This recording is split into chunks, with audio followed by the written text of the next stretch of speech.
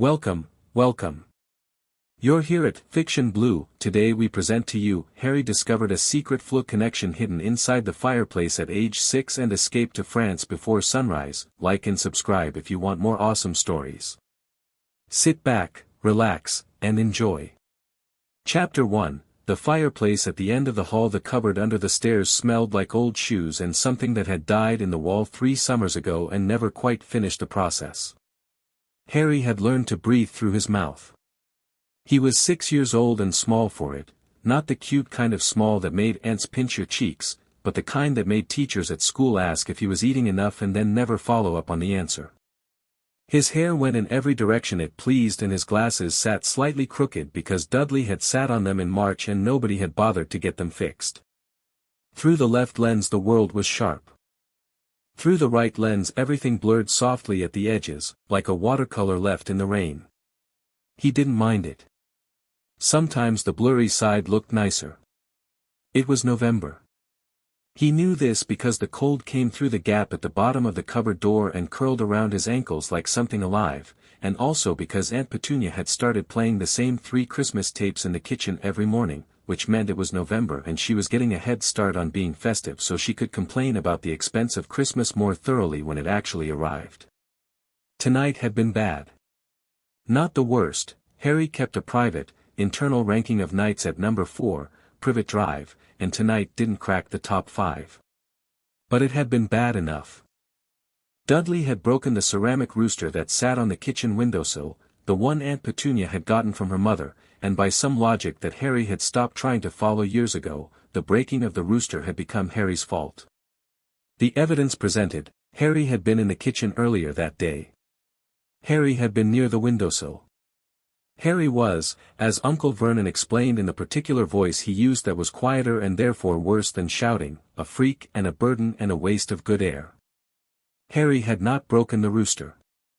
He'd actually watched Dudley elbow it off the windowsill while reaching for the last biscuit, watched it spin in the air in that horrible slow way things did right before they shattered, and had actually, involuntarily, helplessly, wanted it to not break, had felt something clenched tight in his chest like a fist around a wish. The rooster had hit the floor and broken anyway. That happened sometimes. He would want something very hard and the world would shrug and do what it wanted regardless. And other times, rarer, stranger, more frightening, he would want something and the world would simply comply, the way it had last spring when Dudley and his friends had cornered Harry behind the school and Harry had wished very sincerely to be somewhere else and had found himself on the roof of the gymnasium with no memory of climbing there. He tried not to think about those moments. They scared him in a way he didn't have words for yet, but they scared him the way things scared you when they were also the best thing about you, when they were also the only thing you had. In the cupboard, he pulled his knees to his chest and listened to the house settle into sleep. Dudley's television went off at 9:30, he could hear the sudden silence from 3 rooms away. Uncle Vernon's snoring started shortly after, the particular chainsaw rhythm that meant genuine sleep rather than pretend sleep. Aunt Petunia moved around the house for another 20 minutes in her night slippers, the soft shuffle of her making sure every door was locked and every window latched, and then the creak of the master bedroom door, and then quiet. Harry waited. He was good at waiting. He'd had practice. When the house had been still for long enough that he trusted it, he pushed the cupboard door open with one finger and listened to the particular silence of 3 people sleeping. Then he slipped out. He hadn't decided to go anywhere. He just didn't want to be in the cupboard, and the house was dark and empty in a way that almost felt like it belonged to him, so he walked through it in his socks, trailing his hand along the hallway wall, not going anywhere specifically. He drifted into the sitting room. The Dursleys' sitting room was a monument to a particular kind of aspiration. Everything matched, everything was either beige or a color that had wanted to be beige and given up partway through, and the shelves held ceramic figurines of animals that had been bought in sets and displayed in careful arrangements that no one was allowed to touch, and the television was the biggest one on the street because Uncle Vernon had made a point of checking. In the corner, between the shelf with the horse figurines and the wall, was the fireplace. The Dursleys didn't use the fireplace. They had central heating, which Uncle Vernon paid for and therefore mentioned regularly, and the fireplace was decorative, something Aunt Petunia had arranged with dried flowers in the grate and a brass screen with a peacock pattern to give it what she called character. She'd said this once at a dinner party and Harry had heard her and spent several days wondering what the fireplace's character actually was, given that it never did anything. Harry moved the brass peacock screen to the side with a careful slowness that made no noise. He wasn't sure why. It was cold, and some instinct in him was interested in the fireplace in a way that his brain hadn't quite caught up to. He crouched down in front of it and looked at the dried flowers Aunt Petunia had arranged in the grate, pale pink things he didn't know the name of, gone papery and brittle with age, and the ash beneath them. There was ash. That was strange. Aunt Petunia would never allow ash in the grate if she was using it as decoration. She'd have cleaned it spotless. And yet there was a fine gray layer of it under the dried flowers, and when Harry leaned in close enough to peer at it, he saw that the dried flowers had been placed over it, not around it.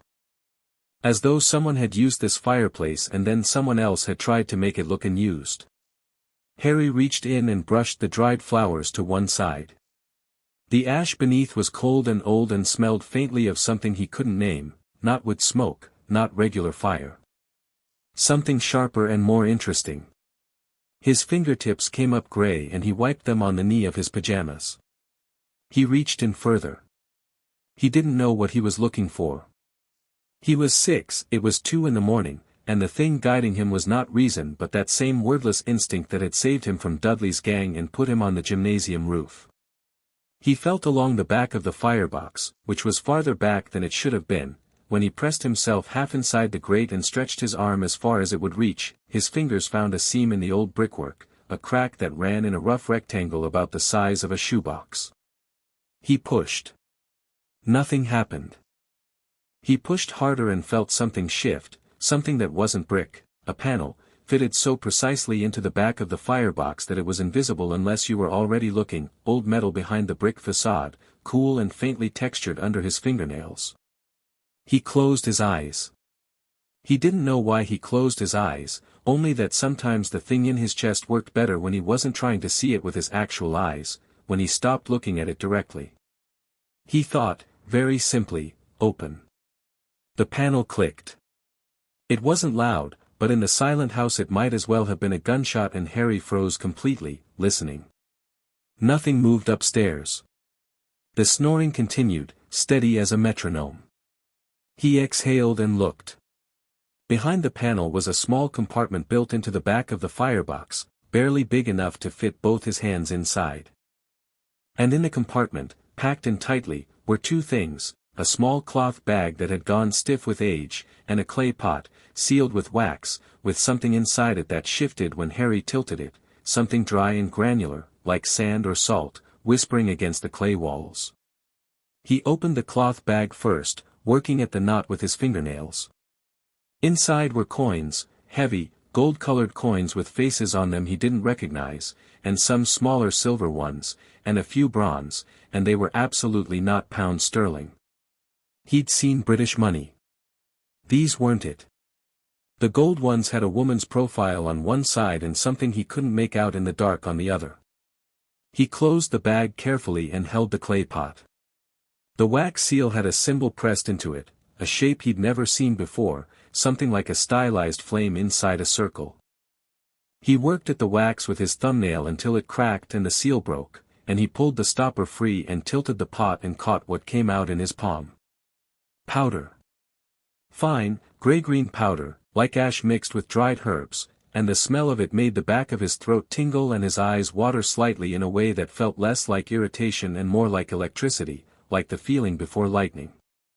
Harry sat very still with the powder in his palm and the coins in his other hand, crouched inside the cold fireplace of number 4, Privet Drive, and felt the thing in his chest wake up completely, fully, the way it almost never did, not the half-awake, half-frightened version that put him on rooftops, but something older and calmer and absolutely certain. He looked at the powder. He looked at the fireplace around him. He stood up, carefully, because the grate was shallow and he was inside it now, both feet in the ash, dried flowers crushed under his socks, and gripped the powder in his fist and looked up the chimney at the distant rectangle of dark gray sky and said, quietly, to nobody and nothing in particular, somewhere warm. He dropped the powder. The fire that came was green. Not the chemical green of cheap fireworks or the sickly green of things that had gone wrong. This was green the way deep water was blue, substantial, interior, a color that had mass and intention. It came up around his feet without heat, which was the strangest thing, and Harry should have been terrified, but the thing in his chest was saying yes, yes, exactly, finally in a language that bypassed fear entirely. The fireplace opened. That was the only way he'd ever be able to describe it, later, to people who'd never traveled by Floo. The fireplace opened, the way a door opened, as though the brickwork and the mortar and the cold London sitting room were merely a surface covering something larger, and he fell forward and the world went sideways and the green fire took him. The spinning was awful. This was something nobody warned you about Floo travel, because the people who used it regularly had forgotten how bad it was the first time, the way people forgot how much learning to swim sucked once they could actually swim.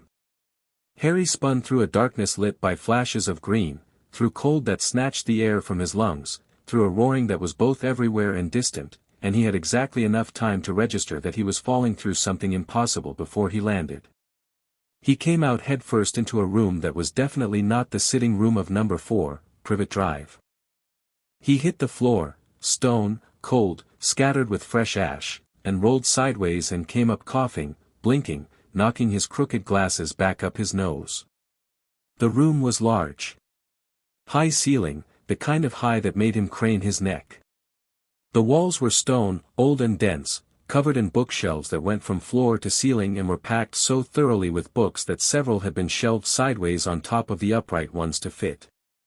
A fire burned in a second fireplace, this one actually lit, casting the room in warm orange light that smelled of wood smoke and something herbal, lavender, or something like it, and underneath that a different smell, something like a library and a kitchen and rain all at once.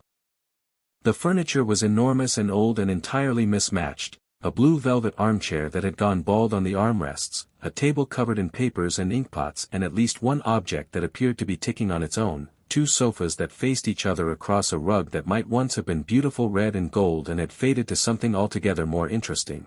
A floor lamp that was lit by something other than electricity because the light moved too slowly and too warmly for a bulb. There were cats.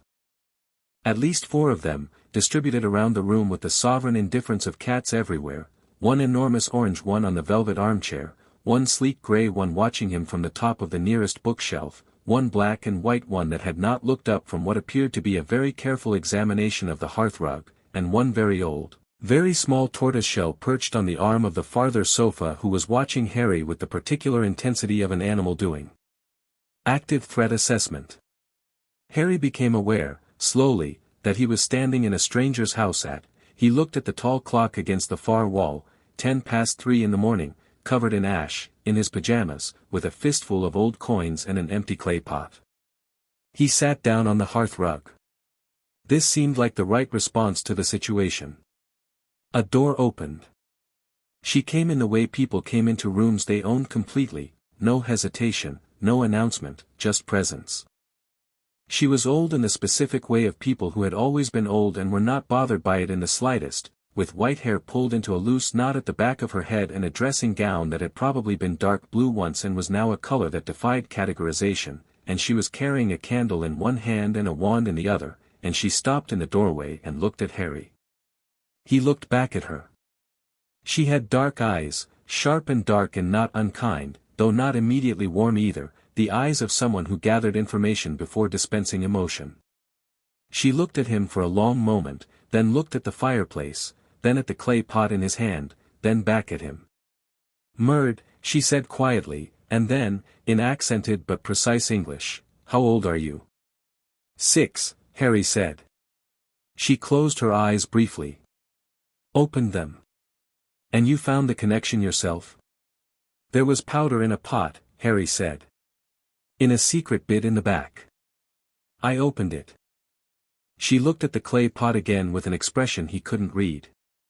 Then she crossed to the velvet armchair, the orange cat relocated with magnificent dignity, and sat down and placed her wand on her knee and her candle on the table beside her and looked at him steadily across the hearthrug. "Who taught you to open a sealed flue?" she asked. Nobody. You simply felt it. Harry considered this. Something in me said it would open. So it did. She was quiet for a moment. The fire cracked.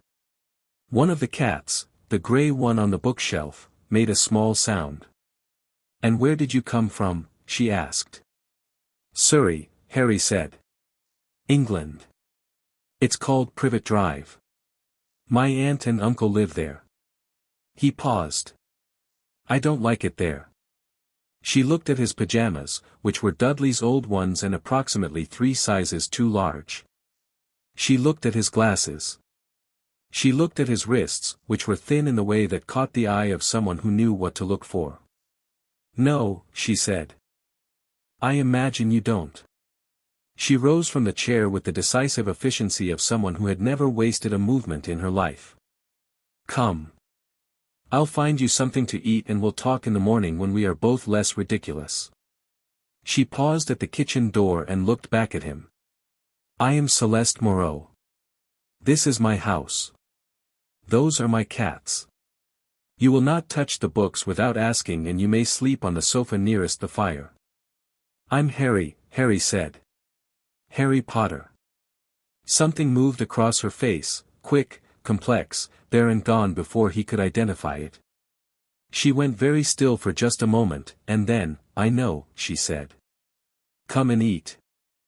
The kitchen was warm and smelled of garlic and herbs and bread, and Celeste moved through it without lighting any lamps because the room was lit by small globes of light she produced with a gesture so casual it was clearly long habit, floating them to the corners of the ceiling where they hung, steady and golden. And Harry sat at the kitchen table and watched her pull bread and cheese and cold chicken from the larder and arrange it on a board that she set in front of him, and then she sat across from him with her hands around a cup of tea she produced from a kettle that had started boiling the moment she entered the room, as if it had been waiting. Harry ate. He was always hungry. He'd become expert at not showing it, at eating at a steady measured pace rather than the desperate speed that made Dudley point and mock. But in the kitchen of a stranger in France at 3 in the morning he was less careful, and Celeste watched him eat without comment, which he appreciated. You know who I am, he said, between bites. Yes. Who am I? I mean, you recognized my name. I don't know who I am. Not the real thing. He looked up at her. My aunt told me my parents died in a car crash. But that's not true. People at school sometimes stare at he pushed his fringe back to show her the scar, the lightning bolt shape above his right eye that Aunt Petunia called his unfortunate mark, and they look like they're going to cry, and once a man in a purple cloak shook my hand at the shops and I had no idea who he was, and my aunt went white and dragged me away. Celeste regarded him across the table. The floating lights caught the angles of her face. Your parents were magical, she said. As you are. And they did not die in a car crash. They were murdered, 5 years ago, by a dark wizard called Voldemort, who was destroyed in the attempt. She said the name with the ease of someone who decided long ago that names were just names. You survived. The scar is where his curse hit you and didn't kill you. That has never happened before. It made you notable in the British magical world. Harry ate another piece of bread. He was working through the information the way he worked through maths problems, methodically, one piece at a time. Notable how? They call you the boy who lived, Celeste said, and the flatness in her voice made clear what she thought of this. There is prophecy involved. Political significance. The usual machinery that grinds up individuals in the service of narratives. What does that mean? It means people have decided what you are without asking you.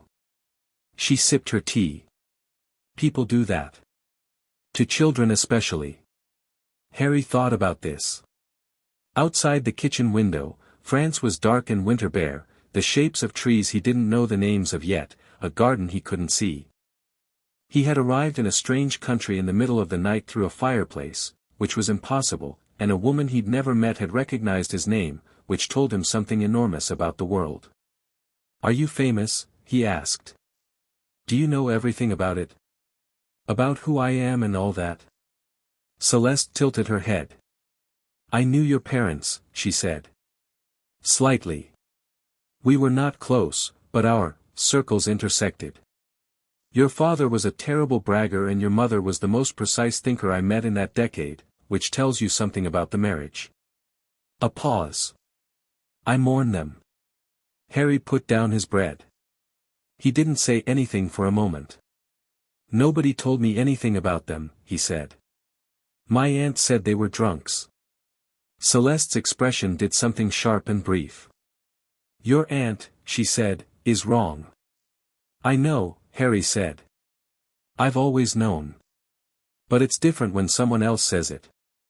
He picked his bread back up. Who was my mother? What was she like? And Céleste Moreau, who had raised a son of her own and buried him before Harry was born and built walls around herself so permanent they'd stopped feeling like walls, looked at this 6-year-old boy with Lily Evans' eyes and James Potter's catastrophic hair and a scar like a question mark on his forehead, and something in her chest did something she hadn't let it do in years. She refilled her tea. She sat back. And she began to talk. She spoke until the kitchen began to lighten, the black of the window graying to navy, then to the pale lilac of very early morning, and Harry sat at the table and listened to his mother described as a person, not a tragedy, for the first time in his life, and ate through the better part of a loaf of bread and all the cheese and most of the cold chicken without stopping, and the cats came in and out of the kitchen throughout. And at one point Celeste got up and put something in the oven that turned out to be a tart she'd made the previous afternoon, and she cut it in half and gave Harry most of it without appearing to make a decision about this. It simply happened. Lily Potter, apparently, had been a genius with charms, the particular kind of creative genius that doesn't follow the books but reinvents them from scratch. She had been funny in a dry, delayed way, the joke landing 15 seconds after it left her mouth. She had been stubborn and loyal and had absolutely no patience for people who confused confidence with competence, which had caused professional friction in various directions.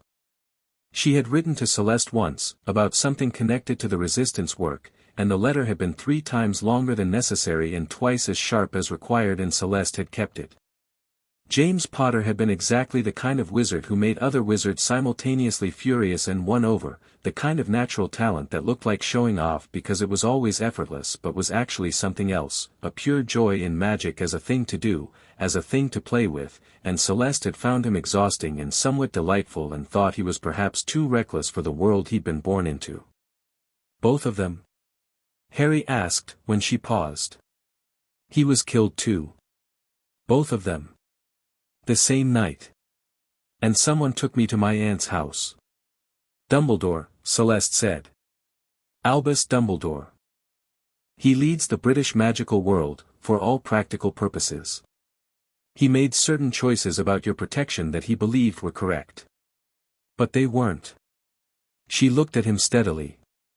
I don't believe so, no. And the secret Floo connection, Harry said. In my aunt's fireplace. Who made it? Celeste was quiet for a moment. The tart sat between them, half gone. I did, she said. 12 years ago. When I thought we might need an emergency route out of Britain, during the worst of the war years. I ran it through several properties, houses owned by people in my network. The address in Surrey was a contact point, before your aunt's family moved in.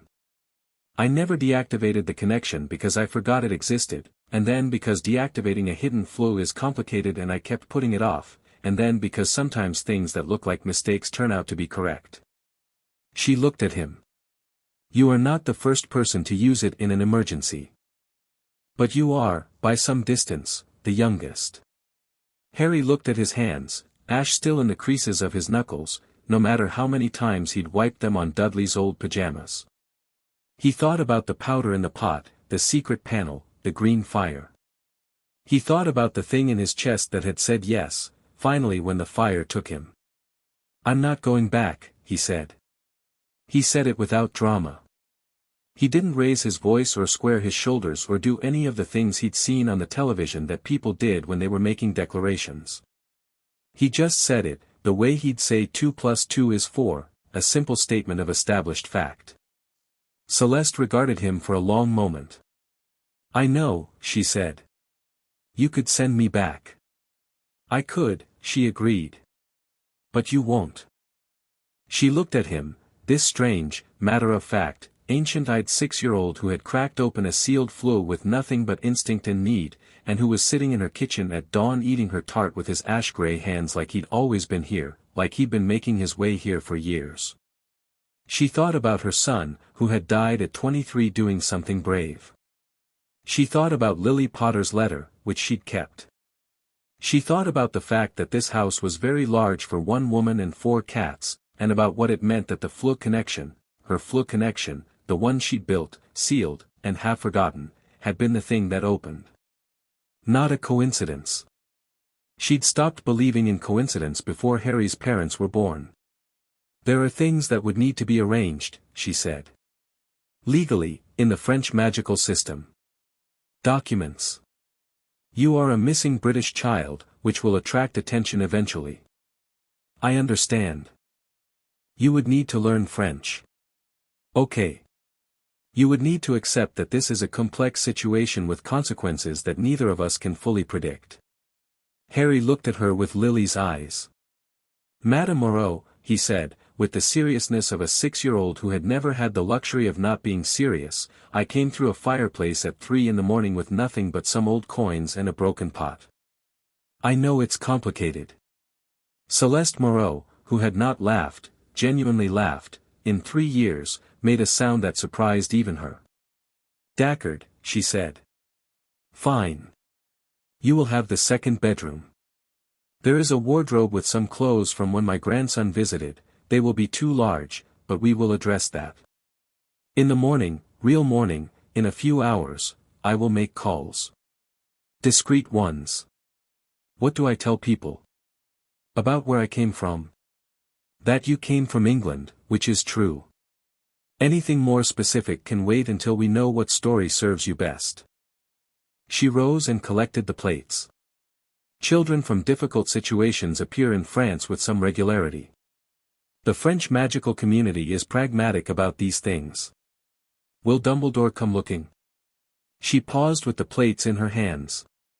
"Eventually," she said. "Yes. But that is a tomorrow problem. Tonight, today, you are a child who needs to sleep." She looked at him with the direct, unornamented honesty he would come to know as her baseline. "You are safe here, Harry." He hadn't been told that before. Not by a person who meant it. He nodded once, carefully, the way you nodded when something mattered and you didn't know the words for how much. "Thank you," he said. "For the food and everything. You are welcome. Come." She led him up the stairs, stone floors, a wide staircase with a banister worn smooth by generations of hands, a first-floor hallway lined with more bookshelves and several large paintings that moved, which startled Harry into a frozen stop until Celeste said, without looking back, "The portraits will not bite. The one of my grandfather will complain, but he does that to everyone, don't take it personally," to a bedroom at the end of the hall that smelled of cedar and clean linen, with a window that looked out over a garden Harry still couldn't see clearly in the dark, just shapes and the beginning of pale winter sky.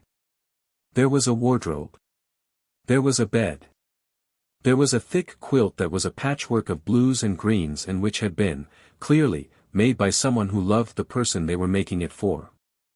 Harry stood in the middle of the room in Dudley's enormous pajamas and his crooked glasses and looked at all of it. "Sleep," Celeste said, from the doorway. "Everything else is patient."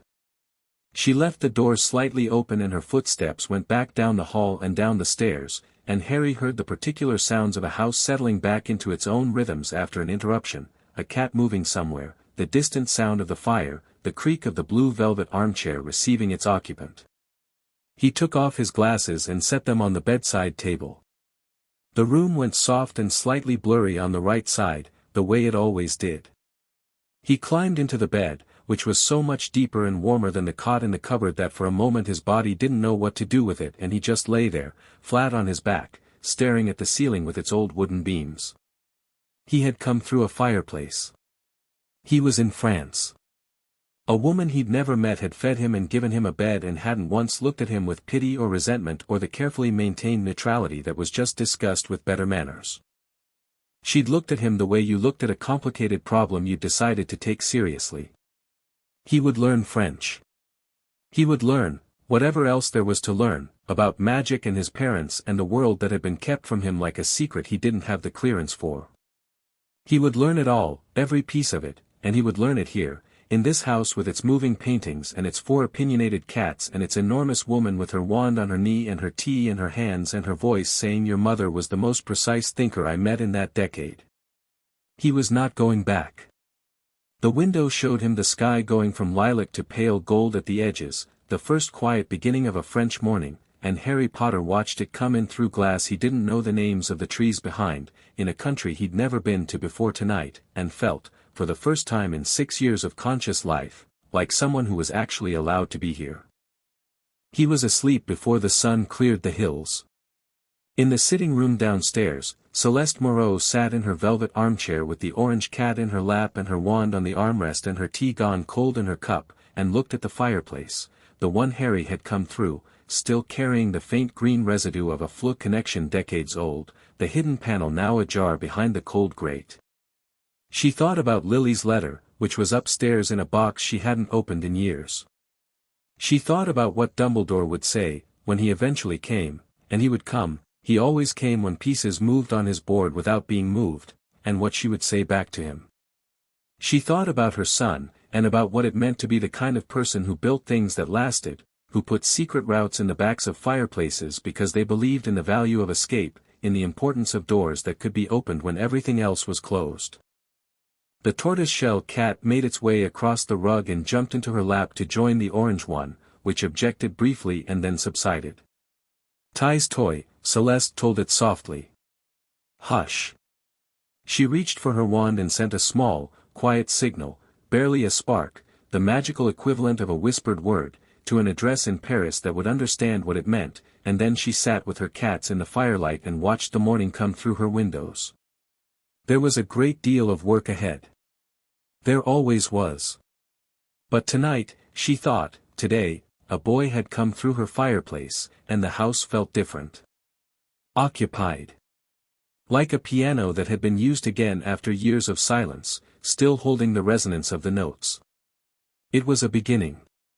She found, to her own quiet surprise, that she was not sorry. Chapter 2, A Boy Who Speaks and Questions. The first French word Harry learned was pourquoi. Why? He learned it on his 3rd morning in the chateau, when Céleste set a bowl of something hot and unfamiliar in front of him and he pointed at it and said, "What's this?" and she said, "Soup au pistou," and he said, "What's pistou?" and she said something in French that he didn't catch, and he said, "Why?" and she stopped, looked at him, and said, very deliberately, "Pourquoi?" "Pourquoi," Harry repeated. "Correct. Eat the soup." He did. It was extraordinary, thick and green and herby, with beans and pasta and something in the broth that made his whole mouth warm. He ate 2 bowls and then said "pourquoi" about 6 more things before Céleste told him that asking why was admirable in principle and exhausting in practice, and that she would begin teaching him French properly that afternoon so that at least his questions would be grammatically structured. This was how Harry Potter's education began, not with books, not with a classroom, not with someone deciding what he should know and feeding it to him in careful, organized portions.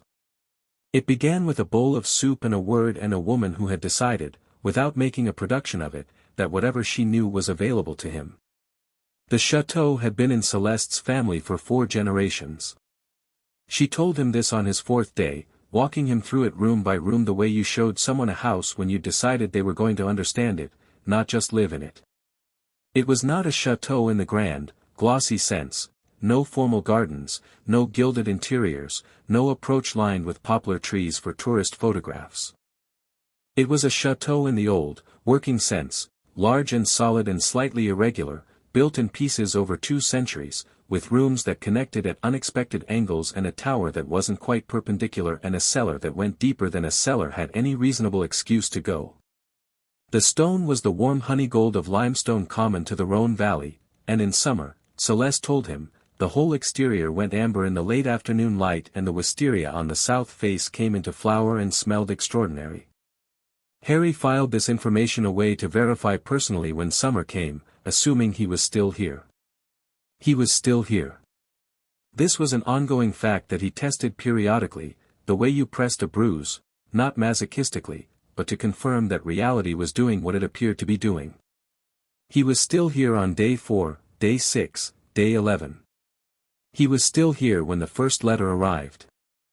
It was addressed to Celeste, in British stamps and handwriting he didn't recognize, and she read it at the kitchen table with him eating breakfast across from her and her face doing very little except, once, a slight tightening around the eyes.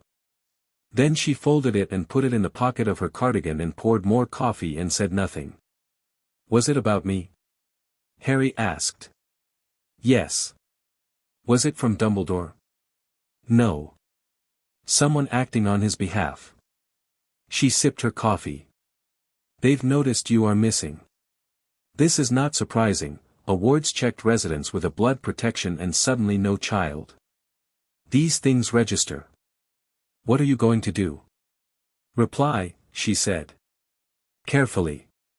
He thought about asking more, then decided against it.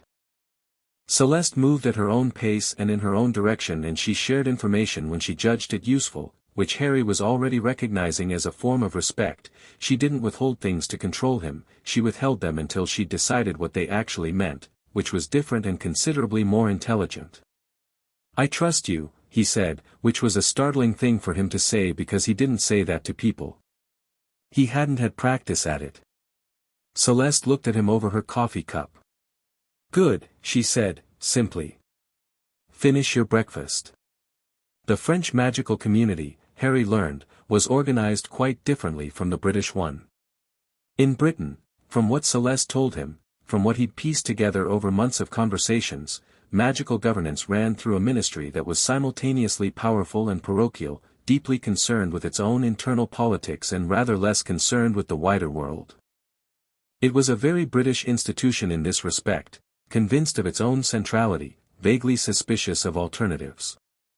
France had the Conseil de Magie, which was older and considerably more relaxed about the boundaries between the magical and non-magical world, not reckless, not careless, but operating from a long-established position that these two worlds were in permanent and manageable contact, rather than being kept forcibly separate.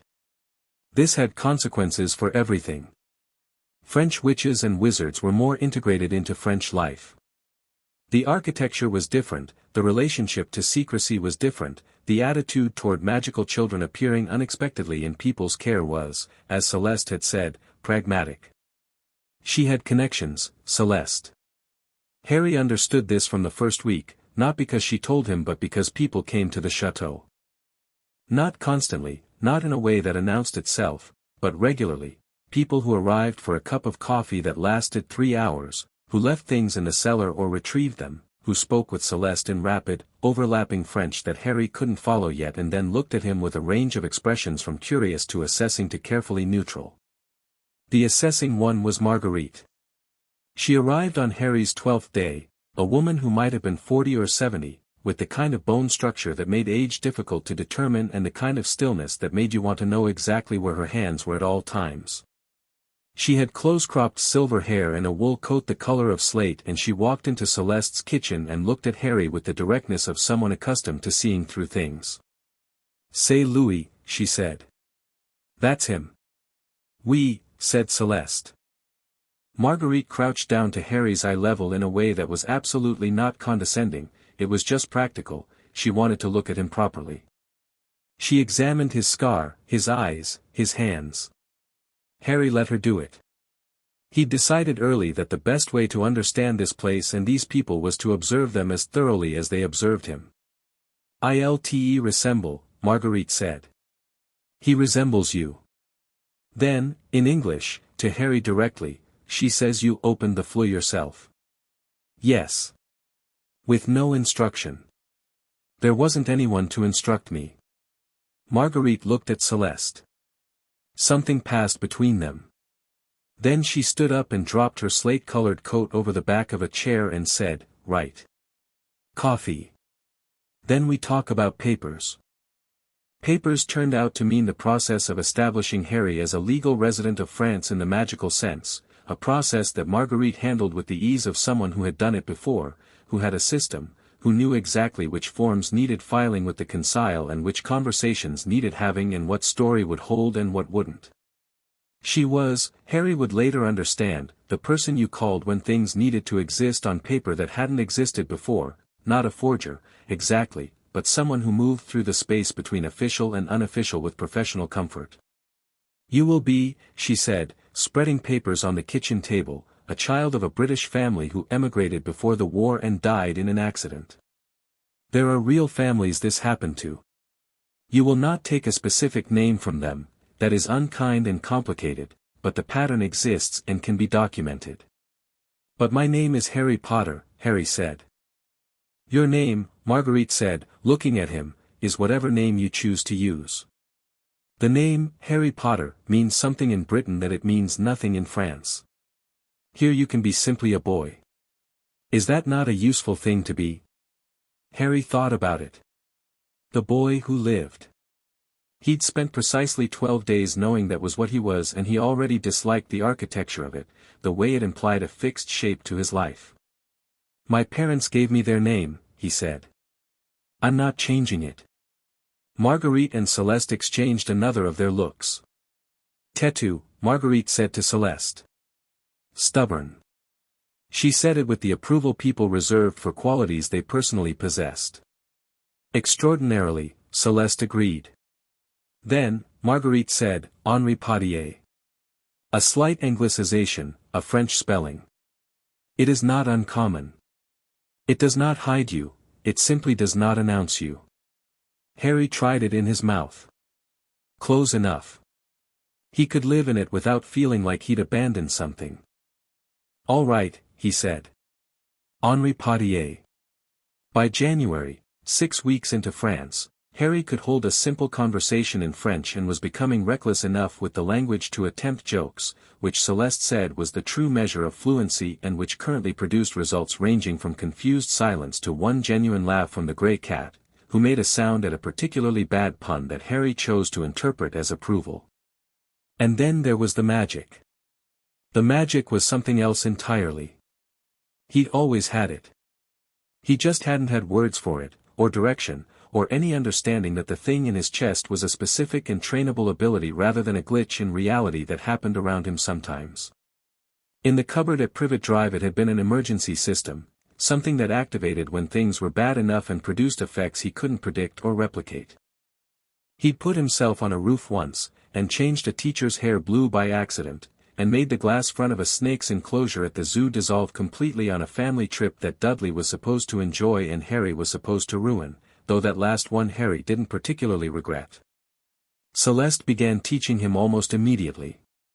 Not formally, she was not a formal teacher and Harry was not a formal student, and they both recognized this about themselves and each other within the first week. She taught him the way experienced craftspeople teach, by doing things in front of him and letting him watch, by asking him to try things and not flinching when he did them wrong, by paying very close attention to what he did instinctively and using that as the teaching material. What he did instinctively was remarkable. Celeste would not have said this to him directly, because she understood, with the precision of someone who'd raised a child before, that certain kinds of praise were counterproductive not because they built arrogance but because they built self-consciousness, and what Harry currently had, in the place where self-consciousness usually grew, was an open, unguarded relationship with magic that she did not want to interfere with. But she thought it. She thought it on the day he picked up a wand for the first time, a spare from her collection, 14 inches, supple, she'd never been able to identify the wood, and cast lumos on the first attempt, clean and bright and sustained, without effort. She thought it when she showed him a simple levitation charm and he reproduced it within 20 minutes, then immediately started modifying it, lifting multiple objects simultaneously without being asked to try, turning the hovering books in slow circles because apparently that was a natural extension of the concept. She thought it the afternoon she left him alone in the sitting room with an introductory charms text and came back an hour later to find him reading it with his feet off the ground. He was sitting in midair, cross-legged, reading a book about levitation. He hadn't noticed he was doing it. Harry, she said. He looked up. Looked down. Landed on the sofa with a thump and a surprised expression. I didn't, he started. I know, she said. Keep reading. She went back to the kitchen and poured herself a very large glass of wine for 3 in the afternoon, which she felt was justified. The thing was, it wasn't just power. Power alone was interesting but not unusual. There were plenty of powerfully magical children in the world, children who produced spectacular accidental magic, children who broke things and started fires and made teachers faint. What Harry had, underneath the power, was something subtler and more consequential. He understood magic. Intuitively. The way some people understood music, hearing the structure in it that others spent years being taught to read. He asked, after his 3rd week of lessons, why spells were in Latin. Most are rooted in Latin, yes, Céleste said. Or modified Latin. Historical standardization, the wizarding world in Europe converged on it during the medieval period.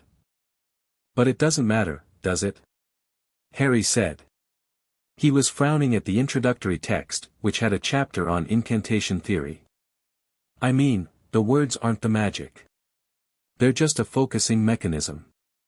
You could use different words. Céleste put down her book. What makes you say that? When I levitated by accident, I wasn't saying anything. I was thinking about going up, sort of, because my feet were cold and I wanted them off the stone floor. He held up the book. This says the incantation is essential to the charm taking effect. But that's not true. So why does it say that? Because, Céleste said, for most people, for most of their lives, it is effectively true. The incantation is the most reliable and consistent way for a human mind to organize magical intent. Without it, most witches and wizards produce inconsistent or uncontrolled results. But if you have enough control over the intent, you don't need it. In theory. In practice, very few adult witches and wizards achieve reliable nonverbal casting, and wandless magic beyond basic accidental effects is rarer still. Harry was quiet for a moment. I do both, he said. Not boasting. Reporting a fact. Yes, Céleste said. You do. Is that strange? She looked at him for a long moment, this 6-year-old boy with his slightly crooked glasses and his tremendous solemnity, who had just done more magical theory in a single conversation than most students managed in a year. It is, she said. Yes. It is quite strange. Okay, Harry said, and went back to reading. She would tell Marguerite about this, later, and Marguerite would be quiet for a long time and then say something that Céleste already knew but needed to hear confirmed, that when Dumbledore eventually came, and he would come, they would need Harry to be established, rooted, his own person, so thoroughly that the British narrative had nothing to grip. He needs to be French, Marguerite said. He needs to be himself, Céleste corrected. France is just the context. February came. Harry got new glasses. This was Céleste's doing, accomplished with the efficiency she brought to everything practical. She simply noticed that his right lens was wrong, took him to an optician in Lyon who served both the magical and non-magical community, and the new glasses arrived a week later, round frames, slightly smaller than the enormous ones Dudley had crushed, and with both lenses correctly prescribed. The day he put them on and the world went uniformly sharp, he stopped walking for a moment in the middle of the street because everything was different. The right side of the world had always been watercolor soft, always slightly impressionistic, and now it was precise and clear, and the trees at the end of the street had individual branches and the building facades had distinct stones and the people on the pavement had faces he could read from 20 meters. He didn't say anything. He just stood there for a moment and let the world be what it actually was. Céleste stood beside him with her coat and her practical shoes and her basket for the market and waited, and when he started walking again she said nothing, which was the right response and which he appreciated very much. Spring came slowly to the Rhône valley, reluctant, still cold at night, but the garden behind the chateau began doing things.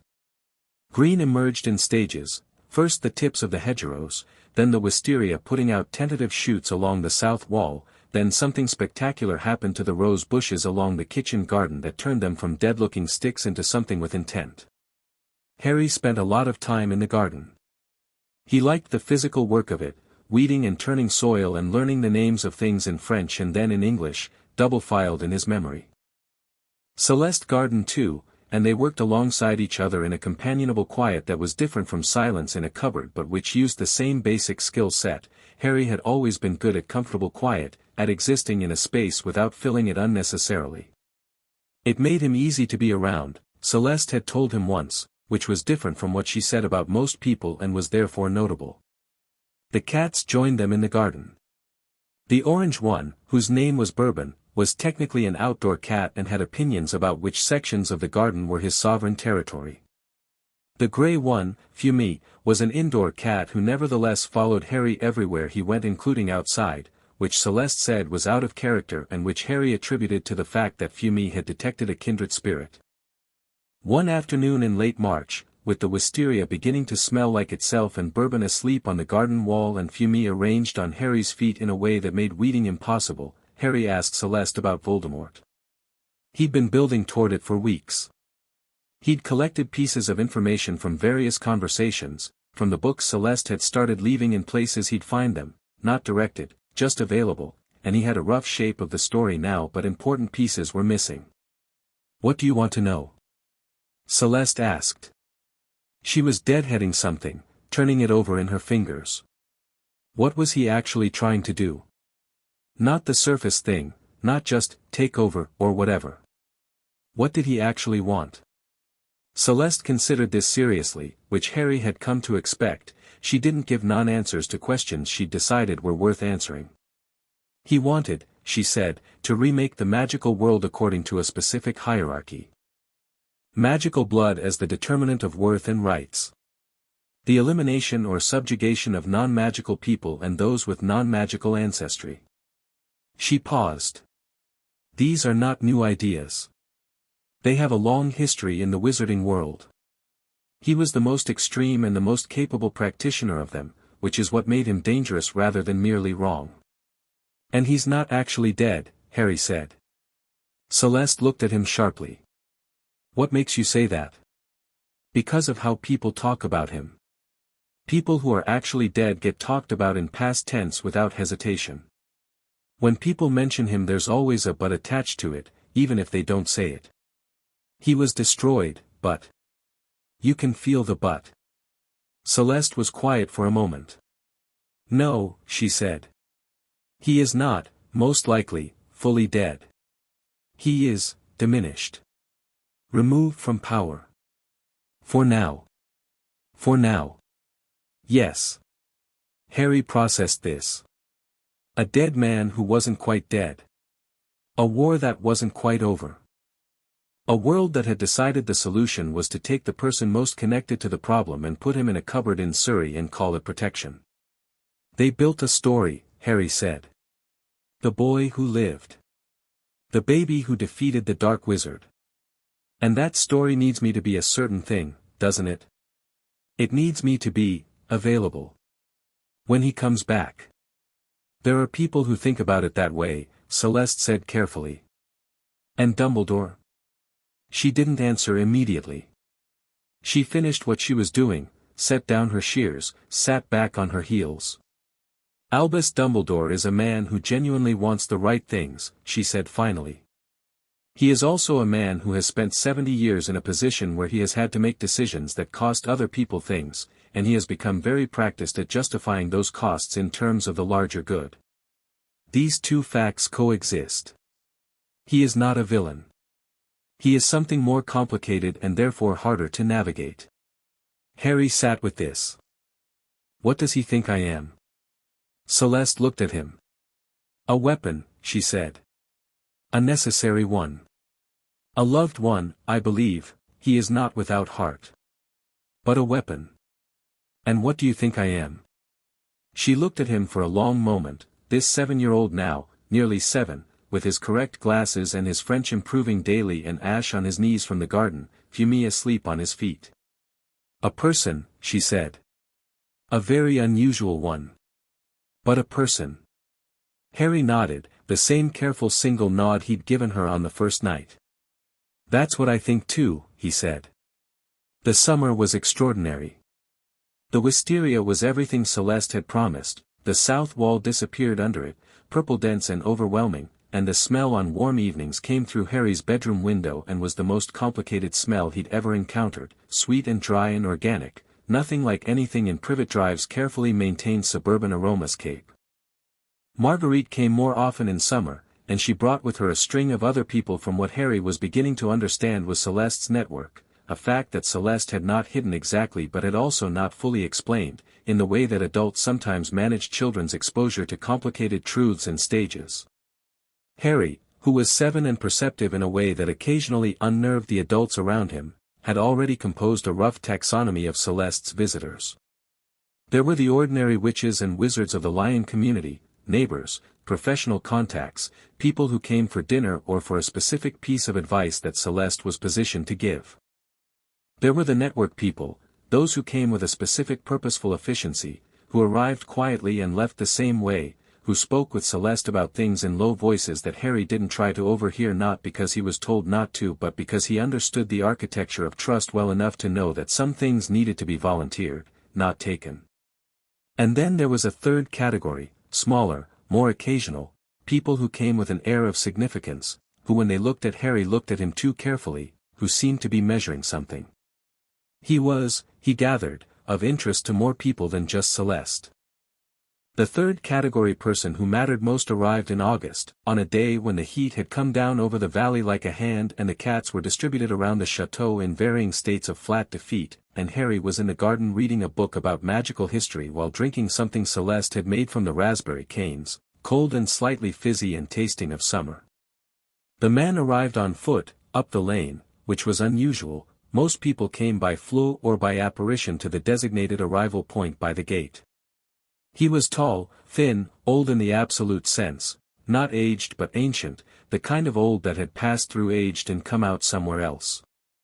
White hair, white beard, half-moon glasses.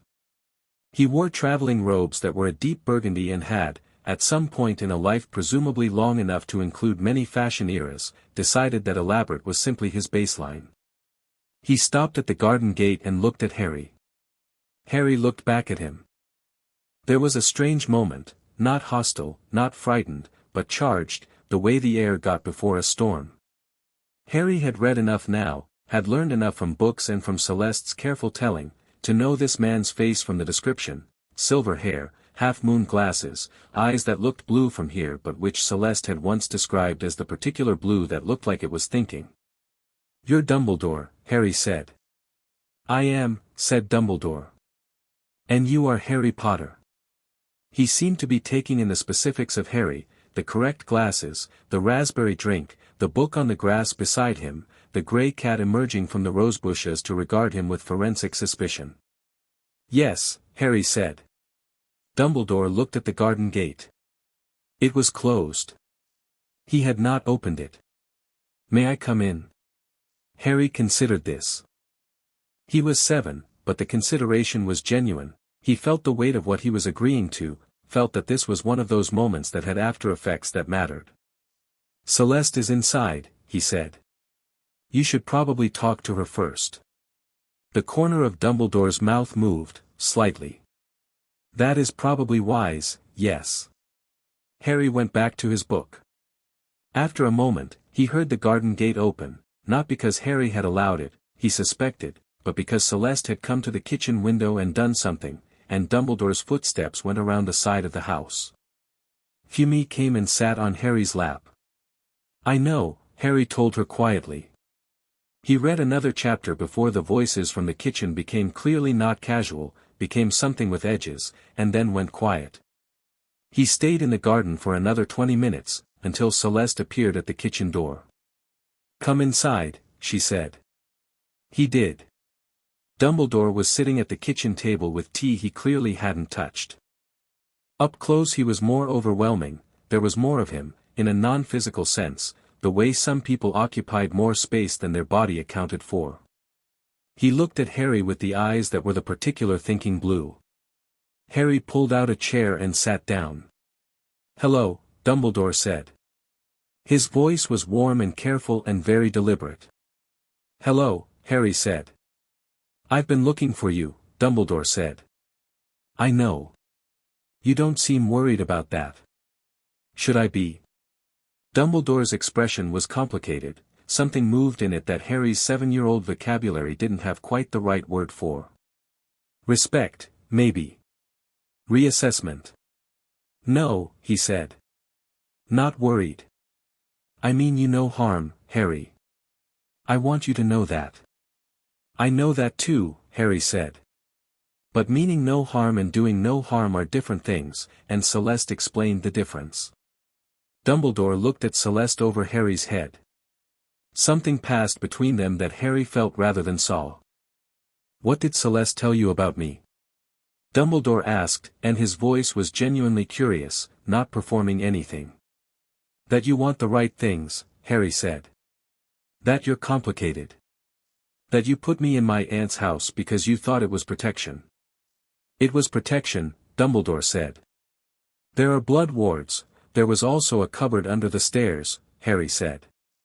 Not angrily. "Just as a correction, the way you corrected a mathematical error. I slept in it." The silence in the kitchen was absolute for a moment. Dumbledore's face, Harry watched it carefully, went through something genuine. Not shock, exactly. More like a man who had made a calculation and discovered an error in the working and was understanding, right now, the downstream consequences of that error. His hands, which had been folded on the table, moved slightly and then stilled. "I didn't know," Dumbledore said. "No," Harry agreed. "Because you didn't ask." Another silence. "I would like," Dumbledore said, "to speak with you. At length.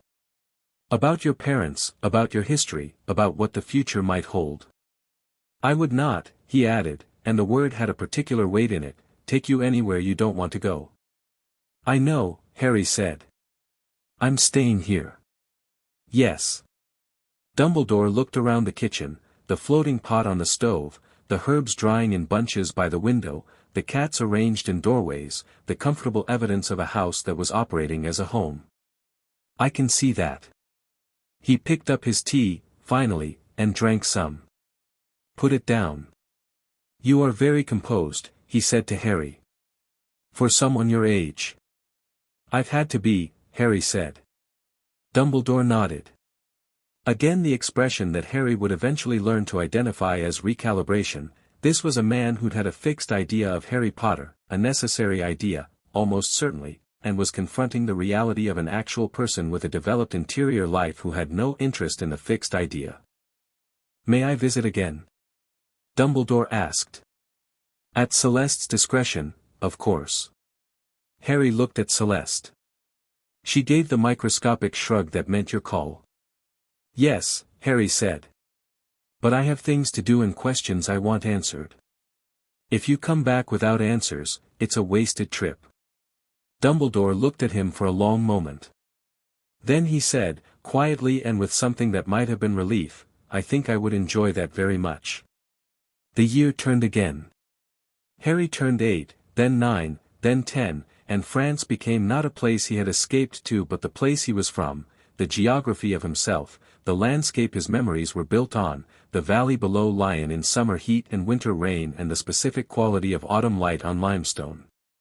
He learned to cook from Celeste and to garden and to argue effectively in 2 languages and to navigate the Lion magical community with the ease of someone born to it. He grew.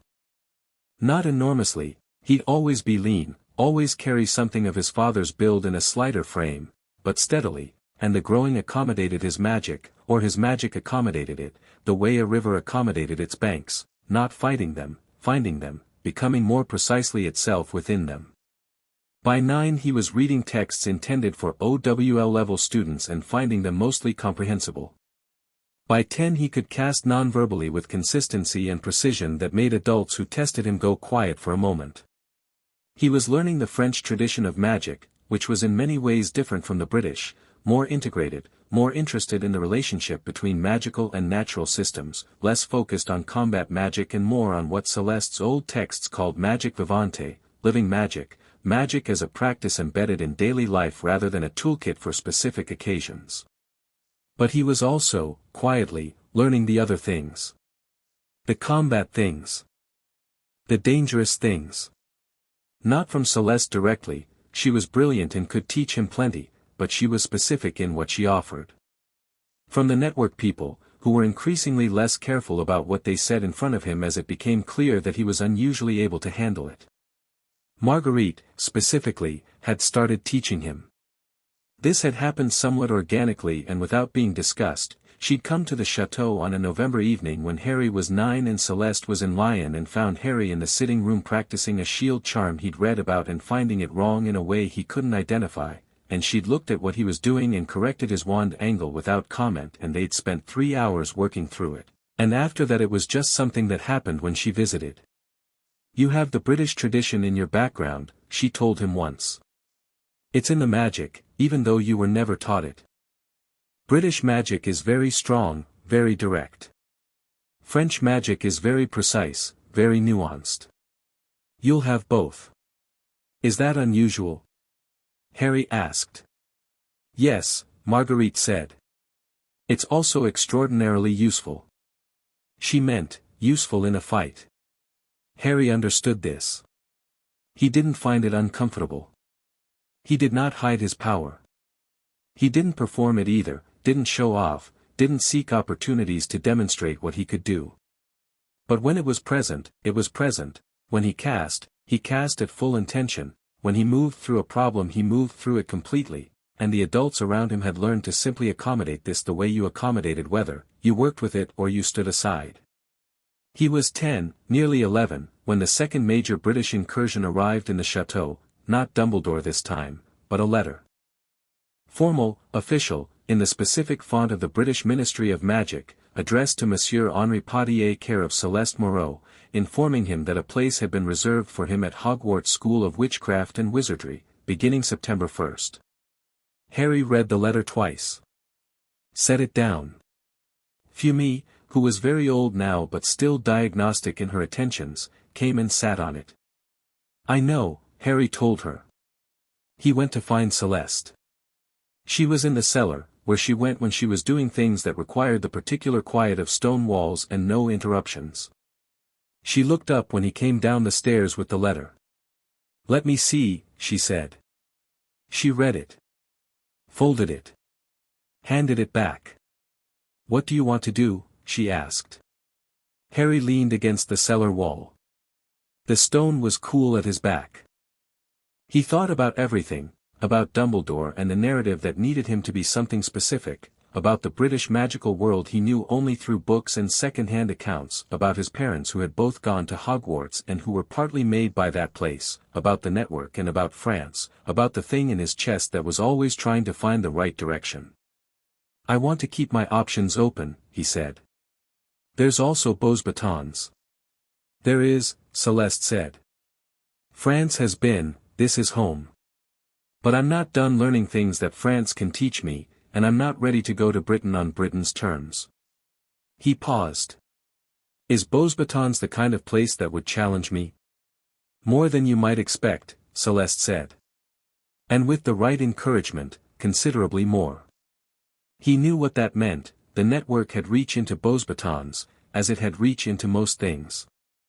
He'd be placed, quietly, in the path of the right teachers, the right opportunities, the right combination of challenge and freedom. "Beaux Batons," Harry said. "And I write back to Hogwarts myself." Céleste raised an eyebrow. "Yourself?" "They wrote to Henri Potier." "Henri Potier can write back." He looked at the letter. Politely. But clearly. Céleste looked at him for a moment with the expression he'd learned to translate over 4 years of close observation. He was doing something that surprised her in a direction she approved of. "Very well," she said. "Let's go up and write it together." The letter Harry sent to Hogwarts School of Witchcraft and Wizardry, September of the year he turned 11, was polite and complete and exactly 1 paragraph long. It thanked the school for its invitation. It noted that he had enrolled at the Académie de Magie de Beaux Batons for the coming term. It expressed no uncertainty about this choice, no apology for the inconvenience, and no opening for negotiation. He signed it Henri H. Potier, the middle initial standing for nothing at all but making the signature feel deliberate. He sent it with a French owl, which was larger and more arrogant than its British counterparts and which departed the chateau window with the air of an ambassador. Harry watched it go, then went back inside to pack. Beauxbatons started in 3 weeks, and he had a great deal of magic left to learn. Chapter 3, The Network Beneath the Roses. The first thing Harry noticed about Beauxbatons was the light. Not the golden afternoon light that came through the enormous palace windows, though that was extraordinary enough, the kind of light that existed in paintings of places people wanted to believe in. Not the light from the chandeliers in the dining hall, which were actual chandeliers, actual crystal, actual candles, 12 of them, each the size of a small carriage. Not even the magical light that sometimes accompanied a particularly good piece of spellwork in the practice courtyards, that brief luminous afterimage of magic well done. It was the light in people's faces when they talked about magic. The assumption that it was interesting. The collective, baseline understanding that the thing they were here to study was worth studying seriously, that it deserved the same intellectual attention you'd give mathematics or philosophy, that it was a discipline with depth and elegance and a history worth knowing. He'd had this at the chateau, from Céleste and Marguerite and the books and the long kitchen conversations. He hadn't realized it was unusual until he was surrounded by 140 other children who also had it, and felt, for the first time, the specific warmth of being in a room full of people who cared about the same things you did. He sat through the welcome feast on his first night and ate things he'd mostly seen before. France had excellent food, the chateau had excellent food, Céleste had opinions about food that bordered on academic, and watched the other students with his characteristic quiet attention, cataloging and cross-referencing, building his initial taxonomy. Beauxbatons was smaller than Hogwarts was supposed to be, if Céleste's descriptions were accurate. 140 students across 7 years rather than Hogwarts' approximate 400. The intake was pan-European, mostly French, but with significant populations from Spain, Portugal, and the Benelux countries, and a scattering from elsewhere. There were no houses in the British sense, no organizing tribal structure that sorted you at 11 and expected you to stay sorted. Students were grouped by year and then, from third year onward, by academic specialization, which meant that the social architecture was more fluid and more interesting and that the kind of entrenched intergroup resentment Harry had read about in accounts of Hogwarts was simply not built into the structure. He had been assigned a room on the 3rd floor of the East Wing with 2 other first years, a Spanish boy named Alejandro Vega who talked constantly and at high speed and who Harry liked immediately for his complete inability to be dishonest, and a quiet Belgian girl named Lotte de Winter who said almost nothing for the first 3 days and then began saying extremely precise things that made everyone around her stop what they were doing to listen. Harry was, in the nomenclature of Beauxbatons, Henri Potier. He'd been Henri Potier in the Lion magical community for 4 years and it fit him by now, not like a disguise but like a nickname given by people who knew you, slightly different from your full name, more yours somehow. Nobody at Beauxbatons connected him to Harry Potter of Britain, which was fine and which he'd expected. The boy who lived narrative was a British phenomenon, intensely parochial in the way British things tended to be, important in its context, invisible outside it. He was just a boy from Lyon with very good instincts and a French witch grandmother. He preferred it enormously. Classes at Beauxbatons were structured differently from what Céleste had described of Hogwarts, fewer subjects with more depth per subject, and a stronger integration between disciplines. You didn't study transfiguration and charms and defense against dark arts as separate categories of knowledge, because the academy proceeded from the understanding that these were the same thing viewed from different angles, the way physics and chemistry were the same thing at the molecular level if you looked long enough.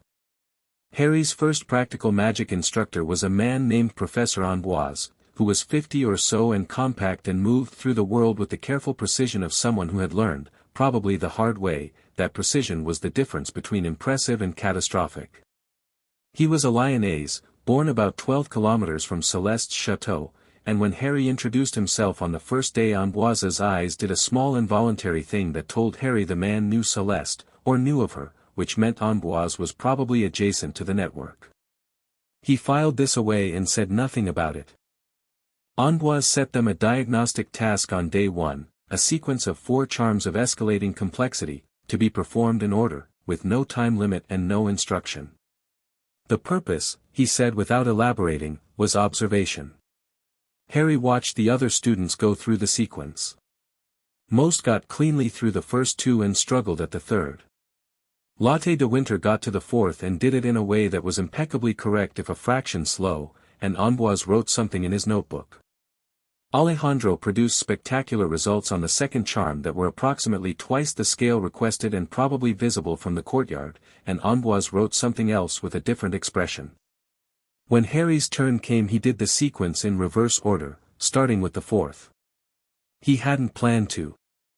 He looked at the 4 tasks laid out on Amboise's board and felt the thing in his chest do its usual orientation process, the internal compass turning until it found something interesting, and the 4th task was the most interesting, so he started there, worked backward to the 1st, and then did the whole sequence again in the correct order because he'd wanted to feel the difference. Amboise didn't write anything for a moment. Then he wrote something that took a while. After class, as the other students filed out, he said, "Potier." A word. Harry waited. Amboise had the notebook open and was looking at it and then at Harry with the particular expression of someone recalibrating their lesson plan. "You've had instruction before." "Yes." "Significant instruction." "Yes." "From?" Harry paused for exactly a beat, not hesitation, just the brief moment of deciding what to offer. "My grandmother," he said. Céleste had agreed to be called his grandmother at Beauxbatons. The legal documents supported it and it was close enough to true to be comfortable. "And who instructed your grandmother?" "A very long education," Harry said. Amboise looked at him for another moment. Then he did something unexpected, he smiled. Not warmly, not the warm teacher smile, but the smile of someone recognizing a specific quality in something and being pleased by it. "You'll find the first-year curriculum insufficient," he said. "I know," Harry said. "I didn't want to say so immediately." "Why not?" "Because there might be things in it I don't know." "Gaps. Being bored in one part of a class is fine if another part of the class fills in a gap." Amboise studied him. "And if no part of the class fills a gap?" "Then I read," Harry said. "Céleste, my grandmother, has a substantial library." "Yes," Amboise said, in a way that confirmed he knew exactly whose library Harry was referring to. "She does." He closed the notebook. "I will speak with the deputy headmistress about supplementary placements. You should not wait for the standard curriculum to find the edge of your ability. That would be a waste of everyone's time." "Thank you, Professor." "Don't thank me yet. Supplementary placements at Beauxbatons are not easier. They are more demanding. The intention is not to keep talented students comfortable, it is to keep them challenged." "Good," Harry said. He meant it. He went home for the autumn half-term, 6 weeks into the school year, and the chateau received him the way the chateau always received him, as the place he was from, the deep-grained fact of his geography. Fumie was slower. She was an old cat, very old, 12 or 13 years, her fur slightly less lustrous, her movements deliberate in the way of things conserving themselves. She still found Harry within 10 minutes of his arrival and installed herself on his lap, and Harry sat in the sitting room by the fire and held her and said nothing in particular, just the low, quiet murmur that she'd always seemed to receive as language even though it wasn't. Céleste made dinner and they ate and caught up and Harry told her about Amboise and the supplementary placements. He'd been moved into a combined second and third-year track for practical magic and an independent study arrangement for magical theory, and she listened without surprise, asking specific questions that told him she'd already heard something from Amboise directly, that the communication was already happening. "There are things I want to tell you," Céleste said, after dinner. "About the network. About what we do." She was serious in a way that signaled this wasn't casual conversation. "You are 11. I have waited until you were old enough to understand context, and I believe you are now. I've known the network existed since I was 8, Harry said. You've known that people come to this house with purposes I haven't explained, she corrected. That is different from understanding the architecture. Harry conceded this with a nod. Celeste poured wine, for herself, water for Harry, though she'd started giving him small amounts with dinner, the French way, and settled back in her armchair, and for the next 2 hours she explained. The network was called, informally, La Resistance Supple, the flexible resistance, though the translation lost the specific texture of supple, which meant both flexible and supple and suggested something that bent rather than broke. It had been active in various forms since before the Second World War, a loose confederation of European witches and wizards who maintained contact across national boundaries for the purpose of collective response to magical threats that transcended any single country's jurisdiction. During Grindelwald's rise it had been instrumental, gathering intelligence, coordinating refugee networks, providing communication channels between magical communities that official channels couldn't offer because official channels were compromised. After Grindelwald it had contracted, nearly dissolved, and then rebuilt itself during Voldemort's ascent in Britain, when it became relevant again. Celeste had been involved since her late 20s. The Floo connection in Privet Drive had been built as part of that infrastructure, a waypoint on an emergency network through Britain. After Voldemort's fall it had contracted again, but never dissolved. Because the people who ran it had learned something from 2 dark wizards in 40 years, the threat didn't disappear when the specific individual did. The conditions that produced Grindelwald and Voldemort, the ideology, the infrastructure of magical supremacy, the networks of power that operated below official scrutiny, those persisted. And they are persisting now, Celeste said. Actively. Harry had been listening without interruption. Now he said, someone specific. Someone specific, she confirmed. A German wizard named Serafin Voss.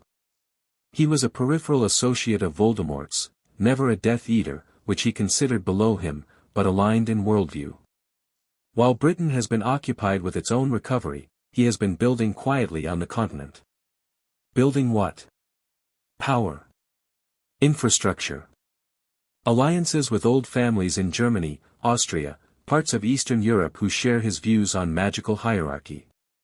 He is, Celeste said, intelligent and patient and not yet ready to move overtly. But the network believes he is approaching readiness. Harry was quiet for a moment. You're telling me this because you want me to understand what this house is and what the people who come here are doing, he said. But you're also telling me because you think it's eventually going to be relevant to me specifically. Yes, Celeste said simply. Because of who I am. Because of who you are, and because of what you can do, and because the world has a habit of placing capable people in proximity to its problems whether the capable people want to be there or not. She looked at him directly. I am not Dumbledore. I am not placing you in front of this story without your knowledge and consent. You are 11. The story is not requiring anything of you yet. But you should know it exists. Harry looked at the fire. What does Voss actually believe? He asked. Not just the ideology headline. What does he think he's doing? He believes, Celeste said, that magical supremacy over non-magical people is not a preference or a prejudice but a historical truth, that the separation between the two worlds is a temporary and artificial condition that cannot be maintained indefinitely, and that when it breaks, and he believes it will, the side with power will determine the terms.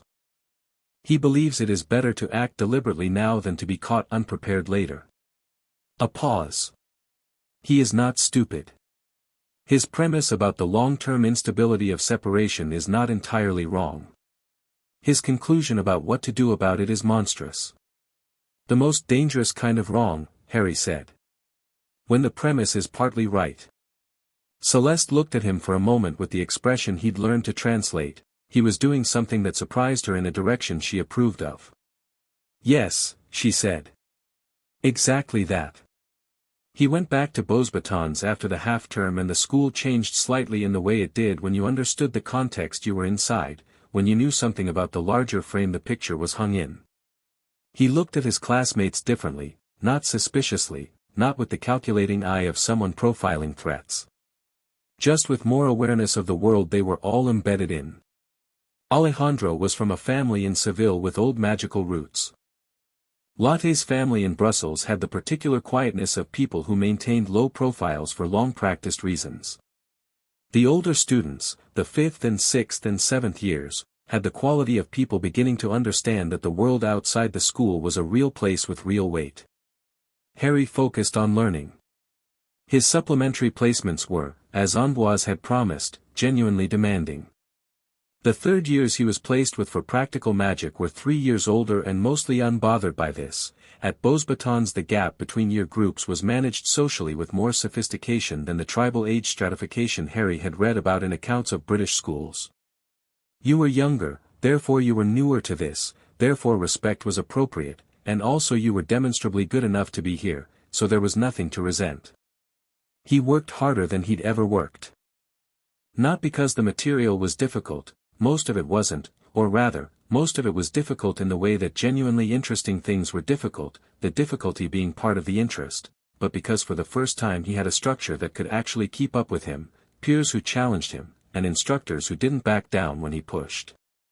His relationship with Amboise developed into something that wasn't quite friendship and wasn't quite mentorship, more like two people who respected each other's approach to a shared interest, who could disagree about method without it becoming personal. Amboise was a structural thinker, interested in the architecture of spellwork, the underlying grammar of magical construction. Harry was more intuitive and Amboise pushed back on this, productively, insisting that intuition without structure was interesting in a child and irresponsible in an adult. Harry took this seriously. He started working on building the structure behind the intuition, on being able to explain what he did instinctively, on translating his natural relationship with magic into articulable theory. It was slow and sometimes frustrating and absolutely worth it. He wrote to Céleste every week. She wrote back, in letters that were always informative and never sentimental and occasionally contained a pressed flower from the garden that was not mentioned in the letter itself. He wrote to Dumbledore twice. The older man had been making occasional visits to the chateau in Harry's absence and Céleste had updated him after each one, and Harry had decided that the relationship was worth maintaining even if he didn't entirely trust it, because information flowed in both directions and that was useful. The letters were polite and brief and gave very little away.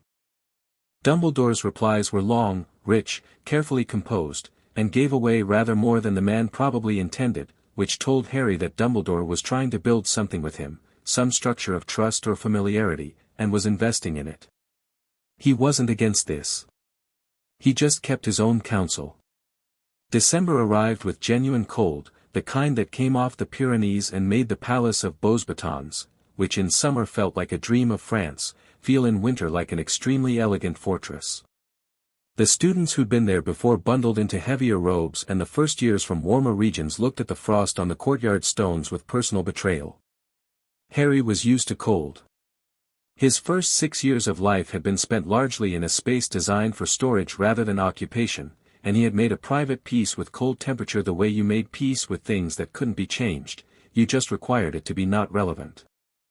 He was in the library on a Tuesday evening, 2 weeks before the Christmas holiday, working on an essay for his magical theory placement that was supposed to be 1,500 words but which was currently at 3,000 because the question, on the relationship between magical intent and physical outcome in nonverbal casting, had turned out to be more interesting than the 1,500-word treatment could accommodate.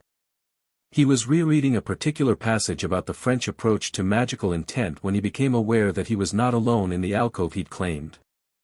The girl had been there for at least 20 minutes, he registered this now, retrospectively, the way you registered ambient sounds after they stopped and the silence made them notable. She was at the other table in the alcove, working on something that involved 3 open books and a piece of parchment that had been considerably annotated and crossed out and re-annotated. She hadn't spoken. Neither had he. He looked up. She was his age, he'd seen her around, in the first-year cohort, in the way you catalogued faces in a new environment. Dark hair, the warm brown of autumn, worn in a way that suggested someone who tried to organize it and reached a negotiated settlement. She was frowning at her parchment with the specific frown of someone who knew exactly what was wrong with what they'd written and hadn't yet figured out how to fix it. The third book, Harry said. She looked up. What? You keep going back to the third book on the left. But you're using it to support a point that contradicts the first book, and you keep crossing out the sentences where they conflict and rewriting them, which is why the essay keeps not working. The third book is wrong about transfiguration intention. The first book is right. You should use the first book and abandon the third. She looked at the 3 books. Then at her parchment. Then at Harry, with an expression that was working through several things. How do you know the third book is wrong? She asked. Because I tested it, Harry said. The claim in the third book, that full visualization of the end state is sufficient for successful transfiguration, doesn't hold in practice. The visualization needs to include the transition state, not just the destination. Otherwise you get partial results. That's not what Professor Lemaire said. Professor Lemaire simplified, Harry said. Which is fine for an introduction. But if you're trying to write something more precise, the simplification breaks down. She looked at him for a moment, then looked at the third book, then at her parchment. She crossed something out. Wrote something else. Read it. Crossed it out again. The transition state, she said slowly. The moment of becoming, not the thing that's been become. Yes. She wrote something, read it, didn't cross it out. Thank you, she said. I'm Elodie. Henri, Harry said. Or Harry. Either. She looked at him with mild curiosity. Either. Long story. She seemed to accept this the way people accepted mild peculiarities in others when they were busy and the peculiarity wasn't relevant. She went back to her essay. Harry went back to his. They worked in companionable silence for another hour. When she left she gathered her books and said, without looking at him, your essay is about nonverbal casting. Yes. It's very long. The question is more interesting than 1,500 words. She looked at him then, a direct, assessing look. Moreau, she said. He looked back at her. Sorry. My last name. She held his gaze for a moment. Elodie Moreau. Harry went very still. Moreau. Celeste's family name. The granddaughter, Celeste had mentioned a granddaughter in passing, had mentioned her precisely enough to convey that she was someone worth mentioning but with the deliberate non-elaboration of someone who knew that over-set-up ruined actual meetings. Ah, Harry said. She told me about you, Elodie said. She said you were infuriating and necessary and that I should form my own opinion. That sounds right, Harry said. I haven't yet, she said. Formed an opinion. You're observant, which is useful. Whether you're infuriating remains to be seen. She turned to go, then paused at the alcove entrance. She also said you were the best natural caster she'd seen since someone she'd met in the 1960s. She said it like she was annoyed by it. She's annoyed by anything she can't immediately explain, Harry said. Elodie's mouth did something that wasn't quite a smile but was adjacent to one. Yes, she said. Bonne nuit, Henri or Harry. Good night, Harry said. He sat alone in the alcove for a while after she left, looking at his essay, and the thing in his chest did its orientation thing, the internal compass, and pointed in a direction he didn't have a name for yet but which felt, unmistakably, like something that had started. He went home for Christmas. The chateau was the chateau, the fire, the cats, the warm stone smell and the herby kitchen, Fiumi on his feet within 5 minutes of arrival, older and slower and absolutely committed to this ritual. Celeste cooked for 3 days straight in the run-up to Christmas with the attitude of someone doing serious work that happened to produce extraordinary amounts of food. Marguerite came for the holiday. 2 other network people came for Christmas dinner, an older man named Bernard who moved like a retired athlete and spoke 4 languages equally well, and a woman in her 30s named Isabeau who did something unspecified with the French Conseil de Magie that Celeste summarized as, everything they need done that they can't officially acknowledge. Harry had met both of them before, but this was the first time he'd sat at the table with them as someone who knew the context, who understood what Céleste had told him in autumn, what la resistance supple was and what it did and why Voss mattered. The conversation at Christmas dinner moved between ordinary things and less ordinary things with the fluidity of practiced discretion, and Harry moved with it, asking questions when questions were appropriate and listening when listening was better. Bernard told him, over dessert, that he was welcome to come to a network meeting in the spring. If Céleste approves, he added. Céleste was looking at the ceiling with an expression of studied neutrality that meant she'd already approved it and was not going to be seen to make a production of it. I'd like that, Harry said. You should know, Isabeau said, that you are already discussed, in certain circles. The Harry Potter connection is known to the network. We've maintained it confidentially, but you should understand that the people in these circles know who you are. And Voss? Harry asked. Does he know? The table went briefly quieter. We believe he suspects, Isabeau said carefully, that the British boy who lived is somewhere on the continent. He has people looking, broadly speaking. He has not narrowed it to France. Yet, Harry said. Yet, she agreed. Harry considered this information and placed it in the part of his mind where he kept things that required ongoing attention without immediate action. When he does narrow it, he said, what's his likely move? The adults around the table exchanged looks of the kind that Harry was used to, the briefly checking each other looks that meant, is he ready for this answer? He waited patiently. Bernard said, assessment.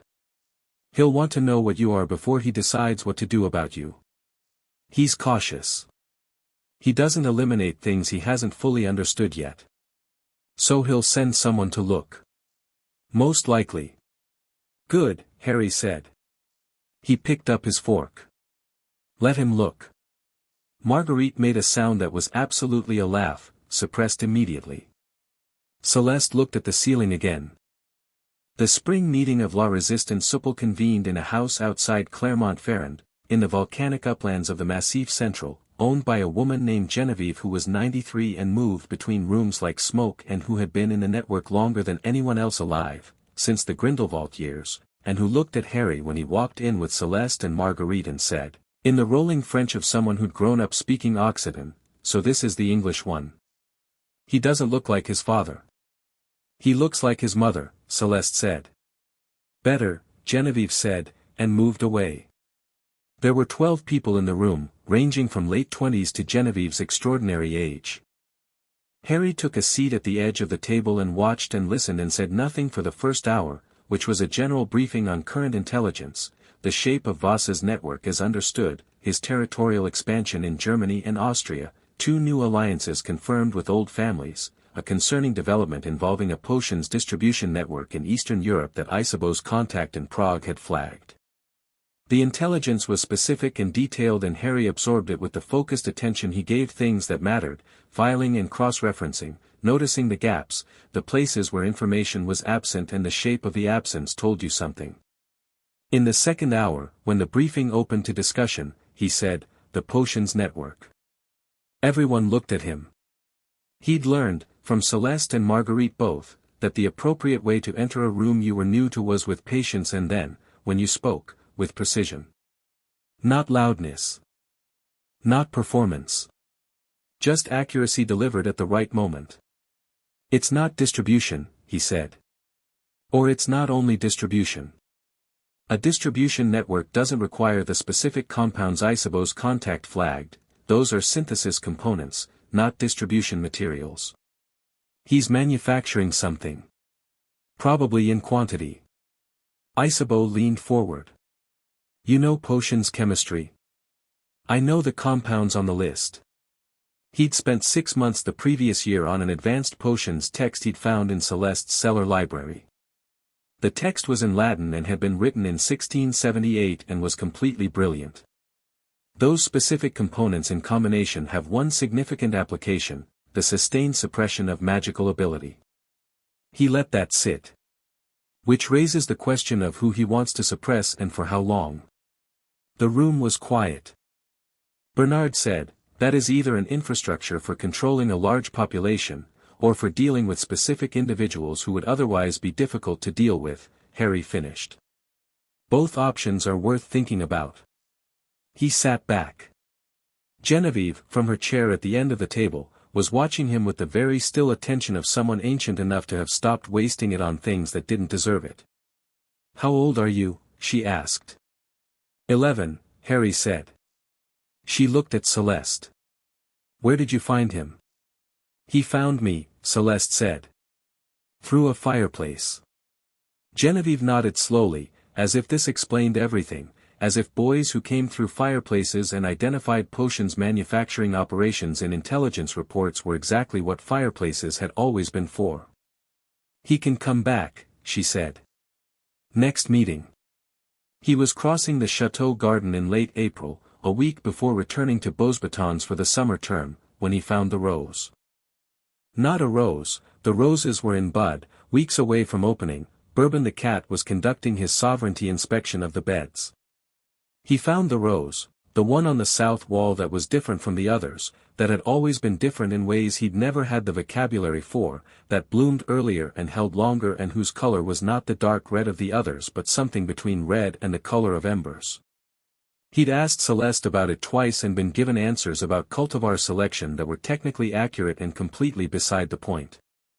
Now he crouched beside it and looked properly for the first time, not at the flower but at the stems, and found what he should have found years ago, carved into the old wood of the central stem, worn almost invisible by years of growth, a symbol.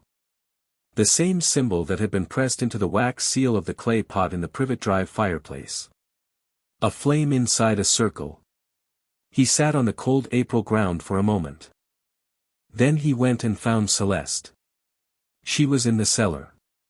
She looked up when he came down the stairs, and then looked at his face, and she set down what she was doing without being asked. "The rose," he said. A pause. "Yes. It's a waypoint. For the Floo connection." "Yes. It marks the terminus. The connection runs through the rose, the plant is part of the magical structure. That's why it's different." He looked at her. "How long has it been there? The plant or the connection?" "Both. The plant has been in that spot for 60 years.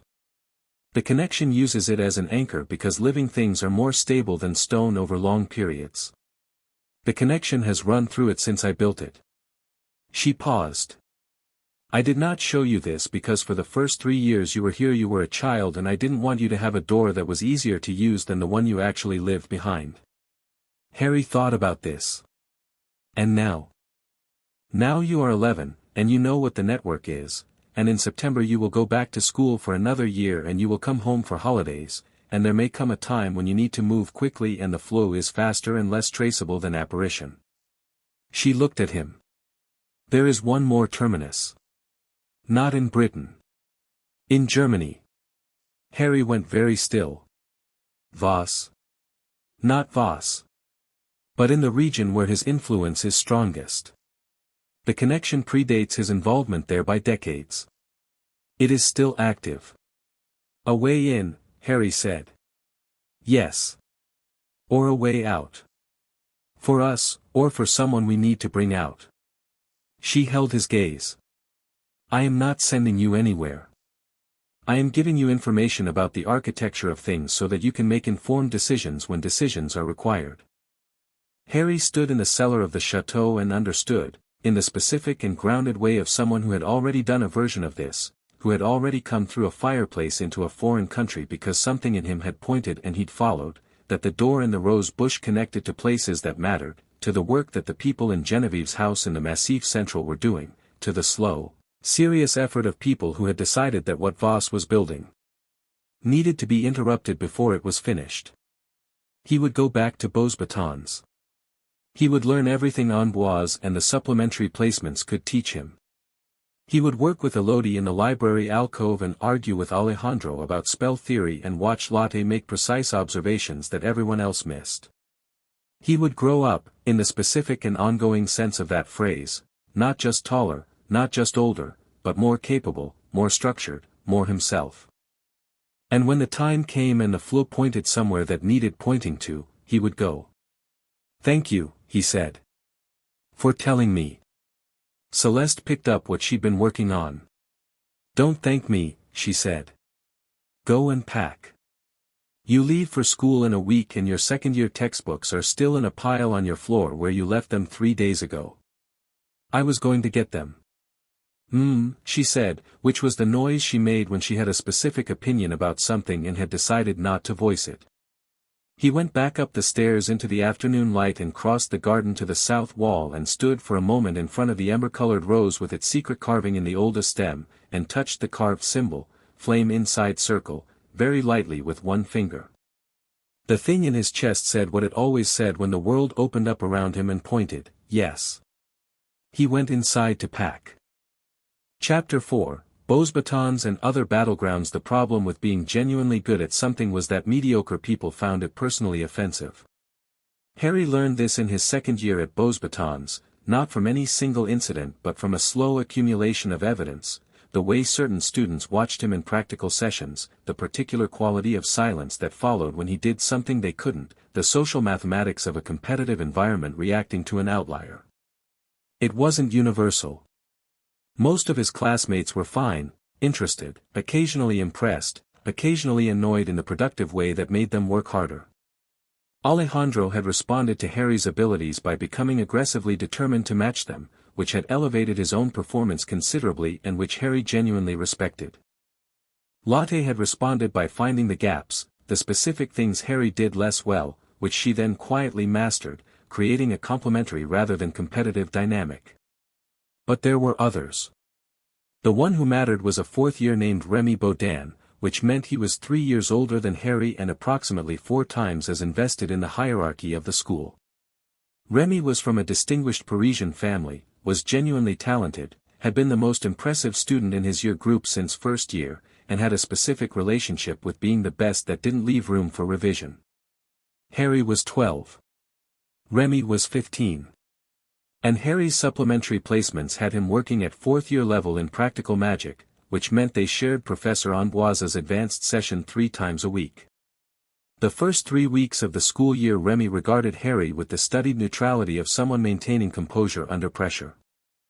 The 4th week, Amboise asked them to partner for a practical exercise, a complex charm sequence that required one person to cast while the other monitored and corrected, and Remy, who was assigned the monitoring role, corrected Harry on a wand angle. The correction was wrong. Harry looked at his wand angle, looked at the textbook open on the bench, looked at what the charm had actually produced, correctly, cleanly, and said, "The angle's right. The result is right. The textbook specifies 30 degrees, Remy said. The textbook is accounting for average wrist flexibility, Harry said. My wrist angle compensates. The output is the same. The protocol specifies 30 degrees. The protocol is a recommendation, not a constraint. The purpose of the recommendation is accurate output. The output is accurate." Remy had the particular look of someone whose position was being challenged in a way that the external evidence didn't support but whose ego was nevertheless involved. He appealed to Amboise. Amboise looked at Harry's charm output, pristine, looked at the textbook, looked at Harry's wrist, and said, "Potier is correct. The protocol is a guideline. Results determine validity." Remy Baudin did not forget this. Over the following weeks he positioned himself as Harry's primary point of friction in every session they shared, challenging his methods, questioning his results, appealing to textbook authority with the persistence of someone who decided that correctness was less important than precedence. He was never openly aggressive, this was Bows Batons, there were social codes, but he was consistently, precisely antagonistic in the way that was difficult to name and address directly because it always operated just below the threshold of obvious. Harry found it mildly irritating and mostly useful. He'd never had a serious peer rival before. Celeste challenged him but she was an adult and a teacher. Marguerite pushed him but that was combat practice, not competition. Amboise pushed back on his methods productively. But Remy was the first person his own rough cohort who actively, consistently, tried to be better than him, and while the motivation was wrong, wounded pride rather than genuine love of the craft, the effect was real. Harry worked harder in the sessions they shared. He was more precise, more structured, more careful about being able to articulate why he was doing what he was doing rather than relying on intuition alone. Amboise watched this dynamic with the expression of someone who had stage managed it.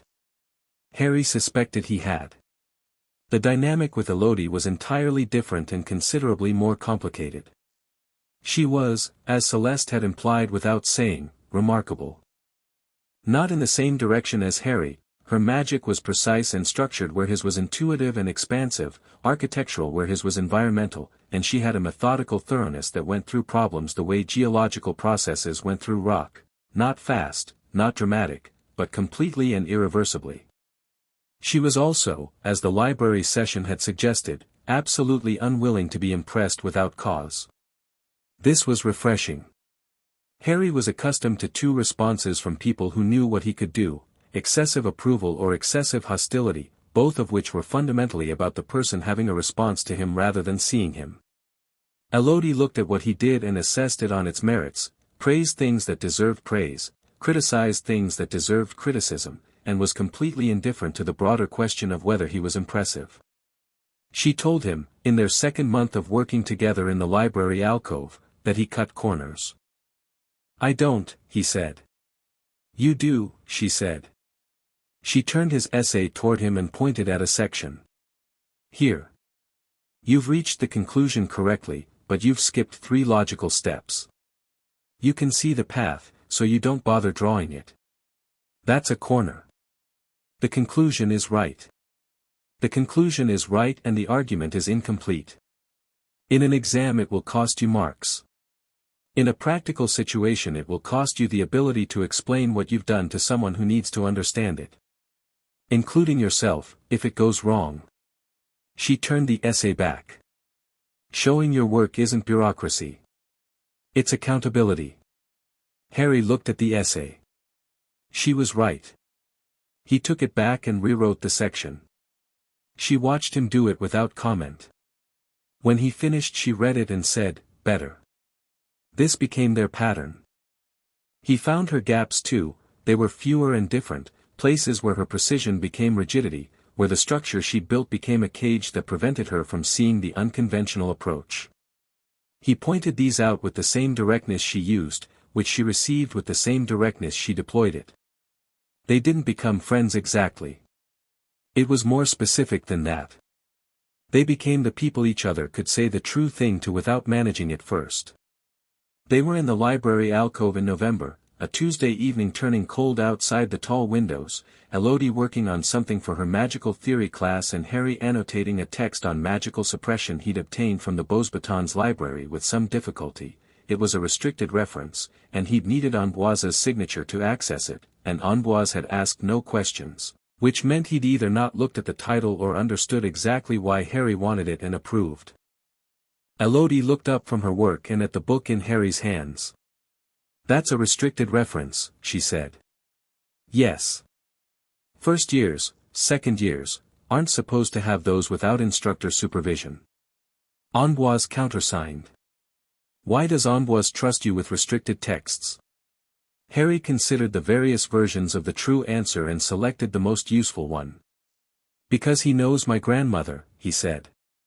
Elodie was quiet for a moment. She put down her quill. "She told me some things," she said, "when I came home for the summer. About the house. About what happens there." She paused. "About you." Harry waited. "She didn't tell me everything," Elodie said. "She never tells anyone everything. But she told me enough that I understand you're not just her ward or whatever the official version is." "No," Harry agreed. "You're involved in something." "I know about something," Harry said carefully. "Being involved is forthcoming." "Voss." Harry looked at her. "She told you about Voss?" "She told me there was a threat and that it was serious and that it was on the continent and that I should pay attention." Elodie picked up her quill again and turned it in her fingers. "She tells me things like that when she wants me to be prepared without specifying for what. It's her way." "Yes," Harry said. "You know more than that." I do. Are you going to tell me? Harry considered this. Céleste Moreau was Celeste's granddaughter, was therefore already embedded in a family with network connections, was sharp and capable and had the specific quality of people who could be trusted with information because they understood that information was not the same as action and didn't conflate them. He told her. Not everything, he told her what was relevant and what she needed to understand the shape of things, Voss, the potions manufacturing, the ideology, the network and its current intelligence picture. He talked for 20 minutes and she listened without interrupting, and when he finished she was quiet for a while, turning the quill. The suppression potion, she said finally. In quantity. That's not about controlling a small population. That's infrastructure for something large. Yes. Something that already has a large component. A number of people being held, or, she stopped. Or planned. A population he intends to create the circumstances to control. That's what worries the network, Harry said. Elodie put the quill down. Picked up her book. All right, she said, in the tone of someone making a private decision. I'm going to take the advanced practical track next year. Marguerite offered to work with me over the summer and I said I'd think about it. I'm done thinking. Harry looked at her. You don't have to, I know I don't have to, she said, with the mild impatience she reserved for statements of the obvious. I want to. There's a difference. She opened her book. Now stop talking, I have an essay. He stopped talking. He went back to the restricted text on magical suppression. Outside the library windows, the Pyrenean cold pressed against the glass, and the chandeliers in the hall far away cast their warm light through a corridor Harry could see the edge of, and the school around them breathed the quiet breath of a building full of people learning things. The incident with Remy came to a head in February. It happened in Ambroise's advanced practical session, on a Friday afternoon when the winter light was flat and grey and everyone was slightly tired from a week of exams in other subjects. Ambroise had set them an independent practical, a complex piece of charm construction that required building a spell architecture from its component parts, no wand guidance, pure intent and structure. It was exactly the kind of task Harry found natural.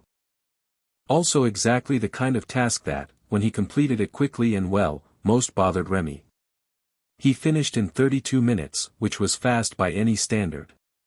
He set down his wand and the construct he'd built hung in the air before him, complete and clean, each layer integrated properly with the ones above and below it.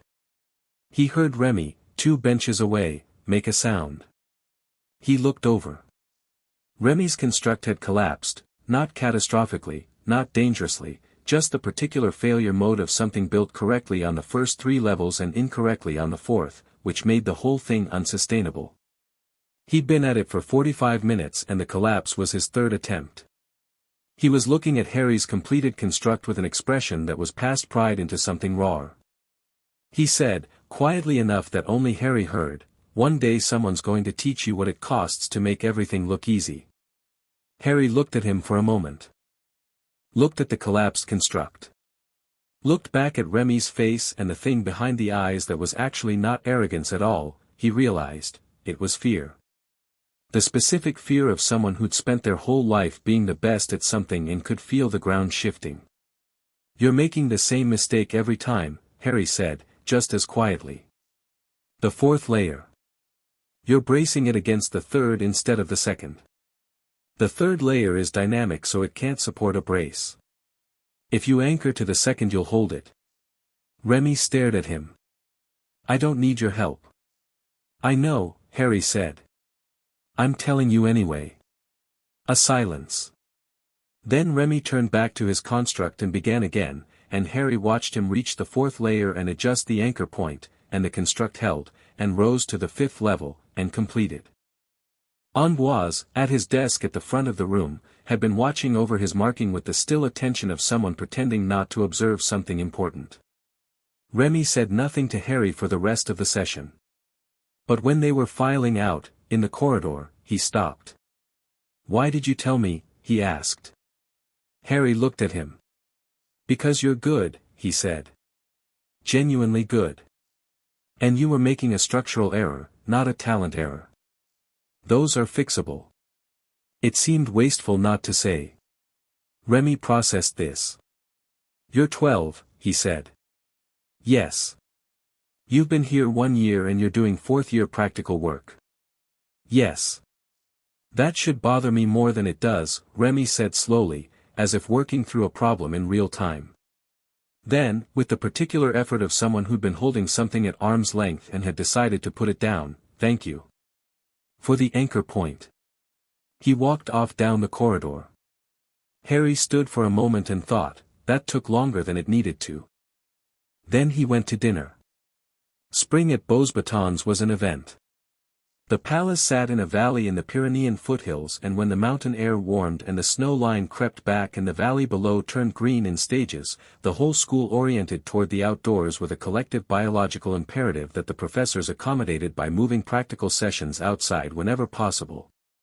Harry spent a lot of time in the practice courtyards. He'd begun working on something new, not assigned by Ambroise, not in any textbook he'd found, something he was building himself from first principles, the way you built a hypothesis and then tested it against reality. The theory was related to his essay on nonverbal casting, which Ambroise had eventually returned with a grade that was essentially a circumlocution for "this is remarkably good and I'm not going to make a big thing of it because you'll become insufferable." The idea was this: if intent was the true mechanism of magic, and incantation was a cognitive organizing tool rather than a magical requirement, then the most efficient casting should be achievable by developing a form of intentional clarity that made the organizational function of incantation redundant. Not just casting without words, he could do that already, but casting with a quality of intent so clean and specific that the magic had, effectively, no interpretation to do. You would give it the exact instruction, in the exact form it needed, and it would execute without translation loss. He didn't know what to call this. The French magical tradition called it something close to clarté d'intention, clarity of intent, and treated it as an ideal that only the most advanced practitioners approached. He was working toward it at 12, which was probably unreasonable, but the alternative was working towards something that was already achievable, which was boring. He was in the practice courtyard on a Wednesday afternoon in April. Alejandro sprawled on a bench watching with the comfortable proximity of someone who decided some time ago that watching Harry experiment was more entertaining than most structured activities, when Elodie arrived. She had her school bag and an expression that meant she'd come directly from a class and there was something she needed to say before she forgot it. "I got a letter from your grandmother," she said, to Harry, ignoring Alejandro's greeting with the practiced ease of someone who'd spent 2 years calibrating exactly how much attention Alejandro required. "So did I," Harry said. He was rotating a stone in the air without touching his wand, which was in his pocket. "This morning. She wants me to come home early. 2 weeks before term ends." "Same. She didn't say why, just that there was something happening and she wanted us there." Elodie sat on the bench beside Alejandro and looked at the rotating stone. "What's happening?" "I don't know yet." He looked at the stone and thought stop, and it stopped. But she used the phrase sooner rather than later, which she normally uses when something is actually urgent and she's managing the urgency. "Should I be concerned?" Elodie asked. "Probably not actively," Harry said. "But paying attention would be appropriate." Alejandro, who had been following this exchange with the expression of someone who'd wandered into a conversation in a language they spoke adequately but not idiomatically, said, "Is this about the thing you've been working on? The restricted text thing?" Harry looked at him. "I'm not stupid," Alejandro said pleasantly. "You've been reading restricted books since October, you have a standing arrangement with Ambroise that he won't explain, and you and Elodie have these conversations that stop when other people get close. It's not hard to see there's something." He shrugged with the magnificent lack of tension that was his characteristic. "You don't have to tell me. But if you're going somewhere dangerous, I want to come." Harry looked at Elodie. She looked back at him with the expression that meant, "Your call, he's your friend." "It's not dangerous yet," Harry said to Alejandro. "It might become it." "Perfect," Alejandro said. "I'm bored." They went home 2 weeks early, Harry to the chateau outside Lyon, Elodie with him because the chateau was her family home as much as his by now, and the journey was the familiar one, train to Lion, then the local magical transport that Céleste had arranged access to, then the lane up to the chateau and the gate and the garden. Fiume was very old now. When Harry found her in the sitting room she was asleep on the blue velvet armchair, Bourbon's armchair, historically, Bourbon having died 2 winters ago, and Fiume had annexed it in his memory with the sovereign disregard of a cat who'd outranked him in all the ways that mattered. She lifted her head when Harry came in and made a sound. He sat beside the armchair on the floor and let her examine his hand thoroughly. Céleste gave him until after dinner to settle in, which was her version of consideration, and then she called him and Elodie to the kitchen table with coffee and the particular no-nonsense stillness that meant the serious conversation had started. Marguerite was there, and Isabeau. "Voss has identified you," Céleste said. No preamble. She didn't do preamble when things were urgent. Not publicly, not officially. But someone in his network has connected Henri Potier of Lyon to Harry Potter of Britain. We don't know the source, possibly a cross-reference from the British Magical Population Register, possibly someone in the Lyon community who made connections they shouldn't have and talked to the wrong person. But he knows. Harry processed this. What's his response been? Observation, Isabeau said. His people have been in Lyon twice in the past 3 weeks. Not approaching, watching. Establishing your patterns, your associations. They followed me to Beauxbatons. They confirmed your enrollment. They haven't entered the school. Beauxbatons has strong protections and Voss is, as we've said, cautious. Isabeau opened a folder on the table. But we have intelligence from our contact in Frankfurt that suggests he's revised his interest in you significantly. He was previously treating you as a potential future complication. He's now treating you as a current relevance asset. The potions, Harry said. Everyone at the table looked at him. He knows I know about the potions manufacturing, Harry said. Or he suspects. Either someone in the network has a leak, not an accusation, a possibility, or he's concluded from my research requests at Beauxbatons that I'm following a specific line of inquiry. He looked at Céleste. What does he want with me? Céleste and Marguerite exchanged a look. He has sent, Marguerite said, through an intermediary, a communication. Not to you directly, to a former network contact who passed it to us. She put an envelope on the table. It was heavy cream paper, unopened. It is addressed to you. Harry looked at the envelope. His name was written on it in precise, educated handwriting, Henri Potier. Not Harry.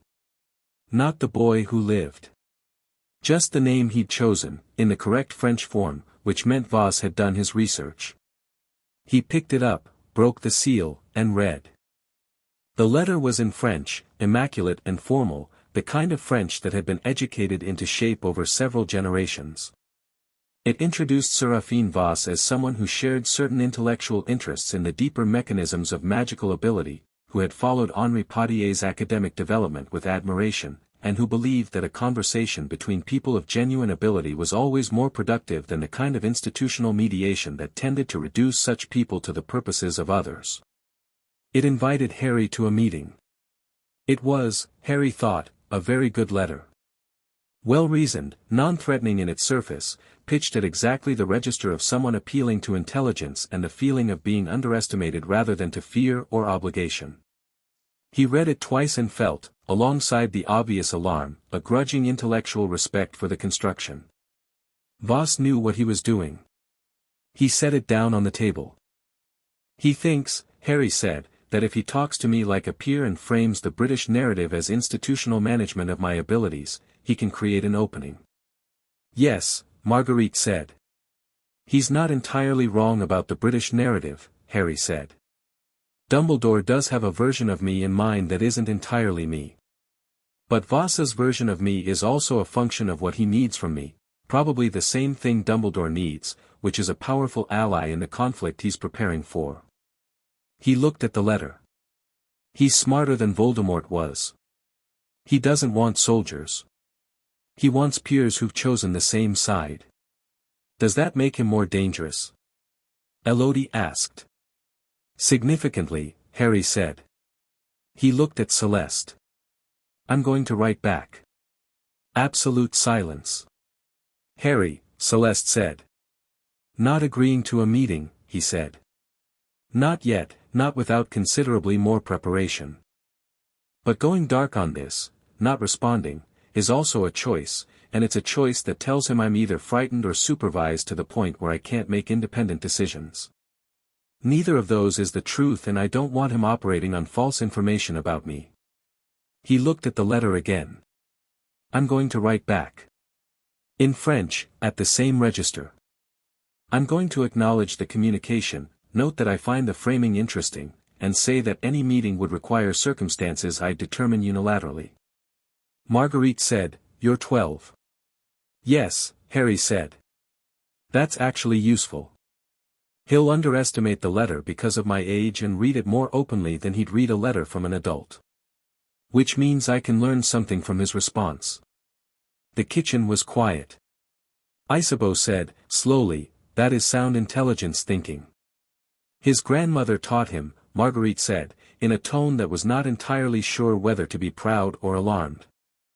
Celeste had her hands around her coffee cup and was looking at Harry with the expression he'd catalogued years ago as surprised in a direction I approve of, but with an additional layer now, something quieter and more complicated. Pride, he thought. The kind of pride that was also slightly frightening because it confirmed something you'd hoped was true and hadn't let yourself fully believe. Write the letter, she said. But I read it before it goes. Of course, Harry said. He wrote it that evening, at the kitchen table, in the specific French he'd absorbed from 4 years of Celeste's speech patterns and Bosbaden's academic tradition. It took 3 drafts, not because he didn't know what he wanted to say, but because precision mattered, tone mattered, every word was carrying more weight than its face value. He read it back when it was finished and thought, yes. That's the right distance. Close enough to be engaging, far enough to be on my own terms. He gave it to Celeste. She read it without changing expression. When she finished she put it on the table and looked at it for a moment, then looked at Harry. Your mother would have written this, she said. He hadn't been expecting that. He held it for a moment, the image of Lily Potter, described to him over years in Celeste's precise telling, writing a letter with exactly this register, this combination of intelligence and controlled distance. Good, he said. His voice was steady. Send it. The last 2 weeks of the spring term, back at Beauxbatons, Harry moved through the school with the quality of someone who'd settled something in himself. Not settled in the sense of resolved, Voss was not resolved, the network was in an elevated state of alert, the letter had gone and the response hadn't come yet. Settled in the sense of knowing where he stood. He was Henri Potier of Lyon, student at Beauxbatons, ward of Céleste Moreau. He was Harry Potter of Britain, son of James and Lily, survivor of something he hadn't been old enough to understand. He was a member of La Resistance Supple, the youngest by 20 years. He was a 12-year-old who was working on a theory of magical intent that he couldn't fully articulate yet but which he could feel in his casting, the way you felt a melody before you could write it down. He was not going to be anyone's weapon, including Voss's. Including Dumbledore's. Including the network's, though the network was smart enough not to frame it that way. He was going to keep learning, keep building, keep choosing. The day before term ended, Remy Baudin stopped him in the courtyard where Harry had been practicing and stood for a moment with the new ease of someone who'd put down a weight they'd been carrying for too long. Are you coming back next year? Remy asked. Yes, Harry said. Remy nodded. I'm applying for the advanced theoretical track, he said. Amboise suggested it. He said working with people who approach the material differently is important. A pause that contained the self-awareness of someone who'd learned something at cost. He meant you. Probably, Harry agreed. I'll try not to be an idiot about it. You weren't an idiot, Harry said. You were afraid of losing something you'd always had. That's human. Most people don't stop. Remy looked at him for a moment, then said, You're 12, with the same note Marguerite had used, not dismissive, more like a man confronting something genuinely strange in the world. "Everyone keeps saying that," Harry said. "I'll be 13 in July." Remy actually laughed. Harry walked back to his room to finish packing, past the practice courtyard where Alejandro was attempting a charm sequence he'd designed himself that was ambitious and partially successful and very loud, past the library where the Tuesday alcove sat empty in the end-of-term quiet, past the tall windows that showed the Pyrenean foothills green and gold in the late spring sun. He was going home tomorrow. The chateau, the garden, the ember-colored rose on the south wall with its secret carving. Fumée on his feet. Celeste's coffee and her kitchen full of serious people making careful plans. He'd been here 2 years and learned more than he'd expected and different things than he'd planned, and the most important lesson wasn't from Amboise or the restricted texts or the network intelligence. It was this: the best defense against being made into what other people needed you to be was to be, very completely and without apology, exactly what you already were. He was working on it. He was getting close.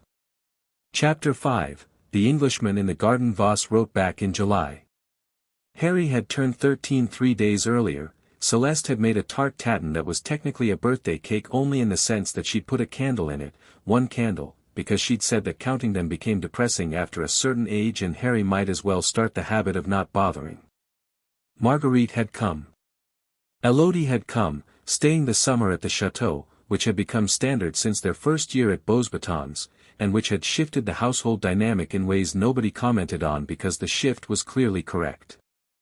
The letter arrived with a Bavarian owl, enormous, golden-eyed, faintly arrogant in the way of things associated with powerful people, and Harry was in the garden when it came, on his knees in the kitchen beds pulling something Celeste had identified as invasive, and the owl landed on the garden wall and looked at him with the specific expectancy of an animal that had been told this delivery was important.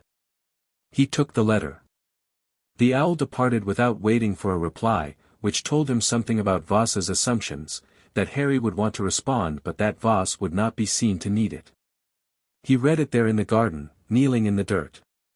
It was longer than the first letter and more direct, the formal register loosened slightly in a way that was deliberate, controlled informality, the move of someone who decided the opening gambit had succeeded well enough to advance. Voss wrote that he'd found Harry's response refreshingly unimpressed by the usual machinery, which was accurate and which Harry noted as a tell. Voss was accustomed to people being impressed by him and had registered the absence. He wrote about magical ability as a responsibility that exceeded national boundaries and institutional frameworks. He wrote about the long history of extraordinary witches and wizards being reduced to instruments of other people's political purposes, which was pointed and not untrue. He did not write about the potions manufacturing. He did not mention magical supremacy directly. He was too intelligent for that. He wrote around it the way you wrote around a source of heat. Everything in the letter was oriented toward it without ever naming it. At the end he proposed a meeting in Geneva. Neutral ground. No intermediaries. Harry read the letter twice, folded it, went inside. Celeste read it at the kitchen table with Marguerite beside her and the particular focused silence of two people who'd been reading intelligence for decades and had opinions about everything they read. Elodie read it after them and said nothing for a long moment, then said, "He's good." "He's very good," Harry agreed. The part about extraordinary individuals being reduced to instruments is designed to land on someone who has complicated feelings about Dumbledore. Do you have complicated feelings about Dumbledore? Marguerite asked. Some, Harry said. Which is exactly why the line is effective and exactly why I'm not going to let it be. He sat down. I'm not meeting him in Geneva. Obviously not, Celeste said. But I'm also not closing the correspondence. He's showing me his thinking. Every letter he writes tells me how his mind works, what he values, how he builds trust, what he underestimates. Harry looked at the letter on the table. I'm going to write back again. I'm going to tell him Geneva isn't possible, unspecified reasons, and that if he wants a conversation it will happen on a timeline I control. He'll see through that, Marguerite said. Yes. And he'll respect it. He thinks he's recruiting me, if I came immediately he'd trust me less, not more.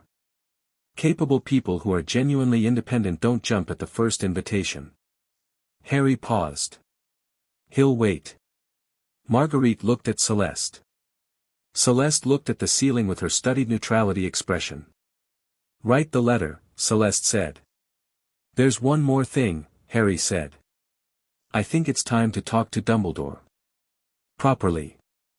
Not the polite maintenance conversations we've been having. He needs to know Voss has identified me. And I want to know what he knows about Voss that the network doesn't. Dumbledore will use the meeting to push you toward Britain, Marguerite said. Let him try, Harry said. She wrote to Dumbledore the next morning. Not Harry, Celeste, because the form of the communication mattered and Celeste writing carried a weight that Harry writing alone didn't yet, a signal that this was considered and serious and coordinated. The letter said that Harry wished to meet, that the timing was self-determined, and that she expected the meeting to be an exchange rather than a presentation. The reply came in 2 days. Dumbledore would arrive at the chateau on Friday. Friday was 3 days away and Harry spent them doing what he always did when he had time to think and a significant thing coming. He worked.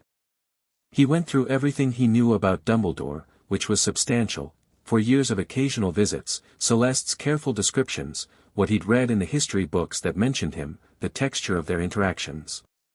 He thought about what Dumbledore knew and didn't know and what he'd want from this meeting and what Harry needed from it. He also practiced.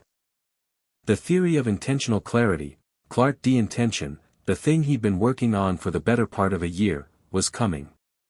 He could feel it coming the way you felt weather, the pressure of it building in the right direction. He wasn't there yet, not fully, but in the practice sessions alone in the chateau garden he'd had moments of something that felt like what he was reaching for, a casting that was completely unmediated, no wand movement, no incantation, not even the deliberate intentional push he'd been using for nonverbal work. Just a clear thought, a specific instruction, and magic that executed it with perfect fidelity. It lasted about 2 seconds at a stretch and then the clarity dissolved. But 2 seconds of it was more than he'd had 6 months ago. Elodie watched him practice from the garden wall and said nothing, which was how he knew she was paying close attention. She was silent when things interested her the way other people went quiet near things that were fragile. How does it feel, she asked, after he'd held it for a 3 count, a new record, and then lost it. Like when you're reading and you forget you're reading, Harry said, slightly winded though there was no physical reason to be. Like the processing disappears and it's just, direct. Flow state, she said. There's a Muggle psychology concept for it. The point where skill is so internalized the conscious mind stops managing it. He looked at her. When did you read Muggle psychology? Grandmere has books about everything, she said, with the lightness of someone who'd grown up in a house where this was simply true. Harry went back to practicing. Elodie stayed on the wall. This was, he thought, a good way to spend the 3 days before something serious. Dumbledore arrived on Friday afternoon. Not through the Floo this time. Harry heard the specific displacement of air that was apparition, muffled by the chateau's boundary wards reaccommodating a known visitor. He was in the sitting room with a book and he heard it and set the book down and waited. Celeste let him in. Harry heard them in the hall, the warm exchange of 2 people who'd had decades of complicated history and had arrived, at this point in their lives, at a form of mutual respect that was not the same as agreement. He heard Dumbledore ask about the garden and Celeste say it was coming, and then the sitting room door opened. He was older than Harry's last clear image of him. 2 years will do that to someone who's already very old, but not Frilier. He moved with the same authority and settled into the blue velvet armchair with the same organic inevitability, as though chairs conformed to him rather than the reverse. He was wearing traveling robes in deep green today, and his half-moon glasses caught the afternoon light, and he looked at Harry with the eyes that were thinking blue and had, in 2 years, learned some new things from looking at him. Harry looked back. "Hello," Dumbledore said. "Hello," Harry said. "Thank you for coming." "You're welcome.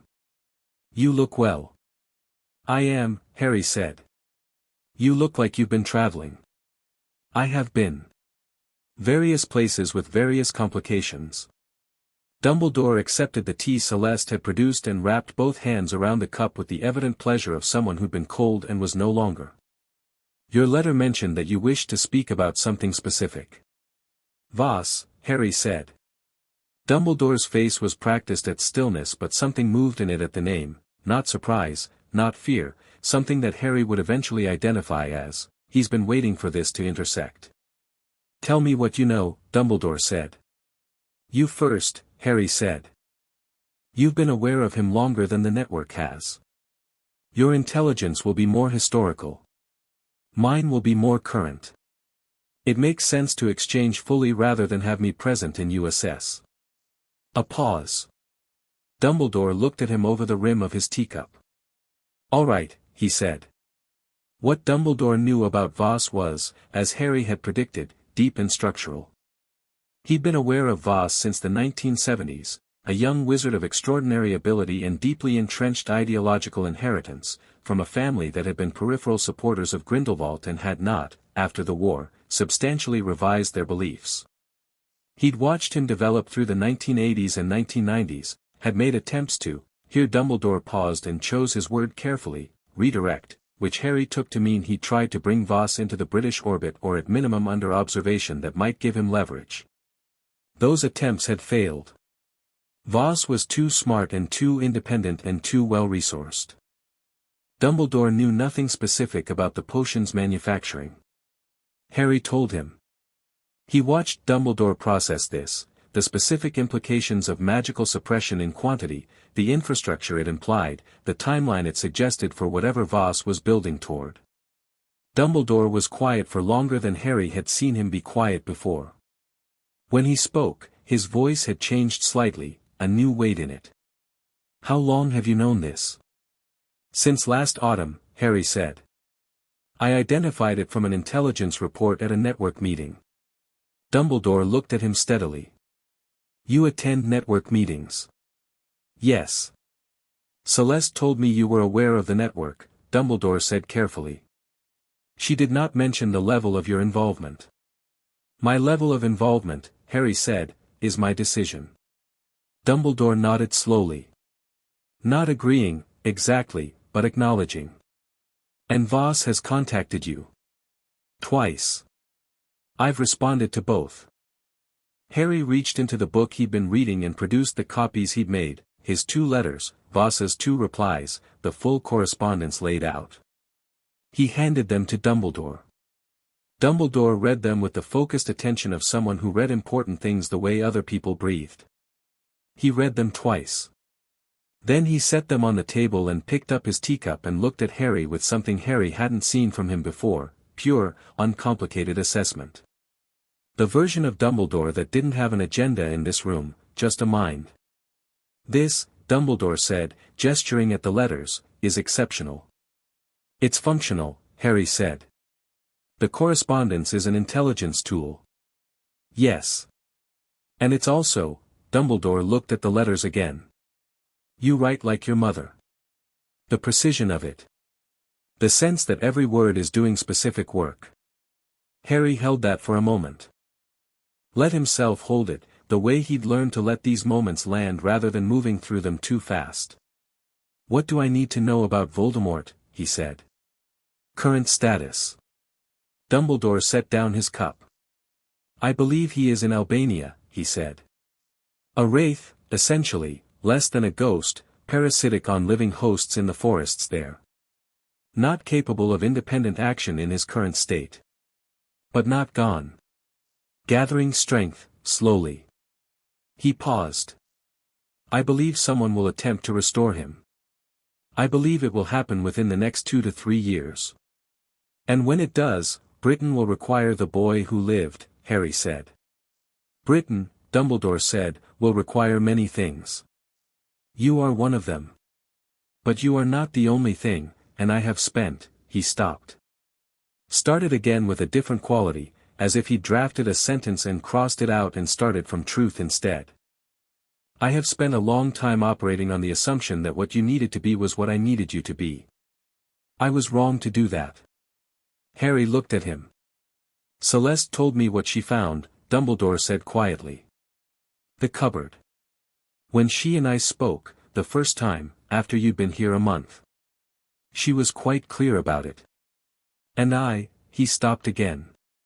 The weight of the pause was unlike him, unlike the deliberate pauses he usually deployed for effect. This one was genuine. I should have known. I should have checked. I did not, because I told myself the protection was working and I didn't want to look more closely at the cost. The cost was paid by me, Harry said. Yes. I know. A long exhale. I'm sorry, Harry. Harry sat with this.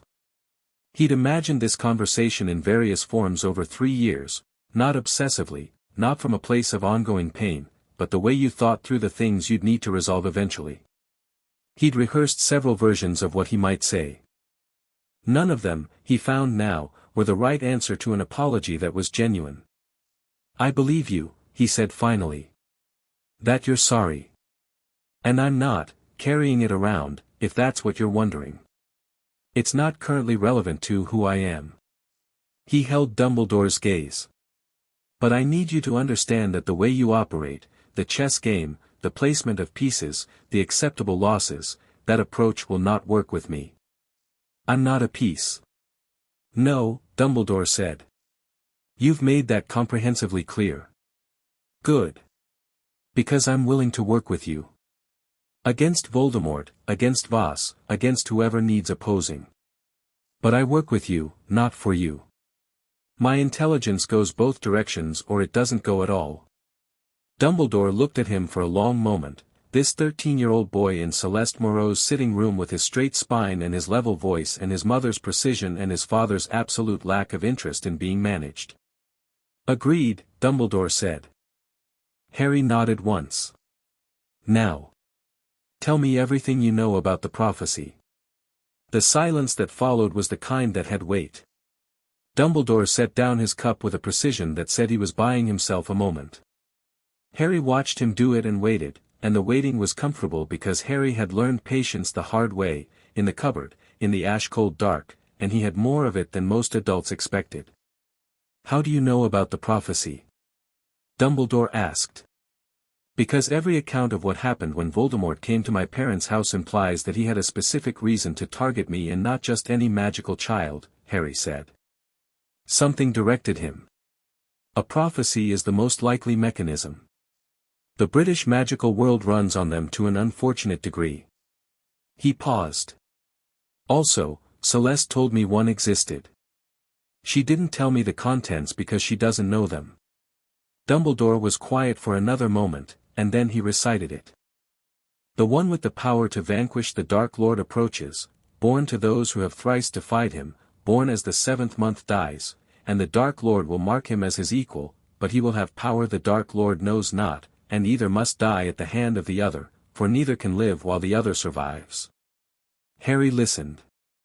Let it settle. Turned it over. Power the Dark Lord knows not, he said. That's the important line.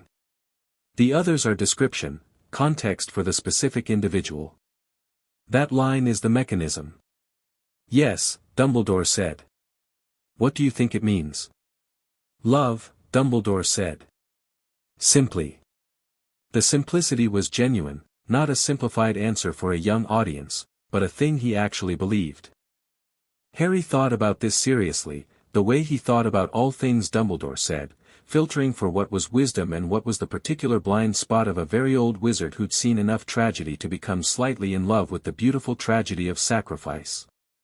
That's part of it, Harry said. But love isn't passive. It's not a state, it's action. What my mother did wasn't love as a feeling, it was love as a choice made under complete information with full understanding of the cost. He looked at Dumbledore. The power Voldemort doesn't know isn't sentiment. It's the willingness to act without self-preservation as the primary consideration. He can't do that because everything he's done is about defeating death. He literally cannot compute a choice that accepts mortality. Dumbledore was looking at him with an expression Harry had never seen on his face before. He identified it, slowly, as the expression of a man recognizing something he'd spent years looking for in a place he'd never thought to find it. "Yes," Dumbledore said softly. "That's, yes. Which means the prophecy isn't about destiny," Harry continued. "It's about compatibility of mind.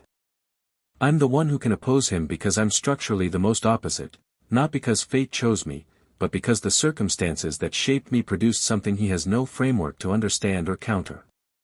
He paused. "Which also means it's not inevitable. I could be shaped differently. He could find a way to understand it. The prophecy is a description of the current configuration, not a guarantee of the outcome." Dumbledore had not moved. He was watching Harry the way you watched something you'd spent decades working toward. "I've been thinking about this wrong," Dumbledore said. Not to Harry, exactly, more like a man talking to himself in company. "I've been treating it as a fixed structure. A track laid in advance. Tracks can be rebuilt," Harry said. "Or you can go off-road entirely." The ghost of something moved across Dumbledore's face, not a smile, something more interior than that. Elodie brought tea at some point in the middle of the afternoon, not because anyone asked her to but because she understood that long conversations needed managing and that tea was a civilized intervention. She set it down, looked at Dumbledore with the clear, assessing look she gave everyone, received his acknowledging nod, and left without speaking. Dumbledore watched her go and then looked at Harry. "Celeste's granddaughter," Harry said. "Yes. I know who she is." A pause. "She looks at you differently than she looks at anything else in the room." "We're friends," Harry said, with the specific flatness of someone declining to engage with a subtext. "Of course," Dumbledore said, and his tone was doing the thing that very old people's tones sometimes did, containing a knowledge it wouldn't be productive to deploy. Harry let it pass.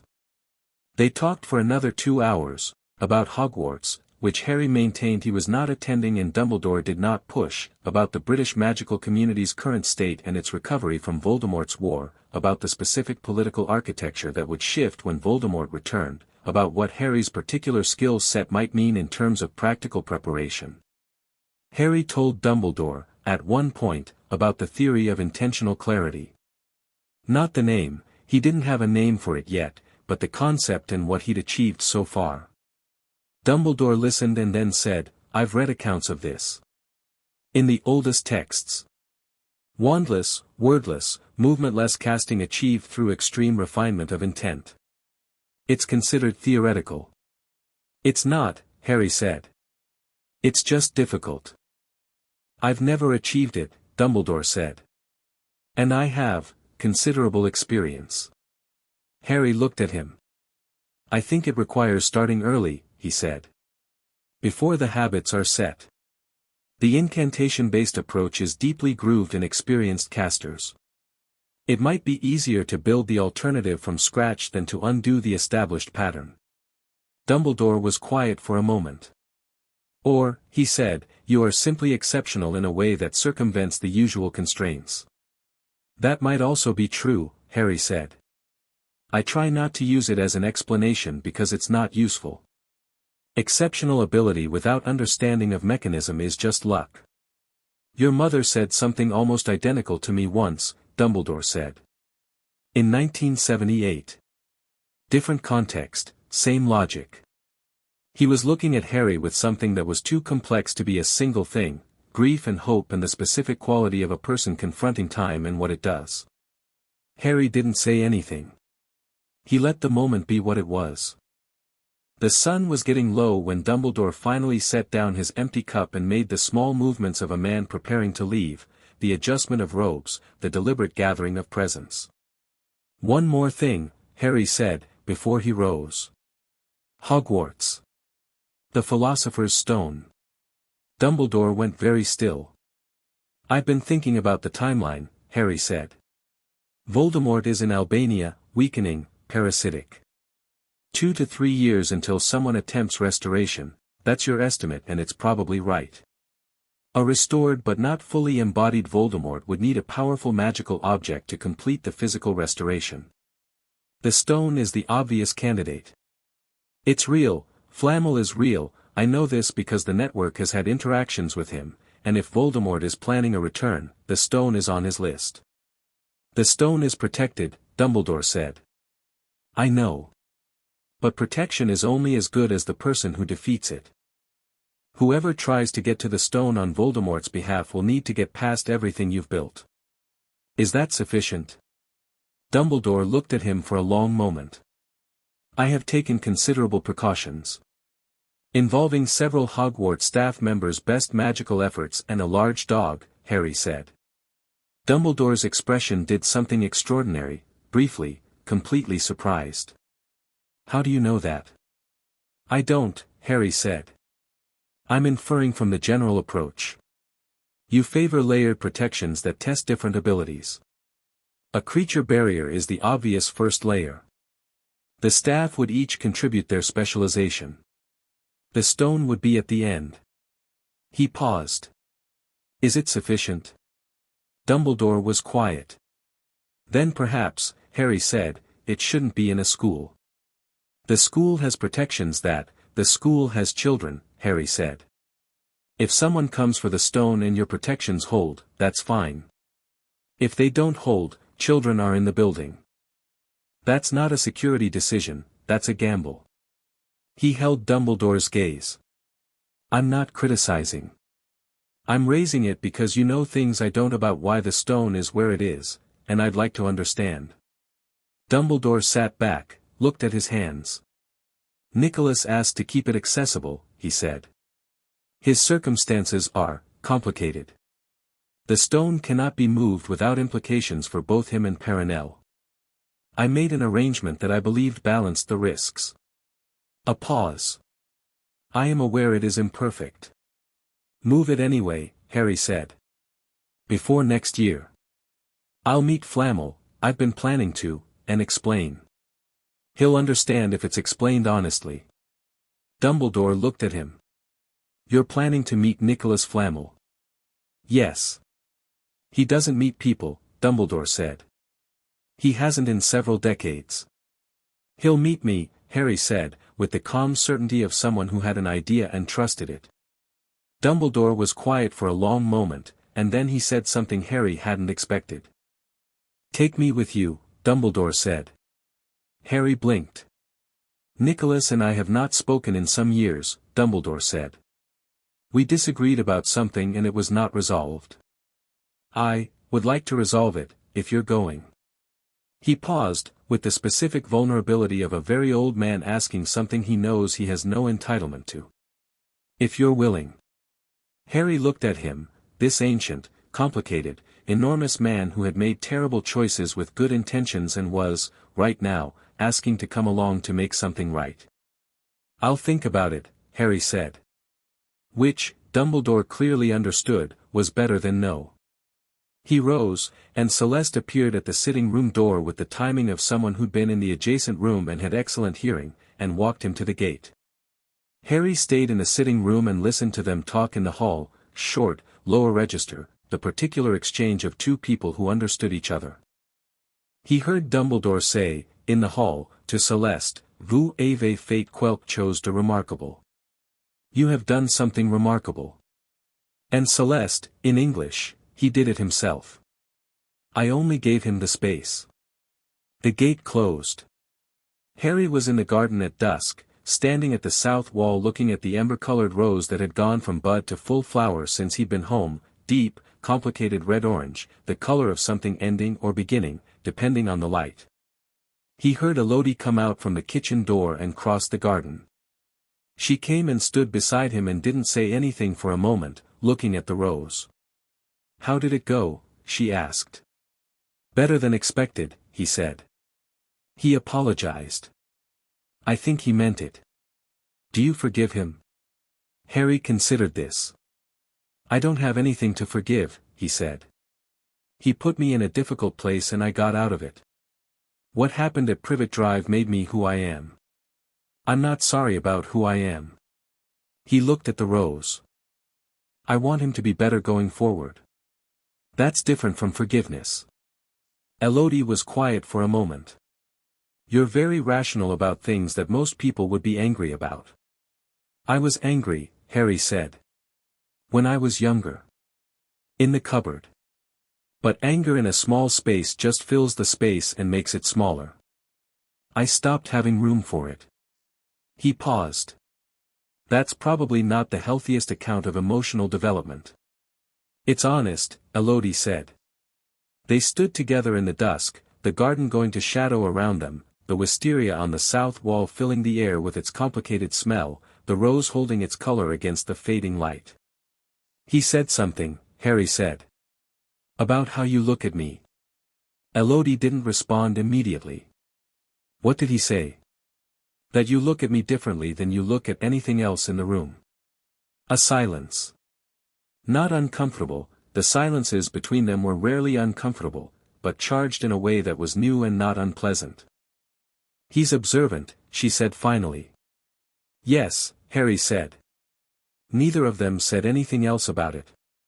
But neither of them moved either, standing at the south wall as the garden went fully to dusk around them and the first star came out over the valley, and the ember-colored rose stood in the dimming light between them, and the thing in Harry's chest did its orientation thing and pointed in the direction it had been pointing since a Tuesday evening in a library alcove 2 years ago and which he'd been quietly acknowledging to himself ever since. He would deal with it later. There was, as Celeste always said, a great deal of work ahead. But later was getting closer. Dumbledore's owl arrived 2 days after his visit, a short letter in the elegant handwriting that Harry had by now learned to read quickly. I have spoken with Minerva about the stone. She agrees with your assessment. I will speak with Nicholas when you arrange the meeting. Also, I have been informed by sources I trust that Voss has a contact inside the French Conseil de Magie. I do not know who. This may already be known to your network, if not, it should be. Harry read this at the breakfast table and handed it to Celeste without comment. She read it, put it down, poured coffee. A contact inside the Conseil, she said.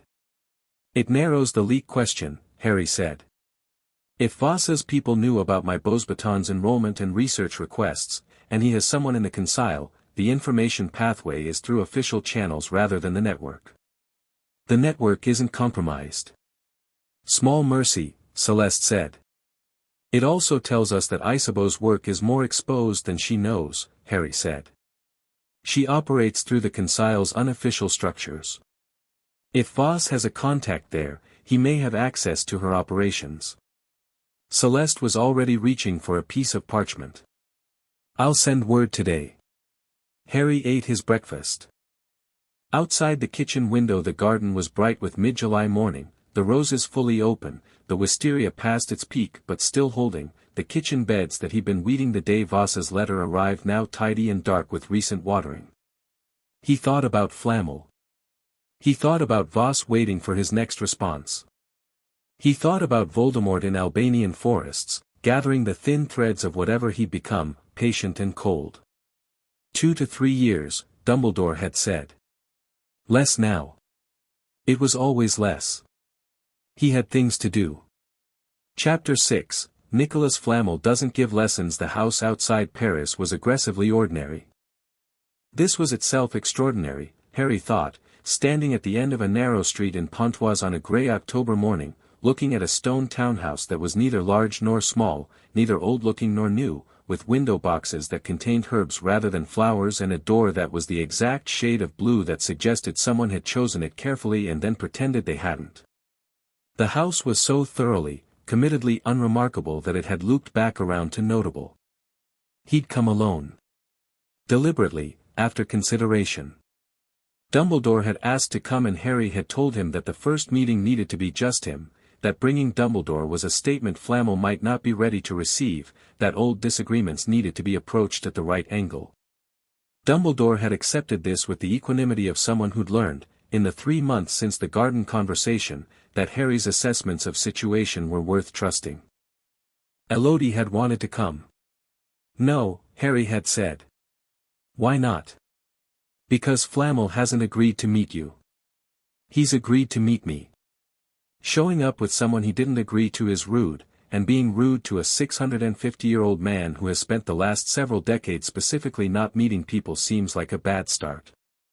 She'd looked at him with the expression that meant he was correct and she didn't enjoy it. Fine, she'd said. But I want a full account. He'd been at Beauxbatons for 6 weeks by this point, 3rd year, which had brought new subjects and new placement adjustments and the specific pleasures of returning to a place that knew you and had expectations based on evidence. Alejandro had arrived with a summer's worth of new spell theory that he'd developed independently and that was approximately 30% brilliant and 70% likely to be confiscated, and Lotte had cut her hair and become somehow even more precise, and Remy Baudin was in his final year and had evolved, over the past 12 months, from a rival into something like a senior colleague, which Harry found much more useful. He'd gotten leave for the weekend through Amboise, who had produced the permission form with a speed that suggested he'd been waiting for this request. Harry walked to Flamel's door and knocked. A long pause. Then the door opened. The man was not what Harry had expected, which was foolish. He'd known intellectually that someone who'd been alive for 6.5 centuries would not look like anything he could predict from prior assumptions. Nicholas Flamel was short, slight, with white hair worn loose to his collar and a face that was, old, yes, unmistakably old, but not aged in the normal human sense. More like something very fine that had been worn smooth over time. Pale eyes, the specific grey of winter sky over water, that looked at Harry with an attention so complete it was almost tactile. He was wearing a canvas apron over old clothes and had flour on his hands. "You're baking," Harry said. "Brioche," Flamel said. His voice was lightly accented, French with something older underneath it, some prior language that French had been laid on top of. "It takes time. Come in." The inside of the house was not ordinary. The exterior's performance of unremarkability was a deliberate misdirection, Harry understood immediately, because the interior was what happened when someone with 650 years of accumulated interest had arranged their environment without any particular concern for external judgment. The walls of the front room were lined with shelves that held not books primarily but objects, small, strange, beautiful things in glass and metal and materials Harry didn't have names for, arranged with the aesthetic sensibility of someone who'd been thinking about arrangement for centuries. A low table held what appeared to be an ongoing experiment, several small vessels connected by fine tubing, something amber-colored moving through the tubes slowly in a way that said the movement was intentional and controlled. There was a cat asleep on the windowsill. Very old, very still, breathing in the deep deliberate way of cats that had been asleep for most of recorded history. "Sit," Flamel said, gesturing at a chair. "The brioche needs another 20 minutes. Then we'll eat and talk." "I don't need the social framework," Harry said. "If you'd rather just talk." Flamel looked at him from the kitchen doorway. "I know you don't need it," he said. "I want it. I am very old and I like brioche and I will not be rushed on either point." Harry sat down. 20 minutes later, Flamel emerged with a small loaf of brioche that smelled extraordinary, the specific rich, eggy smell of something made correctly and with attention, and 2 cups of coffee and a small pot of jam that was dark and thick and which turned out to be fig, and he set all of this on the low table between the experimental apparatus and the chair Harry had taken, and he sat across from Harry and tore the brioche and handed him half and poured the coffee and sat back. "You are very young," Flamel said. 13, Harry said. "I know how old you are. Celeste told me." He tore a piece of brioche. "I have met many exceptional witches and wizards. Several at your age. I am trying to decide if you are exceptional in a way that is merely impressive or in a way that is actually significant." "Those aren't mutually exclusive," Harry said. "No," Flamel agreed. "But one is considerably rarer." They ate brioche and drank coffee and Flamel asked questions, not the questions Harry had expected, not about his abilities or his history or his plans. He asked about France. About Lyon and the chateau and the valley, about the wisteria on the south wall that Celeste had had for 40 years and which Flamel apparently remembered planting with her. He asked about Beauxbatons and specifically about Amboise, who had apparently been a student of Flamel's at some point in a teaching arrangement so informal it was barely describable as such. He asked about Elodie. "Celeste's granddaughter," he said. I remember her as a very small child. Forceful. Are you friends? Yes, Harry said. Flamel looked at him with the winter sky eyes. Just friends. Primarily, Harry said, in the tone he'd adopted for deflecting Dumbledore on the same subject. Flamel said. He didn't push. He drank his coffee with the patience of someone for whom patience was simply the baseline condition of existence. Then he said, "Tell me about the intentional clarity work." Harry looked at him. Celeste told you. She tells me things when she thinks I should know them. She has done this for 40 years and she is usually right. He set down his cup. Tell me from the beginning. Not the results, the theory. What you think is actually happening. Harry told him. He'd articulated this to himself in various forms over the past year, had written notes on it in the margins of texts and in a separate notebook he kept locked in his room at the chateau, and he discussed elements of it with Amboise and with Elodie and once with Dumbledore. But this was the first time he'd laid it out in full, from the beginning, in the order that the ideas had arrived, with the connections between them shown as connections rather than as isolated observations. Flamel listened without interrupting. This was notable. Most people, even good listeners, inserted themselves at the moments when they thought they understood, when they wanted to demonstrate comprehension or redirect. Flamel listened the way very few people listened, with the complete stillness of someone who understood that their job right now was to receive rather than respond. When Harry finished, Flamel was quiet for a long time. The framing is mostly correct, he said finally. The theory about incantation as cognitive organization rather than magical requirement has been known, in this form or close to it, for several hundred years. What you've done is arrive at it independently from practical observation rather than textual scholarship, which is unusual. A pause. The part about flow state, you're using a different word but it's the same concept. The elimination of processing latency in complex operations. The technical problem is that flow states as a cognitive condition are not stable or reliable. The question of how you make them structurally reproducible rather than incidentally available is the one that's never been solved.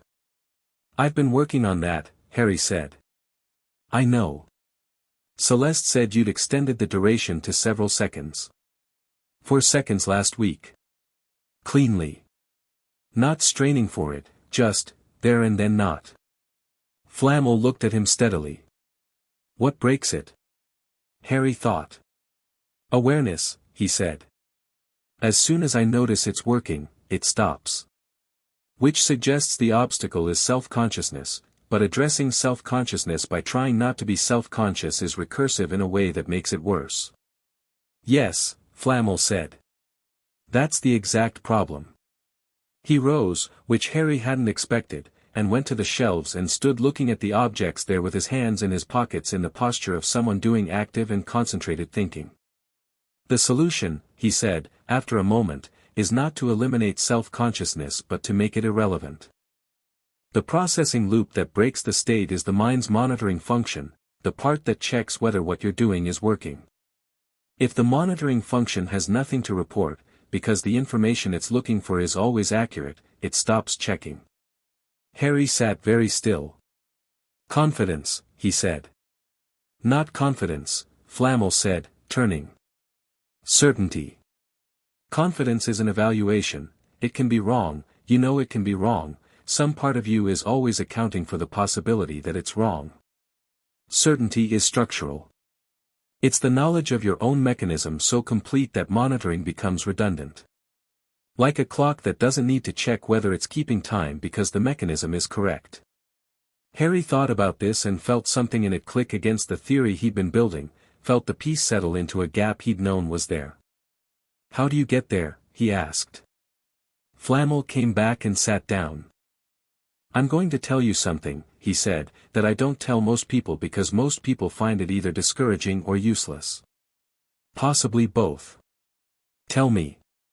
The thing you're trying to do, the complete version of it, not the 4-second glimpse but the full, stable, reliable state, requires you to have made peace with yourself in a way that almost no one does before they're 50. He held up a hand before Harry could respond. I know what you're going to say. You're going to say that you've had to be more self-aware than most people your age and that the crucible of your childhood produced something that looks like that peace. And you'd be partly right. But peace with yourself is different from peace about yourself. One is acceptance of your history. The other is certainty of your nature.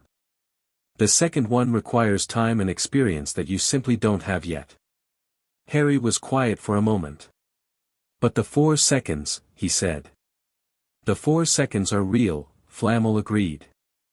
You're reaching it. You'll reach more of it. But you'll find the ceiling earlier than you want to, and you'll need to live for a while before the ceiling rises. He looked at Harry with the directness of someone who decided this young man could take an honest answer without it breaking him. You're 13. You are doing things at 13 that I would find remarkable at 30. But you are not going to master this at 13, and I would rather tell you that than let you spend a year battering against the wall. Harry sat back. Processed this. He was aware that he might feel disappointed and was watching himself for it the way you watched an unpredictable variable in an experiment. He didn't feel disappointed. He felt, which surprised him slightly, relieved. Okay, he said. Flamel raised an eyebrow. That's all. Okay. You've given me an accurate description of what I'm working with, Harry said. That's useful. It means I can stop pushing for the ceiling and start working on the foundation, the certainty of mechanism you're describing. Which is actually something I can build systematically. He paused. Also, it means there's more to learn. That's always good news. Flamel looked at him for a moment. Then he did something Harry hadn't seen yet, he smiled. A real one, the kind that reached the winter sky eyes and made them less gray, more like the sky in the moment before rain when everything went very clear. Celeste said you were difficult, he said. She says that about everyone she likes. Yes, Flamel said. She does. He poured more coffee. Now. You came here about the stone. The conversation about the stone was different in quality from the conversation about intentional clarity, more careful, more charged, the way conversations got when they were about things with immediate and concrete consequences rather than theoretical ones. Flamel knew what Harry was going to say before he said it. He was 650 years old and had been thinking about this exact situation, in some form, for months. You think the stone should be moved, Flamel said. I think it's a target, Harry said. Voldemort is coming back. Dumbledore believes within 2 years, possibly less. The stone is the most obvious mechanism for completing a physical restoration. It being in a school is a risk to the students and a risk to the stone. It was placed in the school for protection, Flamel said. Dumbledore's protections. Dumbledore's protections are very good, Harry said. But someone came for it, will come for it, who was once capable of defeating Dumbledore in certain configurations, and who is specifically motivated. The school protection works if the attacker doesn't get through the outer defenses. If they do get through, you have a dangerous dark wizard loose in a building full of children. Flamel was quiet. The stone is your life, Harry said. Yours and Perenelle's. I'm not treating it as an abstract security question. But I'd rather find you a better solution than leave the current one because changing it is difficult. What solution? Flamel said. He wasn't challenging, he was genuinely asking, which meant he'd been thinking about this too. Not a fixed location, Harry said. Not somewhere with a known connection to you or to Dumbledore. The network has access to a location in, he paused, making the calculation of what to share and what to protect. A location whose connection to either of you is not traceable. A Floo endpoint that predates its current use and isn't on any official record. Flamel looked at him. Celeste's network. Yes. A long silence. You're proposing, Flamel said slowly, that I entrust the stone, to an informal intelligence network run by a French witch who once threw a book at me. She has excellent aim, Harry said. And the informal structure is a feature. Official locations are documentable. The less official the location, the less surface it presents to someone trying to find it. Flamel stood again, and moved to the window, and looked out at the grey October street with his hands behind his back, very still. Perenelle would need to agree, he said. Of course. And Dumbledore. He asked to come next time I visit you, Harry said. I can bring him. You can work it out between the three of you. I'm raising it so you have time to think before that conversation happens. Flamel was quiet for a long moment. Then, why? Harry looked at him. Why what? Why are you doing this? Flamel turned from the window. You are 13 years old and you are at Beauxbatons and you have a network of complicated adults making plans around you and you could, by any reasonable standard, simply wait. Let the adults handle it. Go to school. Learn your magic. He held Harry's gaze. Why are you doing this? Harry thought about this honestly because Flamel deserved an honest answer. Because the adults have been handling it since before I was born and the outcome of their handling was Voldemort murdering my parents and me spending 6 years in a cupboard, he said. I'm not angry about that, not anymore.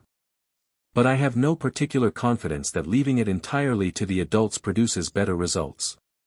He paused. Also because I can. I have access to things, the network, the correspondence with Voss, the conversation with you, that I can use usefully. It would be a waste not to. Flamel looked at him for a long time. You are going to be, he said quietly, a very significant person in the world. Not because of prophecy. Because of architecture. The shape of what you're becoming. I'd rather be useful than significant, Harry said. They aren't mutually exclusive, Flamel said.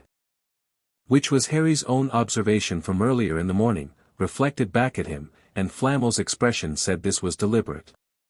Harry acknowledged it with a nod. He'd been there 4 hours when the owl came. It arrived at Flamel's kitchen window with the urgency of something that had been flying fast, and when Flamel took the letter his expression did something controlled and careful, the way a very practiced face managed something unexpected. He handed the letter to Harry without speaking. It was from Marguerite. Short, in the coded shorthand the network used for urgent communications, Harry had learned this over 2 years and could read it without the cipher key. Isabos Consile contact identified. Not Consile, Ministry of Magic, British. Someone feeding Voss through official British channels. More, Voss people in Lyon last night. Looking specifically, not observing. Chateau wards activated. Celeste is fine. Elodie is at school. Come home when you can, no immediate danger but situation has changed. Harry read it twice, folded it, put it in his pocket. I need to go, he said. I know. Flamel was watching him process and not interfering. What's happened? Voss has moved from watching to looking, Harry said. He was already running through it, the distinction between observation and active search, what it implied about Voss's timeline and patience level, what it meant that the chateau's wards had activated. He's found something that moved his schedule. Or someone, Flamel said. A British ministry source. Someone told him something. Harry thought about who in the British ministry might be feeding Voss, and of the various possibilities, most of them unpleasant. One was particularly unpleasant because it implied the leak was structural rather than individual, that someone with broad access and specific intelligence about Harry was sharing it for reasons that could be ideological or financial or both. Do you have a way to contact Dumbledore quickly? Harry asked. Flamel moved to a writing desk in the corner and produced a piece of parchment and wrote something brief and handed it to Harry. His private Floo address, he said. Not the Hogwarts one. His personal connection. Very few people have it. Harry pocketed it. Thank you. He moved toward the door. Harry. Flamel's voice stopped him, not loudly, just with the weight of someone who rarely said names. Come back. Not about the stone, not about anything specific. Just come back.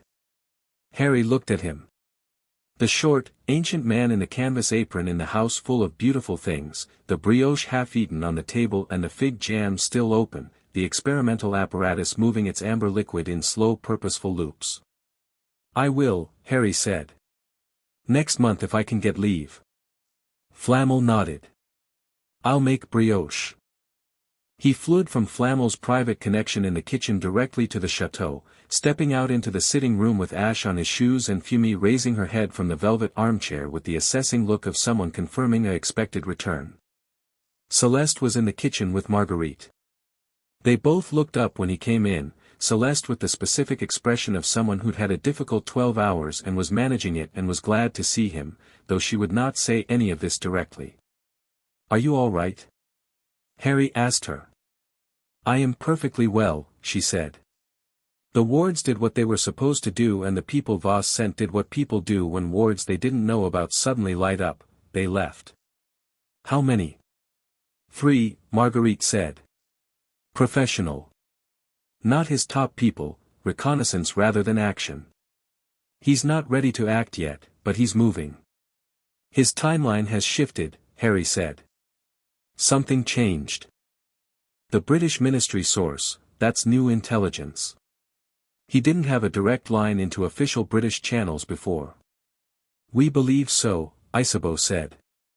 Harry hadn't seen her when he came in, she was at the far end of the kitchen table with papers in front of her, and she looked like someone who'd been awake for most of the past day. The consile contact we thought was his turned out to be feeding disinformation, someone the network had placed, not one of his. His actual channel is in Britain. Peter Pettigrew, Harry said. Everyone in the kitchen went still. He'd been running the logic since reading Marguerite's letter on the Floo.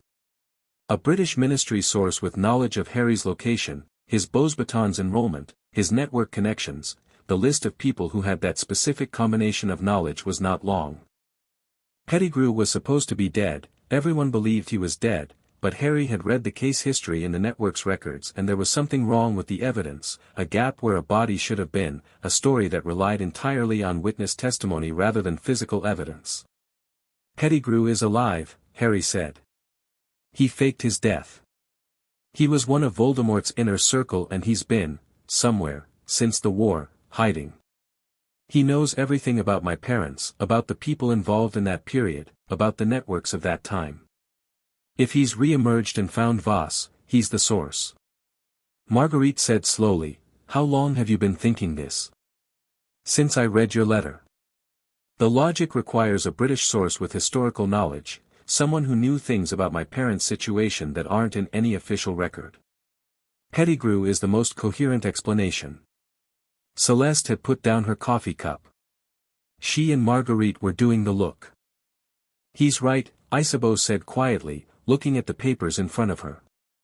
The specific information Voss has demonstrated, the timeline of Harry's escape from Britain, the Privet Drive connection, the chateau, it's not public record anywhere. It requires someone who knew the original situation from the inside. And if Pettigrew is alive, Harry said, and he's with Voss, then Voss has a direct line to Voldemort's recovery. He knows what Voldemort needs and he's positioned to provide it. The stone, Celeste said. The stone, Harry confirmed. Voss isn't just building his own power base. He's positioning to deliver the most valuable possible gift to Voldemort when Voldemort is ready to receive it. Restored and grateful, Voldemort is a magnificent ally for Voss's continental ambitions. The kitchen was very quiet. Harry sat down at the table and looked at Isabeau's papers. What do we have on Pettigrew's current location?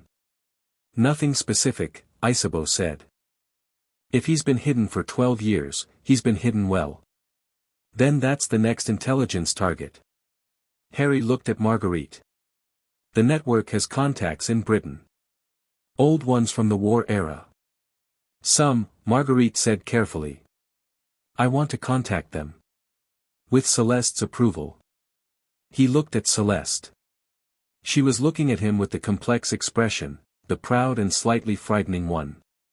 You'll need to be careful, she said.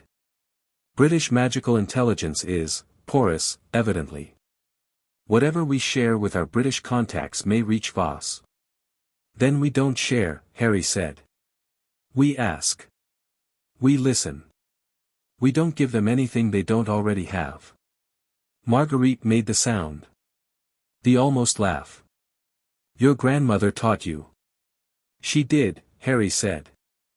He looked at Celeste across the kitchen table, and she looked at him, and the thing between them was not sentimental. It was never sentimental between them. Sentiment was not the currency of their relationship, but it was something solid and permanent, the kind of thing that was built over years of kitchen tables and garden work and serious conversations and the mutual decision to be honest with each other. You should also know, Harry said, that Flamel is open to the stone being relocated. He'll need to talk to Dumbledore and Perenelle, but the door is open. If we move on that quickly, before Voss's timeline accelerates further, we remove the most obvious target. Celeste nodded. I'll write to Dumbledore today. I have his private Floo address, Harry said, and produced the paper Flamel had given him. Celeste took it and looked at it and then looked at Harry with a raised eyebrow that said, How do you have this? Flamel gave it to me, Harry said. He trusts us. He trusts you, Celeste said. Flamel doesn't trust groups. He trusts individuals. He trusts you, Harry said. He mentioned the wisteria. Said he remembered planting it. Celeste's expression did something very small and very private, the kind of thing that only happened when something reached past the walls to the person behind them. She looked at the paper with Dumbledore's address, and then she folded it and put it in her pocket. Go to bed, she told Harry. You've been traveling since this morning and you've clearly done 3 days of work in one. I'm not tired. You are, she said. You simply don't feel it yet. Go. He went. Up the stairs past the portraits. His grandfather's portrait, the one who complained, said something in rapid French that Harry translated as there you are, we've been in a state, and Harry told it calmly that everything was fine and that it should sleep, and it subsided with the grumbling of someone who was going to have opinions about this tomorrow. His room was the room it had always been, the beams and the patchwork quilt of blues and greens, the window that looked over the garden now bare in October, the south wall invisible in the dark but the ember rose still there, he knew, the carved symbol in the oldest stem. He lay on top of the quilt and looked at the ceiling. Pettigrew. Voss. The stone. The British ministry leak. The altered timeline, the shift from observation to active search. He wasn't afraid. This was important to note, not as a performance of courage but as a factual observation about his own state. He was alert, he was engaged, he was running threads of logic through their consequences and noting where they led. But he was not afraid. He thought about what Flamel had said, certainty rather than confidence. The clock that doesn't need to check whether it's keeping time because the mechanism is correct. He was building the mechanism. Every piece of this, the network, the correspondence, the intelligence work, the theory, the conversation with Dumbledore, the one with Flamel, was a piece of it. He was becoming, in the very deliberate sense, exactly what he needed to be. Not because prophecy required it. Not because Dumbledore had arranged it. Because he'd decided it. He was asleep in 4 minutes, the deep, clean sleep of someone whose conscience and intentions are aligned. Downstairs, the kitchen light stayed on for another 2 hours, and Celeste and Marguerite and Isabeau worked through the night the way they'd been working through nights since before Harry was born, with their coffee and their papers and their quiet voices, making the careful plans of people who'd decided a long time ago that the work was worth doing. Chapter 7, The War That Wasn't Britain's Alone. Victor Crumb arrived on a Tuesday. He arrived, specifically, through the front gate of the chateau on a grey February morning with a duffel bag over one shoulder and a letter of introduction from Genevieve in his coat pocket, and he stood at the gate in the particular posture of someone very large who has spent years trying to make themselves smaller, which only made him more conspicuous, and when Harry opened the gate he said, in accented English, "You are Harry Potter." "Henri Potier," Harry said. "Mostly." "Duh," Crumb said. "Genevieve says you are Harry Potter." "Genevieve says a lot of things." "Come in." He was 17, which put him 4 years ahead of Harry's 13, and he was already one of the most recognizable wizards in Europe for reasons that had nothing to do with scars or prophecy. He played Quidditch with a technical brilliance that had made him the Bulgarian national team's youngest seeker in recorded history and had turned him into the kind of person that ordinary magical people stopped in the street and stared at. He was not comfortable with this. You could tell by the way he carried himself, hunched slightly, head angled down, the body language of someone trying to pass unnoticed who had completely the wrong physical equipment for it. He was also, Genevieve's letter said, the most gifted young combat wizard in Eastern Europe and had been quietly connected to the network's Bulgarian branch for 2 years. His family had old roots in the resistance tradition, his grandfather had worked with the network during the Grindelwald years, and Krum had been brought in by his grandmother, who was in her 80s and still active in ways that made younger members look at her with nervous respect. Celeste read the letter and gave Krum a long, assessing look and said, "You'll take the second guest room. Don't touch the experimental setup in the cellar and don't feed Fumi after 6 in the evening." Krum looked at the very old cat who had appeared in the hallway to investigate and said, "Duh, okay." "He has information," Harry said. "About the Eastern European network. About Voss." "I gathered," Celeste said dryly. "We'll eat first." They ate, because this was Celeste's kitchen and the rule was that difficult information was received better with food in the body. Krum ate with the comprehensive focus of a serious athlete, methodically and without ceremony, and he watched Harry across the table with a directness that was not rude but was absolutely unself-conscious, the look of someone who'd decided this person was worth observing accurately. "You are younger than I expected," Krum said. "People keep saying that," Harry said. "But you look older than 13. He said this as a factual observation rather than a compliment. "In the eyes." "He grew up quickly," Celeste said, which was the most personal thing she ever said about Harry to strangers, and which she said with the particular compression of someone conveying a large thing in a small phrase. Krum nodded as if this explained sufficient. He'd grown up quickly too, Harry could see it in the same place, something around the eyes that was knowledge gained at cost, the specific look of people who'd had to understand the world before they were ready for it. After the bread and cheese and the cold cut Celeste had assembled, and after she'd poured coffee and taken herself and her coffee to the far end of the kitchen table with a book she was not reading because Celeste never went anywhere without a book and almost never read it in company because she was always actually paying attention, after all of this, Krum opened his duffel bag and produced a folder. "Prague," he said, putting it on the table in front of Harry. "The potions operation." Harry opened the folder. The documents inside were a mixture of languages, Czech, German, Bulgarian, one page in Russian, with photographs attached. The photographs were surveillance images, magical ones that moved, showing the exterior of what appeared to be an industrial building on the outskirts of a large city, with movement in and out that was both purposeful and carefully timed. "This is the manufacturing site," Harry said. "One of them," Krum said. "We believe there are 3. Prague is the largest. There is a second in Vienna, a third we have not yet located but the distribution pattern suggests somewhere in Hungary." He pointed at a photograph. "The compound produced here, we have confirmed it is the suppression potion. My contact in Prague got a sample. Our potions analyst confirmed the composition." Harry thought about what this meant in terms of scale. 3 manufacturing sites, distribution to, where? How many doses? What delivery mechanism? He looked at the folder and then at Krum. "What's the delivery mechanism?" Krum pointed to another photograph, shipping containers, unmarked, being loaded outside the Prague facility at night. "He is moving it through the Muggle shipping network," he said. "Commercial containers. His people use a simple glamour on the manifests." A pause. "Very large quantities. Not targeted dosing. Mass distribution. He's planning to use it broadly," Harry said.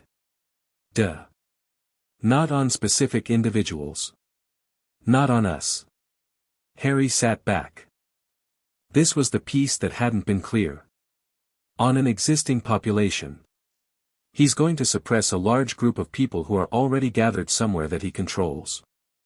Crumb looked at him steadily. That is what we believe, yes. Céleste had set down her book. Where? Harry said. Crumb opened the folder to the last page.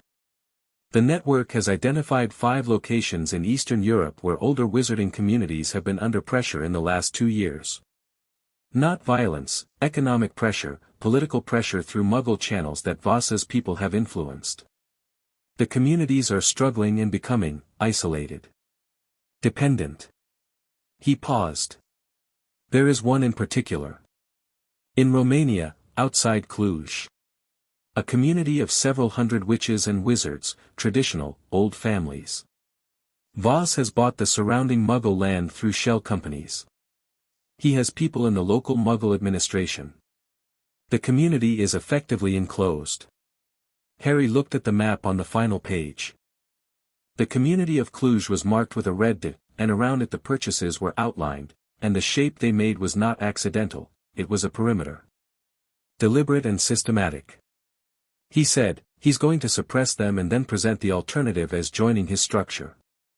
Submit and have your magic restored, refuse and remain suppressed indefinitely. Duh, Crumb said. Not just Romania. If Cluj succeeds, if he demonstrates he can do this to a community without response, other communities will capitulate before the potion is even used. The demonstration is the weapon. Shock and awe, Harry said. Crumb blinked. This is military language. I've been reading, Harry said. Céleste said, from the end of the table, when does he move? Crumb looked at her. Our intelligence suggests spring. Before the summer, when the political situation in the Muggle governments of the region becomes more complicated. He paused. He is almost ready. The Cluj community does not know what is coming. They believe they are facing economic difficulty and local political hostility. They do not know the person behind it. Harry looked at the map for a long moment. We need to warn them, he said. Yes, Crumb said. But this is complicated. If we warn them directly, they will try to respond themselves, and Voss will know his plan is exposed, and he will accelerate the timeline. Or he will change the target. So we warn them without letting Voss know we've warned them, Harry said. How? Crumb asked. Not dismissive, genuinely asking. Harry thought about it. The Floo connection. The German terminus that Céleste had told him about years ago, the one in the region where Voss's influence was strongest, that predated Voss by decades. If that connection was still active, it ran near the affected region. Near enough. Céleste, he said. The German Floo endpoint. Where specifically? She looked at him. She'd been thinking the same thing, he could see it in the particular quality of her attention. Bavaria, she said. A farmhouse outside Munich. How far from Cluj? By apparition, with a waypoint, 4 hours. Perhaps 3 for someone experienced. Harry looked at Crumb. Can you apparate internationally? Crumb's expression did something small, a brief, completely unself-conscious pride. I have been doing it since I was 15, he said. My grandmother taught me.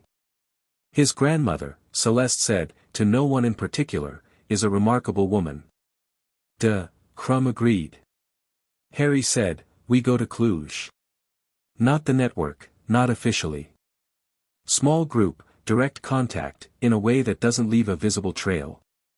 We tell the community leadership what's actually happening, we help them establish a communication channel with the network, and we leave without Voss's people seeing us. Crumb was looking at him with the steady, unself-conscious attention he'd been using since his arrival. You want to come? Yes. You are 13. Harry looked at him. Crumb spread his hand slightly, not apologetic, just accounting for a fact he'd been asked to relinquish. Duh, he said. Okay. Céleste said, Harry. He looked at her. This is not a chateau garden, she said. If Voss's people are in place around that community, the risk is real. I know. I'm not telling you not to go, she said, and her voice was the level, clear voice she used for things that mattered. I'm telling you that I know you understand the risk and that I want to hear you say so. I understand the risk, Harry said. I'm going anyway. A long pause. Take Marguerite's emergency port key, Celeste said. The one in the cabinet in the cellar. If anything goes wrong, you use it. No hesitation. Yes, Harry said. She picked up her book again. Plan it tonight, she said. You leave tomorrow. They planned it for 6 hours, he and Crumb, at the kitchen table with maps and the network's intelligence files and Crumb's photographs, working through the approach route, the cover story, the contact protocol, the extraction plan if things went wrong. Crumb was methodical and unsentimental in his planning, which Harry respected. He didn't dramatize the risk or minimize it, he laid it out as a variable and built contingencies around it, the way you built contingencies around weather or terrain. He'd done operations before. Not many, but enough to have the quality of someone who'd learned the difference between planning for what you wanted to happen and planning for what actually happened. Harry laid out the communication protocol, how to make contact with the community leadership in a way that established credibility without exposing the network, what to tell them, what not to tell them, the specific information that needed to be conveyed and the specific information that needed to be withheld. You have done intelligence work, Crumb said, around midnight, watching Harry draft the contact sequence. Some, Harry said. How? Network meetings. Reading. Thinking about problems until the structure becomes clear. He paused. And Voss. The correspondence with him has been educational. Crumb was quiet for a moment. You have been writing to Voss. Yes. For how long? Since last July. 3 letters each direction. Harry looked up from the map. He thinks he's recruiting me. I've been gathering intelligence on his thinking and his timeline. Crumb looked at him with an expression that was complex and specific, the expression, Harry would learn to recognize, of someone recalibrating their understanding of a person sharply and in an upward direction. And you are not afraid of this? Crumb asked. Of his noticing? He'll notice eventually, Harry said. When we move against Cluj, he'll know his correspondence was part of the intelligence picture. Which is why the timing matters. He looked at the map. After Cluj, the correspondence ends. He'll understand why. Crumb was quiet for a moment. Then, you play a long game. I'm 13, Harry said. Everything I do is a long game. Crumb made a sound that was, possibly, his version of a laugh, brief, quiet, the sound of someone who didn't laugh often discovering a reason to. Okay, he said. I like you. You barely know me, Harry said. Duh, Crumb said. But Genevieve told me, and Genevieve does not recommend people she does not trust completely. I trust her judgment. Harry thought about Genevieve in her house in the Massif Central, 93 years old and moving between rooms like smoke. She's remarkable, he said. Duh, Crumb agreed, with the simple conviction of someone stating a geological fact. They finished the plan at 1 a.m. Crumb went to bed with the efficiency of an athlete who understood the relationship between sleep and performance. Harry stayed up another hour, not planning, everything that could be planned was planned, but sitting in the kitchen with Fumi on his lap and the fire down to embers and the quiet of the house around him. He wrote one more letter to Voss. The 4th. Deliberately timed for tonight, it would arrive in Bavaria tomorrow, while Harry and Crumb were en route to Cluj, and the incongruence of the timing would serve as cover if Voss's people tried to reconstruct the movement pattern. He kept the letter in the established register, engaged, interested, non-committal, the tone of someone who was still deciding. He made no reference to Cluj. He asked a question about the ideology that he'd been working toward for 2 letters, the question that would produce the most revealing answer, about what Voss thought happened to the people who didn't choose his side. He sealed it and put it with the post. Then he went to bed. They left at 6 in the morning, through the rose on the south wall. Harry had used the connection twice before, once to test it, once to check the German terminus when Celeste had first told him about it. The connection ran green and cold through its decades-old route, and they came out in the farmhouse outside Munich into a kitchen that smelled of stale air and emptiness. The farmhouse was a network waypoint, maintained but unoccupied, clean, functional, no personality, a place designed to be passed through. Krumm brought them from the farmhouse in 2 legs, Munich to a forest outside Salzburg, Salzburg to a field in the Transylvanian foothills 20 kilometers from Cluj. The double apparition was smooth, Krumm was, as advertised, experienced, and Harry arrived in Romania feeling slightly stretched but functional. The field was cold and wide, last year's snow still on the north-facing slopes, the sky a clean pale blue that felt close somehow, like the altitude had brought it down. Harry had never been this far east. The landscape was different from France in a way he couldn't immediately articulate, less managed, more geological, the land's own shape more visible underneath the human overlay. They walked the remaining distance into the community, which wasn't mapped as a magical settlement, it appeared on Muggle maps as a small village called Valini, which it also was, the magical and non-magical communities sharing the same general space in the way that was common in rural Eastern Europe and much rarer in Western contexts. The houses were stone, low-roofed, with gardens that in February were bare and prepared and waiting. The person they needed to find was the community's elder, a woman named Marta, 70-something, who Krumm's network contact had identified as the leadership center. They found her through the simple method of asking at what appeared to be a bakery, which turned out to also be a post office and a meeting point and the general hub of the community's social life, and a small boy who understood neither French nor English understood Krumm's Bulgarian well enough to take them to a house on the edge of the village. Marta was not what Harry expected, though he'd stopped expecting specific things from people, which was a discipline he found consistently useful. She was small and compact and had the quality of old iron, dense, not quite flexible, the strength of something that had been tested repeatedly and had not broken. She looked at Harry and Krumm at her door in the February cold with the expression of someone who'd seen stranger things than 2 foreign wizards appearing without appointment. She said something in Romanian. Krumm said something back in Bulgarian, which was not Romanian but which Marta apparently understood well enough, and then she switched to heavily accented German, which Harry followed adequately. "Come in," she said. "I will make tea. Then you will tell me why you are here and I will decide whether to believe you."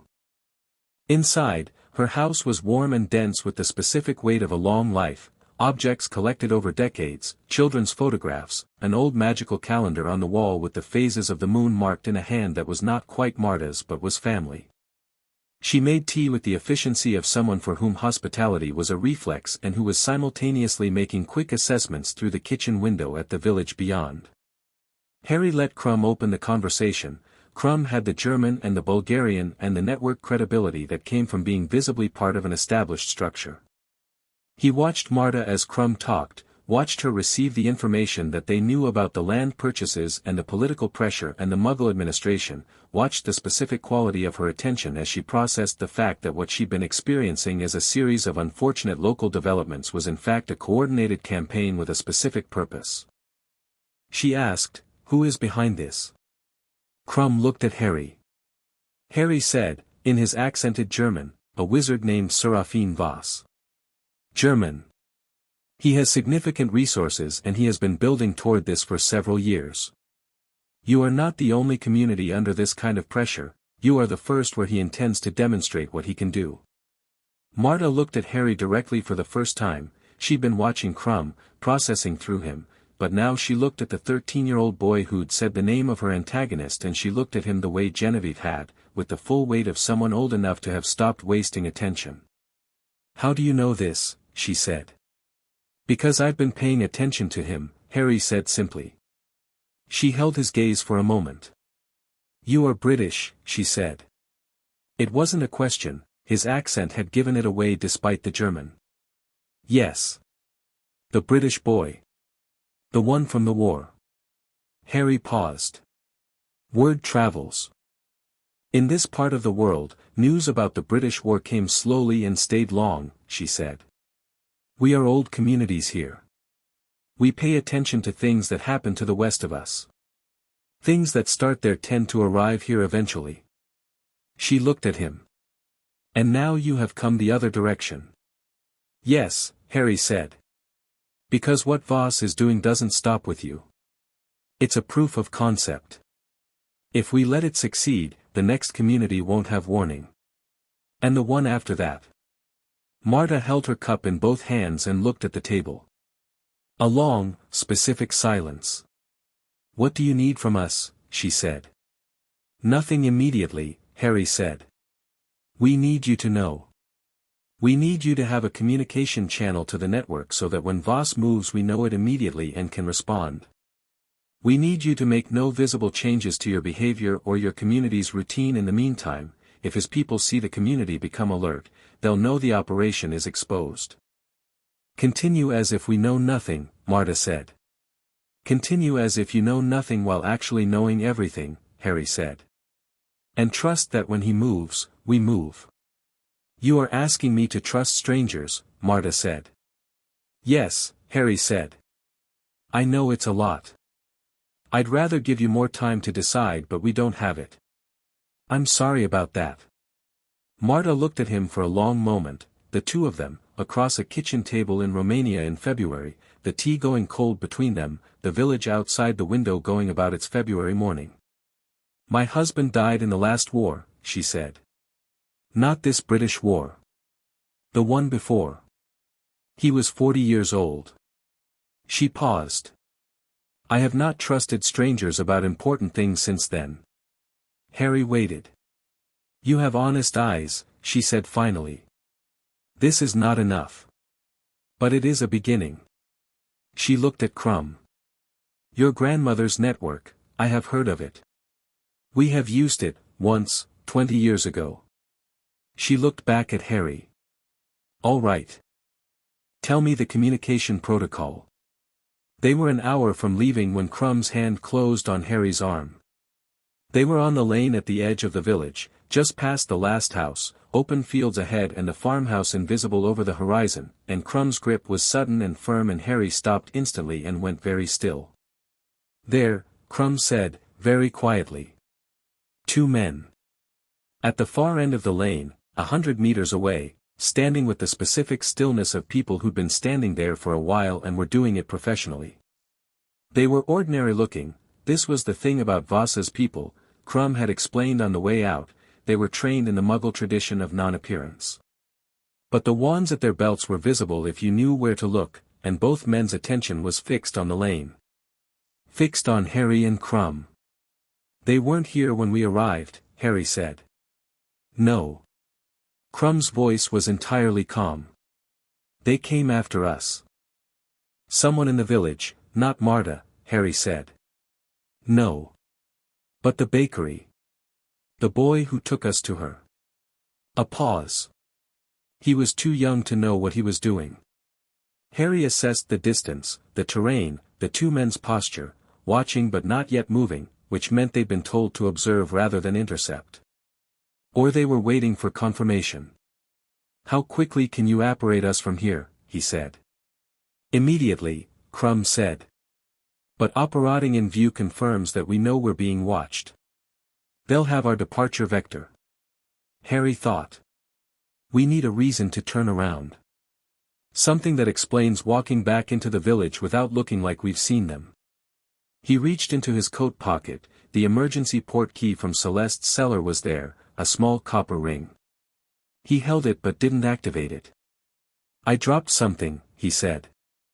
He turned back toward the village, patting his pockets with the natural irritation of someone who's just noticed a missing item, and Crumb turned with him after a half-second that was perfectly calibrated, and they walked back into the village and around the first corner and Crumb took his arm and the world compressed. They came out in the Salzburg field. Harry stood for a moment in the Austrian cold and breathed.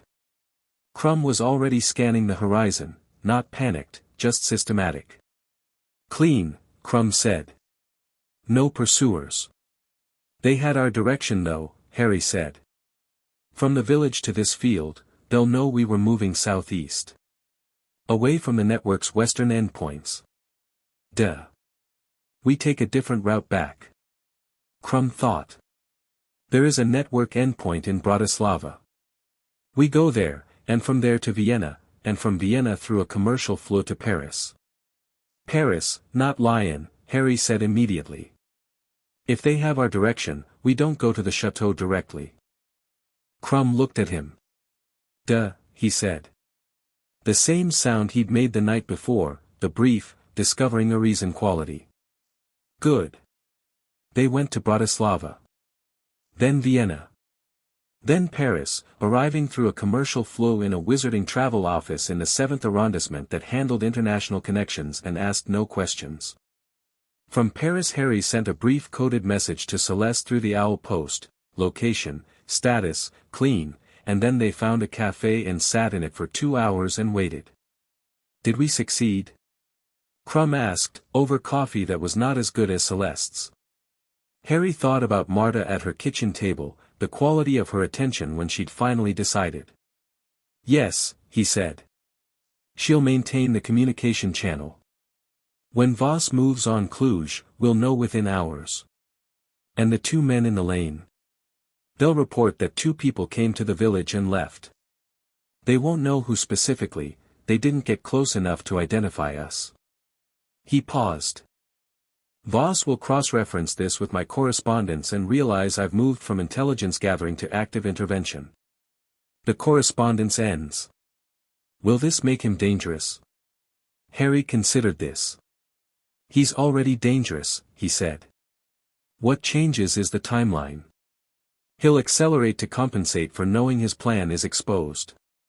He looked at his coffee. Which means we don't have until spring. We have weeks.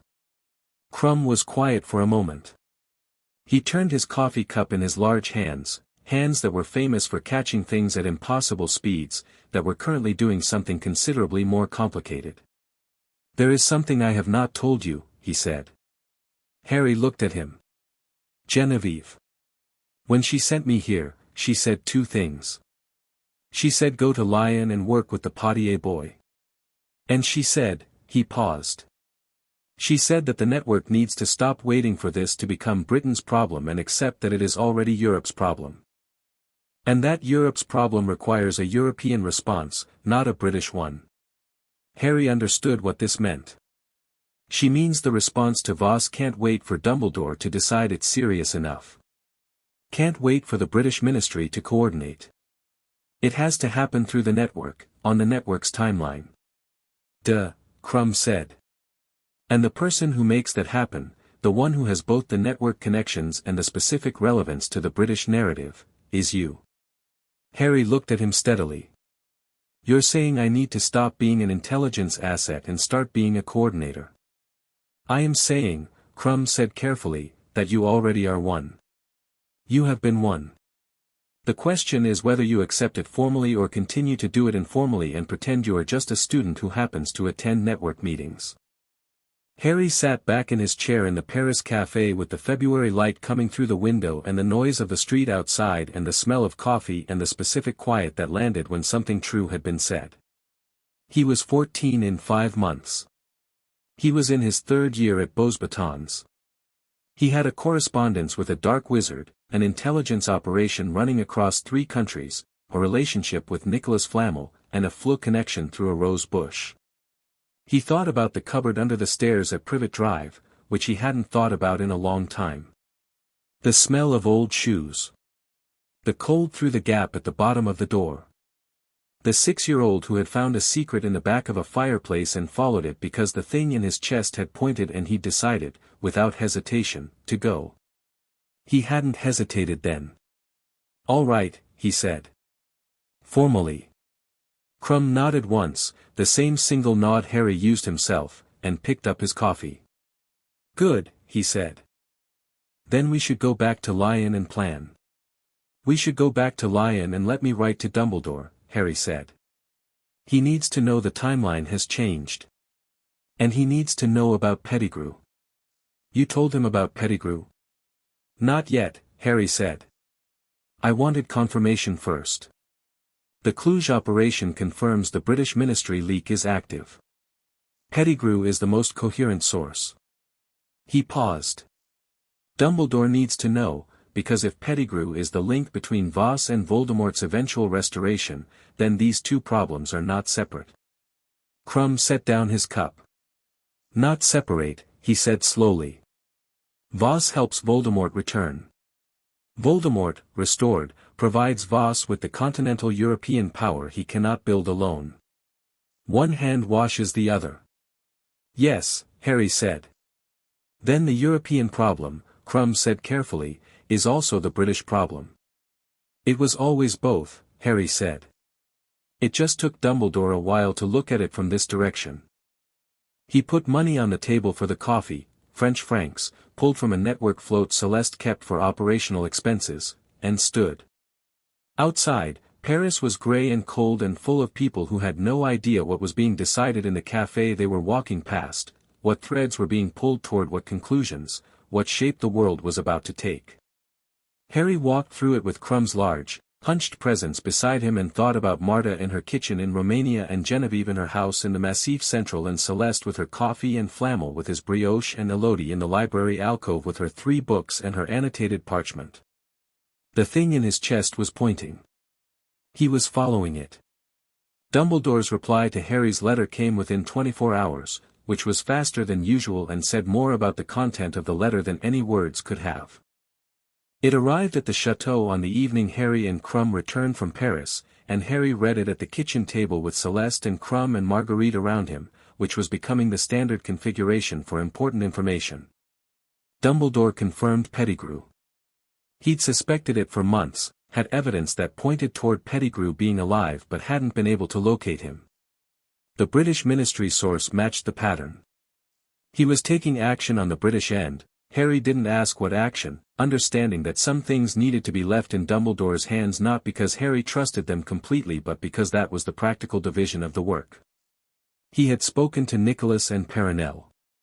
The stone was being relocated. He didn't say where. He said, I have spoken to Minerva and several other colleagues about the possibility that Hogwarts may need to be prepared for a different kind of threat than the one I previously anticipated.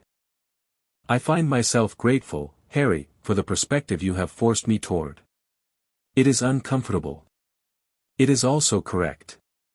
And at the end, if you decide you need me, for Cluj, for anything, I am available. Not as a supervisor. As an ally. On your terms. Harry read this last paragraph twice and felt something settle, not relief, not victory, but the specific satisfaction of a long process arriving at the right place. He wrote back, we may need you before spring. I'll be in touch. Bring Minerva, she'll be useful. And wear something less distinctive. Céleste, who had read the letter over his shoulder with the straightforward pragmatism of a woman who had no strong feelings about privacy in operational contexts, said, he won't wear something less distinctive. No, Harry agreed. But it was worth saying. Krum, from the other end of the table, made the brief, quiet sound that was his laugh. Voss's 5th letter arrived the following week.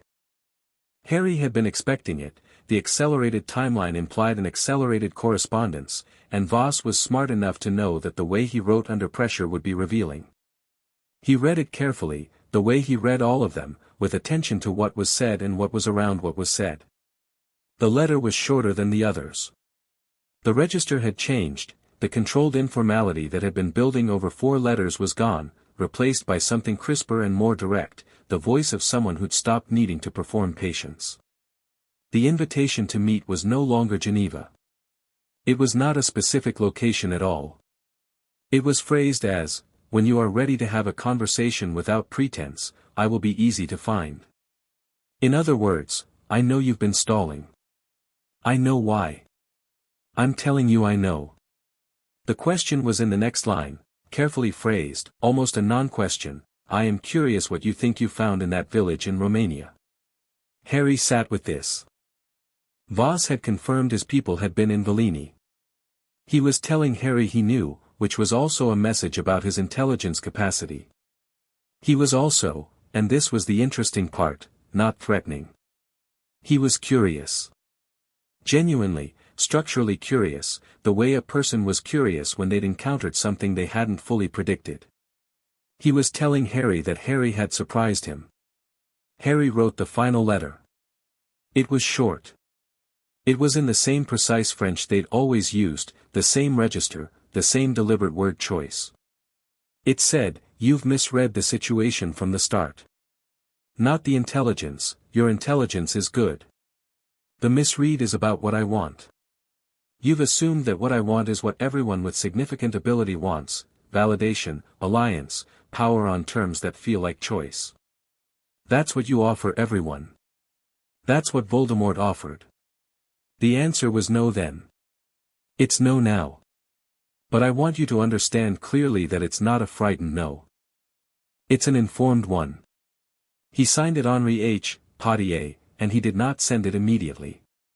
He put it on the desk and looked at it.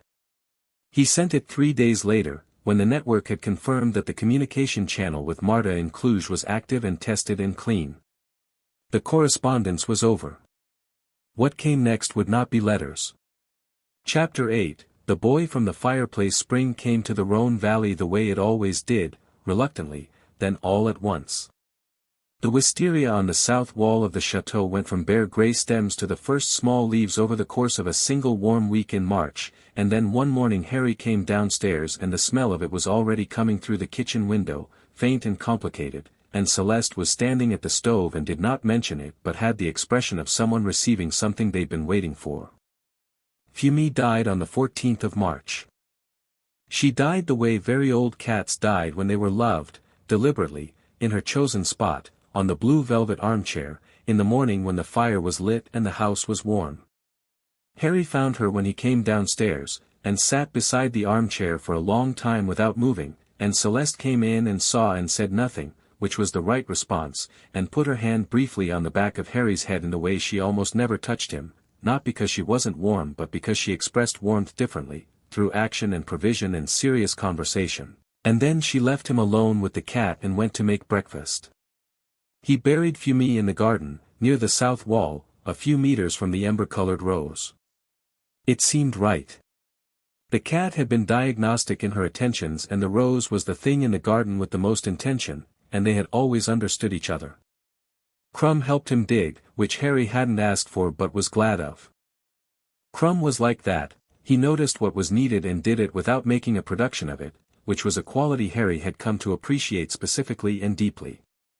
Elodie stood at the kitchen window and watched, and when Harry came back inside she handed him a cup of tea that was exactly the temperature he wanted without asking, and that was all, and it was sufficient. The network meeting was the last week of March, back at Genevieve's house in the Massif Central, but larger this time, not 12 people but 23, because the situation had graduated from ongoing concern to active emergency and the people who'd been watching the edges were now in the room. Harry and Crumb came together. Elodie came with Céleste. Marguerite was already there when they arrived, and Isabeau, and Bernard, and 6 people Harry didn't know from the Eastern European branches of the network who'd come because Cluj was in their region and they'd spent the last month living with the tightened weight of a situation approaching its conclusion. Genevieve was at the head of the table in her usual chair, dressed in the same indeterminate dark color she always wore, moving nowhere and watching everything. The intelligence picture that Isabeau laid out in the first hour was clean and terrible. Voss had accelerated. He'd moved his timeline forward by 4 weeks after Villini. Harry's visit hadn't stopped him, it had pushed him. He'd completed the encirclement of the Cluj community, had personnel positioned at all approach points, had the suppression potion staged in a distribution configuration that the network's Prague contact had confirmed 3 days ago. The community had 612 people. The potion, in the quantity staged, was sufficient to suppress all of them simultaneously. He was moving in 8 days. The room absorbed this. 23 people doing the specific arithmetic of an 8-day window and what could be accomplished inside it. Harry spoke before the silence became something that needed to be pushed through. We need to split the response into 3 tracks, he said. Track 1 is the community itself, Marta's channel has been active for 6 weeks, they know what's coming, they need extraction support for anyone who wants to leave and fortification support for those who want to stay. Track 2 is the manufacturing sites, Prague and Vienna. We hit both simultaneously when Voss moves on Cluj, not before. If we hit them before, he knows we have the intelligence and he pulls back and waits. We need him committed. He paused. Track 3 is Pettigrew. The room was very still. Pettigrew is the link, Harry said. If Voss succeeds with Cluj and delivers a viable path to Voldemort's restoration, this becomes incomparably worse. Pettigrew knows where Voldemort is and he's the active conduit. We separate them, remove Pettigrew from the equation, and Voss loses his primary value as an ally to Voldemort. It won't stop him but it changes his leverage considerably. Bernard said, Pettigrew's location is still unknown. It was unknown, Dumbledore said, from the far end of the table. Harry looked at him. Dumbledore had arrived the previous evening, with Minerva McGonagall beside him, tall, straight-backed, in a tartan traveling cloak that was in fact somewhat less distinctive than Dumbledore's emerald robes, which meant Harry's suggestion had landed partially, and they'd been quiet through the briefing, absorbing. I located him 10 days ago, Dumbledore said. He is in northern Bavaria. Within 30 kilometers of Voss's primary residence. Krum said something under his breath in Bulgarian. He's already there, Harry said. He's not just the information source, he's on site.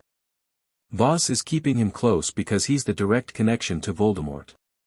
When Cluj succeeds, Pettigrew goes to Voldemort with the offer.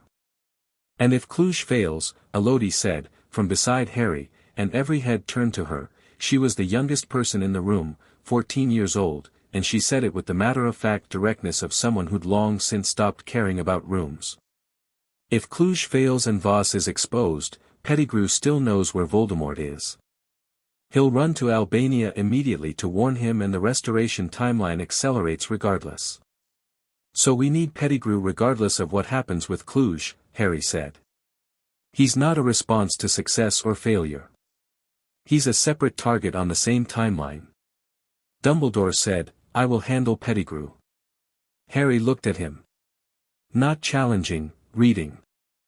Dumbledore's expression had the quality it had in the garden conversation in July, the quality of a man who'd set down the chess pieces. Sirius Black should be there, Harry said. Dumbledore went very still. He's been in Azkaban for 12 years for a crime Pettigrew committed, Harry said. He should be there when Pettigrew is found. He's owed that. The room was quiet. Several people were looking between Harry and Dumbledore with the specific attention of people watching something important happen. How do you know about Black? Dumbledore asked. Network records from the war period, Harry said. The evidence against him has always been wrong. A dead man whose body wasn't found and a living man who supposedly died leaving only a finger. The logic requires Pettigrew to have faked his death, which is consistent with everything else we know about him. He held Dumbledore's gaze. Sirius Black is innocent and has been in Azkaban for 12 years. He should be there when this is resolved. Dumbledore was quiet for a long moment. Yes, he said. He should. McGonagall, who had been silent throughout, made a sound that was not quite a word but contained a great deal of feeling about 12 years and wrongful imprisonment and things that should have been caught and weren't. Right, Harry said. He looked at the room. 8 days. 3 tracks. Can we resource all 3 simultaneously? The room answered. Not all at once, person by person, the specific commitments of people who decided, each in their own way, that the work was worth doing. Bernard for the Prague manufacturing site. 2 of the Eastern European Network members for Vienna. Isabeau and her consile contact, the real one, not the disinformation plant, for the coordination channel. Krum for the Cluj approach, with 3 Bulgarian network members. Marta's channel for community coordination. Dumbledore and McGonagall for Pettigrew and Sirius Black. Genevieve, from her chair at the head of the table, had not spoken since the meeting began. She spoke now. And Harry, she said. The room looked at him. He looked at Genevieve. Cluj, he said. With Crumb. Celeste, at the other end of the table, was looking at the wall above Harry's head with the carefully maintained neutral expression of someone having strong feelings about something and having decided not to voice them. Cluj, Genevieve agreed. And if Voss himself comes? Then I'll deal with that, Harry said. He is, Genevieve said to the room, significantly more dangerous than anything else you will encounter. I know, Harry said. Genevieve held his gaze for a moment with the very still attention she gave things that deserved it. Good, she said, and closed the meeting. Elodie found him in the garden of Genevieve's house afterward, in the particular quality of after-dark quiet that came after intense indoor work, the body's need for cold air and open space. You're going to do something more than facilitate the extraction, she said. Not a question. Probably, Harry said. Voss is going to be there. In Cluj or close to it. He'll want to see the demonstration personally. Yes. She stood beside him in the dark garden with her arms crossed not because she was cold but because she was thinking, and she said, I want to come. No, Harry said. Harry, you're the most capable person I've worked with in 3 years of network involvement, he said, which was the truth and which he said without performance. And if something goes wrong with me in Cluj, you need to be somewhere else. She turned to look at him. He could see her face in the light coming from the house windows, the expression that was working through several things. That's a reason to have a secondary plan, she said. Not a reason for me to stay home. It's both, he said. Elodie. He looked at her directly. You know what you are to me. The garden was very quiet. Yes, she said, after a moment. Then you understand why the answer is no. She was quiet for a long time. Then, I understand why you think the answer is no. I disagree with your reasoning. But I'll accept the outcome. She looked away. This time, he agreed. A silence that had weight and texture, not uncomfortable, never uncomfortable between them, but carrying the specific charge of two people who understood each other precisely and were choosing, in this moment, not to say the rest of the thing out loud. Come back, she said. Yes, he said. She went inside. Harry stood in the garden for a while longer, looking at the dark Auvergne hills and the particular density of stars at this altitude, and the thing in his chest did its orientation thing and said what it always said. He was ready. 8 days. He went back to Beauxbatons for 4 of them. School couldn't be suspended entirely, there were classes and commitments and the specific social architecture of being a person who existed somewhere between his ordinary school life and this, and he went through those 4 days with the focused calm of someone who'd made their decisions and was simply living inside the time before they became relevant. Ambroise stopped him in the corridor on the 3rd day and looked at him for a long moment and said, Are you all right? Yes, Harry said. You look, Ambroise paused. Concentrated. There's something coming, Harry said. I'm preparing. Ambroise looked at him with the expression of a man who'd known Céleste Moreau for 30 years and understood what that sentence meant in context. Is there anything I can do? He asked. Harry thought about it genuinely. No, he said. But thank you. Ambroise nodded once. Come back in one piece, he said. You have an essay due on the 15th. I know, Harry said. I've already written half of it. He went back to his room and worked on the other half, because the essay was on the practical applications of intent-based magical modification and it was genuinely interesting and also because Ambroise had countersigned 3 years of supplementary placements and restricted text requests and had asked no questions and had told him once that exceptional ability without responsibility was just luck, and Harry was going to come back and hand in the other half of the essay because that was the kind of person he intended to be. Cluj, on the night. They came through the Floo to the Bavarian farmhouse at 11 in the evening, Harry, Crumb, and the 3 Bulgarian network members whose names were Stefan, Andrei, and a woman called Daria who was 30 and moved like Marguerite, with the precise economy of someone who'd made a long study of not being caught.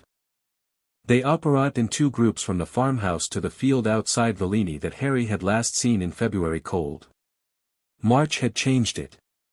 The snow was gone, the fields were beginning to green, and the air smelled of thaw and earth and the specific freshness of a landscape waking up. The community sat in its shallow valley below them, lights in the windows, ordinary evening sounds. Not for long. Marta was waiting at the community's eastern edge with 4 other people, 2 men about Bernard's age who had the bearing of people who'd decided something irreversible, a younger woman with a wand already drawn, and a teenage boy who was perhaps 16 and who was there because he'd insisted and Marta had let him, which told Harry something about how the community ran its decisions. Marta looked at Harry and then at Crumb and said, "They're in position. For entry points, 8 men at each. They have the potion staged at the northern end, a delivery mechanism we haven't been able to confirm, possibly aerial." "Aerial," Harry said. "Like a dispersal charm." "Duh," Crumb said. "At that scale, it would need to be. You can't dose 600 people individually." "Then the dispersal mechanism is the primary target," Harry said. "We don't need to stop the men, we stop the delivery system and the whole operation collapses without the demonstration Voss needs." He looked at Marta. "Where north?" "There's a hill," she said. "The old mill. He's had people there for 2 days." Harry turned to Crumb. "I need to get to the mill. You run the evacuation for anyone who wants to leave before this starts. You have the extraction route confirmed?" "Duh. Then go." He looked at Daria. "You come with me. Stefan and Andre, the entry points, delay, not engage. We need them looking inward, not looking for us." Daria nodded. Stefan and Andre moved without discussion. Harry and Daria went north. The old mill was on a rise at the edge of the community, visible in the dark as a bulk against the sky. Harry went across the open ground between the houses and the hill, not by the lane but by the field edge, moving fast and low with Daria a step behind him, and the thing in his chest was clear and specific and pointing at the mill with the certainty of something that had been pointing in this direction for 8 years. He stopped 30 meters from the mill when he heard voices. 2 people, at minimum, maybe 3. The voices were in German, professional and terse, people coordinating the setup of something technical, and as Harry listened he understood the mechanism, not a conventional dispersal charm but a modified weather enchantment, using the wind patterns across the valley to carry the suppression compound. Elegant. The kind of elegant that meant Voss had a genuinely good technical team. He needed to take it down before they activated it. He looked at Daria. She looked at him. He held up 2 fingers, her assignment, and pointed at the mill's left side. She moved without sound. Harry walked directly to the front of the mill and opened the door. 3 men. 1 wand already up. The first disarming charm Harry cast wasn't verbal, wasn't gestural, it was the closest he'd gotten to the full version of intentional clarity, the thought given directly to the magic without translation, and it hit the man with the raised wand with a precision that was almost surgical, and the wand went 15 feet across the room before anyone had time to register that something had happened. The second man had his wand half drawn when Harry's second cast hit him. Stunning spell, clean, the man went down without falling dramatically, just folded. The third man made the sensible decision and put his hands up, at which point Daria came through the mill's side window and dealt with the practicalities of someone who'd surrendered. The dispersal apparatus was in the center of the mill, a copper array, intricate, built around a central chamber that held the compound in a pressurized vessel. Harry examined it for 30 seconds and then dismantled it with 3 specific countercharms and 1 piece of wandless deconstruction that took the central mechanism apart at its joining points and left the vessel intact but inert. He stepped back and looked at it. Somewhere in the valley below, he could hear the sounds of a situation that wasn't going as planned, shouts, the specific crack of stunning spells that weren't his, the sounds of Crumb's evacuation running against Voss's men who'd expected to walk into a community that didn't know they were coming. The sounds were not going badly. He went back outside. Seraphine Voss was standing in the field. Harry had no warning, no footstep, no crack of apparition that he'd heard. He simply came out of the mill door and Voss was there, in the open ground between the mill and the community, and he was not what Harry had built in his imagination over 4 letters and 6 months. He was 50, perhaps, and handsome in the specific way of people who'd always had their appearance work for them and knew it, with silver-gray hair and the kind of posture that came from decades of being the most significant person in any room. He was dressed practically, traveling robes, dark, nothing that impeded movement. He had his wand in his hand but held at his side, not raised, and he was looking at Harry with an expression that was, genuinely and completely, interested. Not threatened. Interested. Henri Potier, he said. His French was perfect and deliberate. You are exactly as young as the intelligence suggested. You're exactly as convinced of your own correctness as the letters suggested, Harry said. Voss's mouth moved slightly, not offended. Engaged. I came to see the apparatus set in motion, he said. Instead I find it dismantled by a 14-year-old boy. 13, Harry said. For another 3 months. Remarkable, Voss said, and meant it.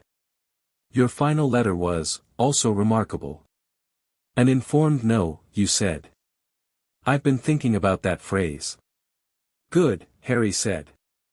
That was the intention. You understand, Voss said, that what I'm doing here is inevitable. The separation between magical and non-magical humanity is not sustainable. The only question is who controls the terms of its eventual collapse. No, Harry said. Voss paused. No. The premise is partly right and the conclusion is completely wrong. The separation has instabilities, yes. Those instabilities require response, yes. But your response, magical supremacy, coercion, suppression of people who don't choose your side, that's not a response to the problem. That's using the problem as a pretext for something you wanted to do anyway. Voss was looking at him with the focused attention of someone encountering a quality they hadn't expected from a specific source. You are 13 years old, he said. And you have been alive long enough to know that age is not the relevant variable, Harry said. You know the argument is sound. You're stalling. A silence. Voss looked at the mill, at the dark where his apparatus was, at the sounds from the valley below that were resolving into something his people were clearly not winning. You've run this operation very well, he said. The correspondence, that was intelligence work. I underestimated the sophistication of it. You underestimated me, Harry said. Which is what happens when people read the narrative instead of looking at the person. Voss raised his wand. Harry had known this was coming. He'd known it from the moment Voss appeared in the field. A man like Voss, cornered, with his apparatus destroyed and his operation collapsing and his timeline ruined, was not going to simply leave. He had too much ego and too much intelligence simultaneously, the combination that produced people who couldn't accept being outmaneuvered without testing whether they'd really been outmaneuvered. The curse Voss threw was not, Harry noticed in the fraction of a second before it arrived, one of the killing ones. It was a powerful binding curse, the kind designed to incapacitate completely rather than destroy, which told Harry something important about what Voss had intended for this conversation if it went differently. He'd wanted Harry functional. Harry didn't dodge. He deflected. The shield charm he produced was wordless, wandless, the kind of thing that Amboise had told him once was theoretical and which had, in the 6 months since that conversation, become reliable, not always, not perfectly, but tonight, in this field in Romania with the thing in his chest pointing with complete certainty, it was reliable. The curse hit the shield and fractured into light. Voss looked at what had just happened. Looked at Harry's hand, which was in his coat pocket because his wand was in his coat pocket and had not been drawn. The engaged expression became something more specific. Wandless shielding, he said. Yes. At 13. Yes. Voss made a decision Harry could see him making, not a panicked decision, a calculated one, the assessment of a man who understood relative positions and didn't refuse to update them when the evidence changed. He lowered his wand. This isn't finished, he said. No, Harry agreed. But tonight is. Voss looked at him for a long moment, the full attention of someone committing something to memory. Your parents would have been interesting people to know, he said. It was not sentimental. It was the assessment of someone who just understood the provenance of what they were looking at. They were, Harry said. You should leave. Voss left. The specific displacement of apparition, and he was gone, and the field was just a field with the sounds of the community below and the spring stars overhead and the old mill behind Harry with its dismantled apparatus and 3 people whom Daria was managing efficiently. Harry stood in the field for a moment. Then he went back down to find Crumb. The Prague and Vienna operations ran simultaneously. Bernard's team and the Eastern European members, coordinated through the network's communication channel, hitting both manufacturing sites at the same moment that Harry was at the mill. The simultaneous strikes were the key. Voss's people at both sites responded to the incursion but without central direction. Voss was in Romania, unreachable, his communication lines compromised by Isabeau's team, who had spent the previous 48 hours establishing themselves in his communication infrastructure with the focused precision of someone who'd been building toward exactly this for 6 months. The Prague site was captured.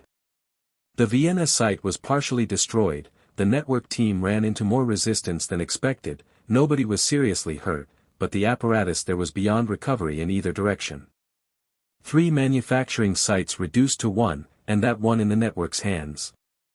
Dumbledore and McGonagall found Peter Pettigrew in a farmhouse 12 kilometers from Voss's Bavarian residence. The details of how came later, Harry didn't ask immediately, understanding that some operations had their own internal logic that needed time to settle into account. What mattered was that Pettigrew was in ministry custody by 4 in the morning, that a Medowitch's team had confirmed his identity, and that Sirius Black had been present for the capture. The formal clearance of Sirius Black's name took 3 weeks because the British ministry moved at the speed of an institution that had never been in a hurry. But it happened. Marta walked Harry to the eastern edge of the community the morning after. The community was quieter than it should have been, people processing, sorting through what the night had been and what it had not been, the specific exhale of a near-miss received and survived. Thank you, Marta said. The community held together, Harry said. That was you. I called a meeting and told people the truth, she said. That is not difficult when you have people who trust you. Building that trust, that is the work. She looked at him. You are going back to school. Yes, Harry said. I have an essay due. She made a sound that was absolutely a laugh, the brief unguarded kind that came when something surprised you into it. Good, she said. Go to school. Learn things. Come back when there is more work. There will be more work, Harry said. Yes, she said. There always is. The debriefing at the chateau 2 days later was the full configuration: Céleste, Marguerite, Isabeau, Crumb, Genevieve via Floo communication, Dumbledore and McGonagall in person. They went through the operation track by track, honest about what had worked and what had been improvised and where the gaps were, the specific clear-eyed review of people who'd done something under pressure and needed to understand it before memory made it cleaner than it was. When they were done, Dumbledore looked across the table at Harry and said, Voss. He left, Harry said. I know he left. The operative question is where. Dumbledore's expression was carefully even. He has been dealt a significant blow. His manufacturing capacity is severely reduced, his Cluj operation has failed publicly, his communication infrastructure is compromised. He will withdraw and rebuild. Yes, Harry said. He is not finished. No. He's intelligent and resourced and committed to his worldview, and we haven't shaken any of those things, only his immediate operational capacity. Harry looked at Dumbledore. He'll rebuild. It'll take 2 years minimum, probably 3. In that time Voldemort's restoration will likely happen, and Voss's relationship to that changes considerably if Pettigrew is out of the picture. He doesn't have the inside connection anymore. He'll find another way to Voldemort, Dumbledore said. Probably. But it'll take time he doesn't have in the original configuration. The window where he could offer Voldemort the stone and the restoration plan and position himself as the essential continental ally, that window has closed. Harry paused. Voldemort will come back with or without Voss. But without Voss's support structure he comes back weaker and into a situation where the network has been active and coordinated for 3 years rather than reactive. Dumbledore was quiet. It's not a solution, Harry said. It's time. Time to prepare. McGonagall, who'd been making careful notes throughout and saying very little, said, Hogwarts. She said it to Dumbledore, but she was looking at Harry. Dumbledore looked at him too. Not pushing, not the chess piece move. Just looking, the way you looked when you were genuinely asking. Harry thought about it. He thought about Beauxbatons and Ambroise's advanced sessions and Elodie in the library alcove and Alejandro and his spectacularly ambitious charm theory. He thought about France and the chateau and the wisteria on the south wall and Fumie under the ember-colored rose. He thought about Flamel and his brioche and the theory of intentional clarity and the ceiling that he needed to grow into. He thought about his parents, who had both been at Hogwarts, who were partly made there. Not yet, he said. There are things I'm still learning here that I can't learn there. Beauxbatons has a different tradition and I need it. He paused. But I won't rule it out permanently. When Voldemort comes back, Britain will need coordination with Europe, and I'm currently the best positioned person to maintain that connection. Hogwarts might be part of that, at the right point. Dumbledore nodded. Not disappointed, Harry read him carefully and it was not disappointment. It was something closer to acceptance of a timetable he hadn't set, which was new for Dumbledore and which he was wearing with increasing grace. The Triwizard Tournament, Dumbledore said. It has been discussed, a revival, in 2 years. Beauxbatons would participate. Harry looked at him. That's not subtle. No, Dumbledore agreed. I thought we'd moved past subtle. Harry almost smiled. 2 years, he said. I'll think about it. That's more than I expected, Dumbledore said, and this time he did smile, the real one, the interior one. Celeste, who had been quiet through most of the debrief, said, Is there anything else, in the tone that meant she'd decided the meeting was over and was giving it one more beat to disagree. Nobody disagreed. People gathered themselves and the room began the quiet movements of a meeting dispersing, of people returning to their separate contexts, and Harry sat at the kitchen table in the chateau where he'd sat on his first night in France, 7 years ago, this table, this kitchen, ash on his hands and Dudley's oversized pajamas and a bowl of soup he'd eaten like someone who hadn't had enough of anything in a very long time. Dumbledore stopped at the kitchen door. He looked at Harry with the thinking blue eyes, and there was something in them that was not manipulation and not strategic calculation and not the careful warmth of a man who'd learned to deploy his warmth effectively. It was just, looking. The way you looked at something you were glad existed. Harry, he said. Yes, Harry said. He stopped. Started differently, which was honest. I'm glad you found the fireplace. Harry looked at him for a moment. So am I, he said. Dumbledore left. Krum left 2 days later, back to Bulgaria and his national team training that had been suspended for 3 weeks and which his coach had apparently taken with the resigned acceptance of someone who'd learned that Victor Krum periodically disappeared to do things that were not Quidditch and always came back. He shook Harry's hand at the gate with both of his, a specific, deliberate gesture, both hands, which in Bulgarian tradition Harry had learned meant something about the quality of what had passed between people. Come to Bulgaria, he said. When you can. My grandmother wants to meet you. Your grandmother, Harry said, sounds extraordinary. Duh, Krum said. She is. He picked up his bag. You owe me a conversation about Quidditch. You have never talked to me about Quidditch. I've never played Quidditch, Harry said. Krum stared at him with the expression of a man encountering a fundamental gap in reality. This, he said, is a problem we will address.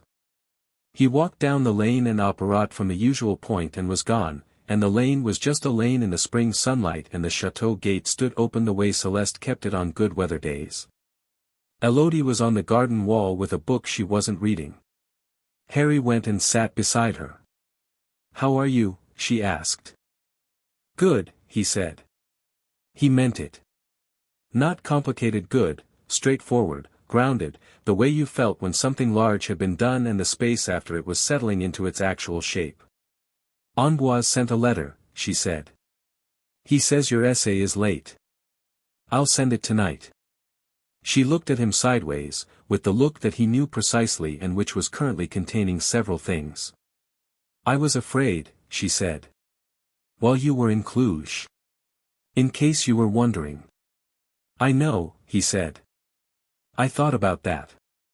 "Did it help? Knowing?" He thought about it honestly. "Yes," he said. "Not because it changed what I did. Because it meant something was waiting. Something worth coming back to." A silence that was not uncomfortable, that was in fact extremely comfortable in the specific way of two people who'd said the true thing and were sitting in the space of it. "Harry," she said. "Yes. I've formed my opinion now." He looked at her. "And?" She turned to look at him fully, and her expression was the one she reserved for things she'd decided, complete, clear, the full weight of a person who never said more than she meant. "You're not infuriating," she said. "You're necessary." He looked at her for a moment, Céleste Moreau on the garden wall in the March sunlight, her book in her lap and her dark hair in its negotiated settlement and her dark eyes carrying the specific quality of someone who saw things as they actually were, and thought, yes. Exactly that. "The feeling," he said, "is mutual." It wasn't a declaration, they were 14, or nearly, and the chateau was behind them with its wisteria beginning to bloom on the south wall and the cellar full of network intelligence and the kitchen full of people who cared about the work. And there was Voldemort in Albanian forests and Voss withdrawing to rebuild and a Triwizard tournament in 2 years and an essay on intentional clarity due tonight and a theory that hadn't reached its ceiling yet. There was time. There was so much time. He looked at the ember-colored rose on the south wall from his position on the garden wall, the rose with its carved symbol in the oldest stem, flame inside circle, and thought about the 6-year-old who had found it in the back of a fireplace in Surrey on a cold November night, who had followed the thing in his chest through green fire into a country he didn't know, to a kitchen where a woman he'd never met had fed him and called him by his right name. He had not known, then, what he was going toward. He'd only known what he was going away from, and that the direction the thing in his chest pointed was better than the direction the cupboard pointed, which was inward, always inward, toward less. He knew now. He was going toward this, the chateau and the network and the work in Celeste's kitchen and Flamel's brioche and Crumb's two-handed handshake and Marta at the edge of her community and the sound of Genevieve's voice saying he can come back. He was going toward all of it, and the thing in his chest had been right from the beginning, the way it was always right when he stopped fighting it and followed it cleanly. He had come through a fireplace. He had arrived. Céleste appeared at the kitchen window. "Harry," she called, with the tone she used when something needed doing. "There's a letter from Flamel. He wants to know when you're coming back. He says he has questions about the intentional clarity theory and also he made too much brioche." Harry looked at the window. "Tell him next month," he called back. "If I can get leave." "Tell him yourself," she said. "I'm not your secretary." But she was already moving away from the window to write the reply, and he could see from the set of her shoulders the expression she had, the one she didn't know she wore when she thought nobody was watching, the one that lived in the space between the walls she'd built, in the part of her that had opened the kitchen door 7 years ago for a 6-year-old boy with ash on his hands and Lily Potter's eyes. She looked, when she thought nobody was watching, like someone who was exactly where they were supposed to be. Harry stayed on the garden wall in the spring sunlight with Elodie beside him and the chateau at his back and France all around him, the valley and the limestone and the wisteria and the ember rose and the carved symbol that had been waiting in the back of a fireplace for him to find it, and felt, as he had felt on the first morning of his life in France when the sun came over the hills through the window of a strange bedroom, like someone who was allowed to be here. He picked up the book Elodie had set down. He had an essay to write, a theory to finish, a world to navigate. He was ready.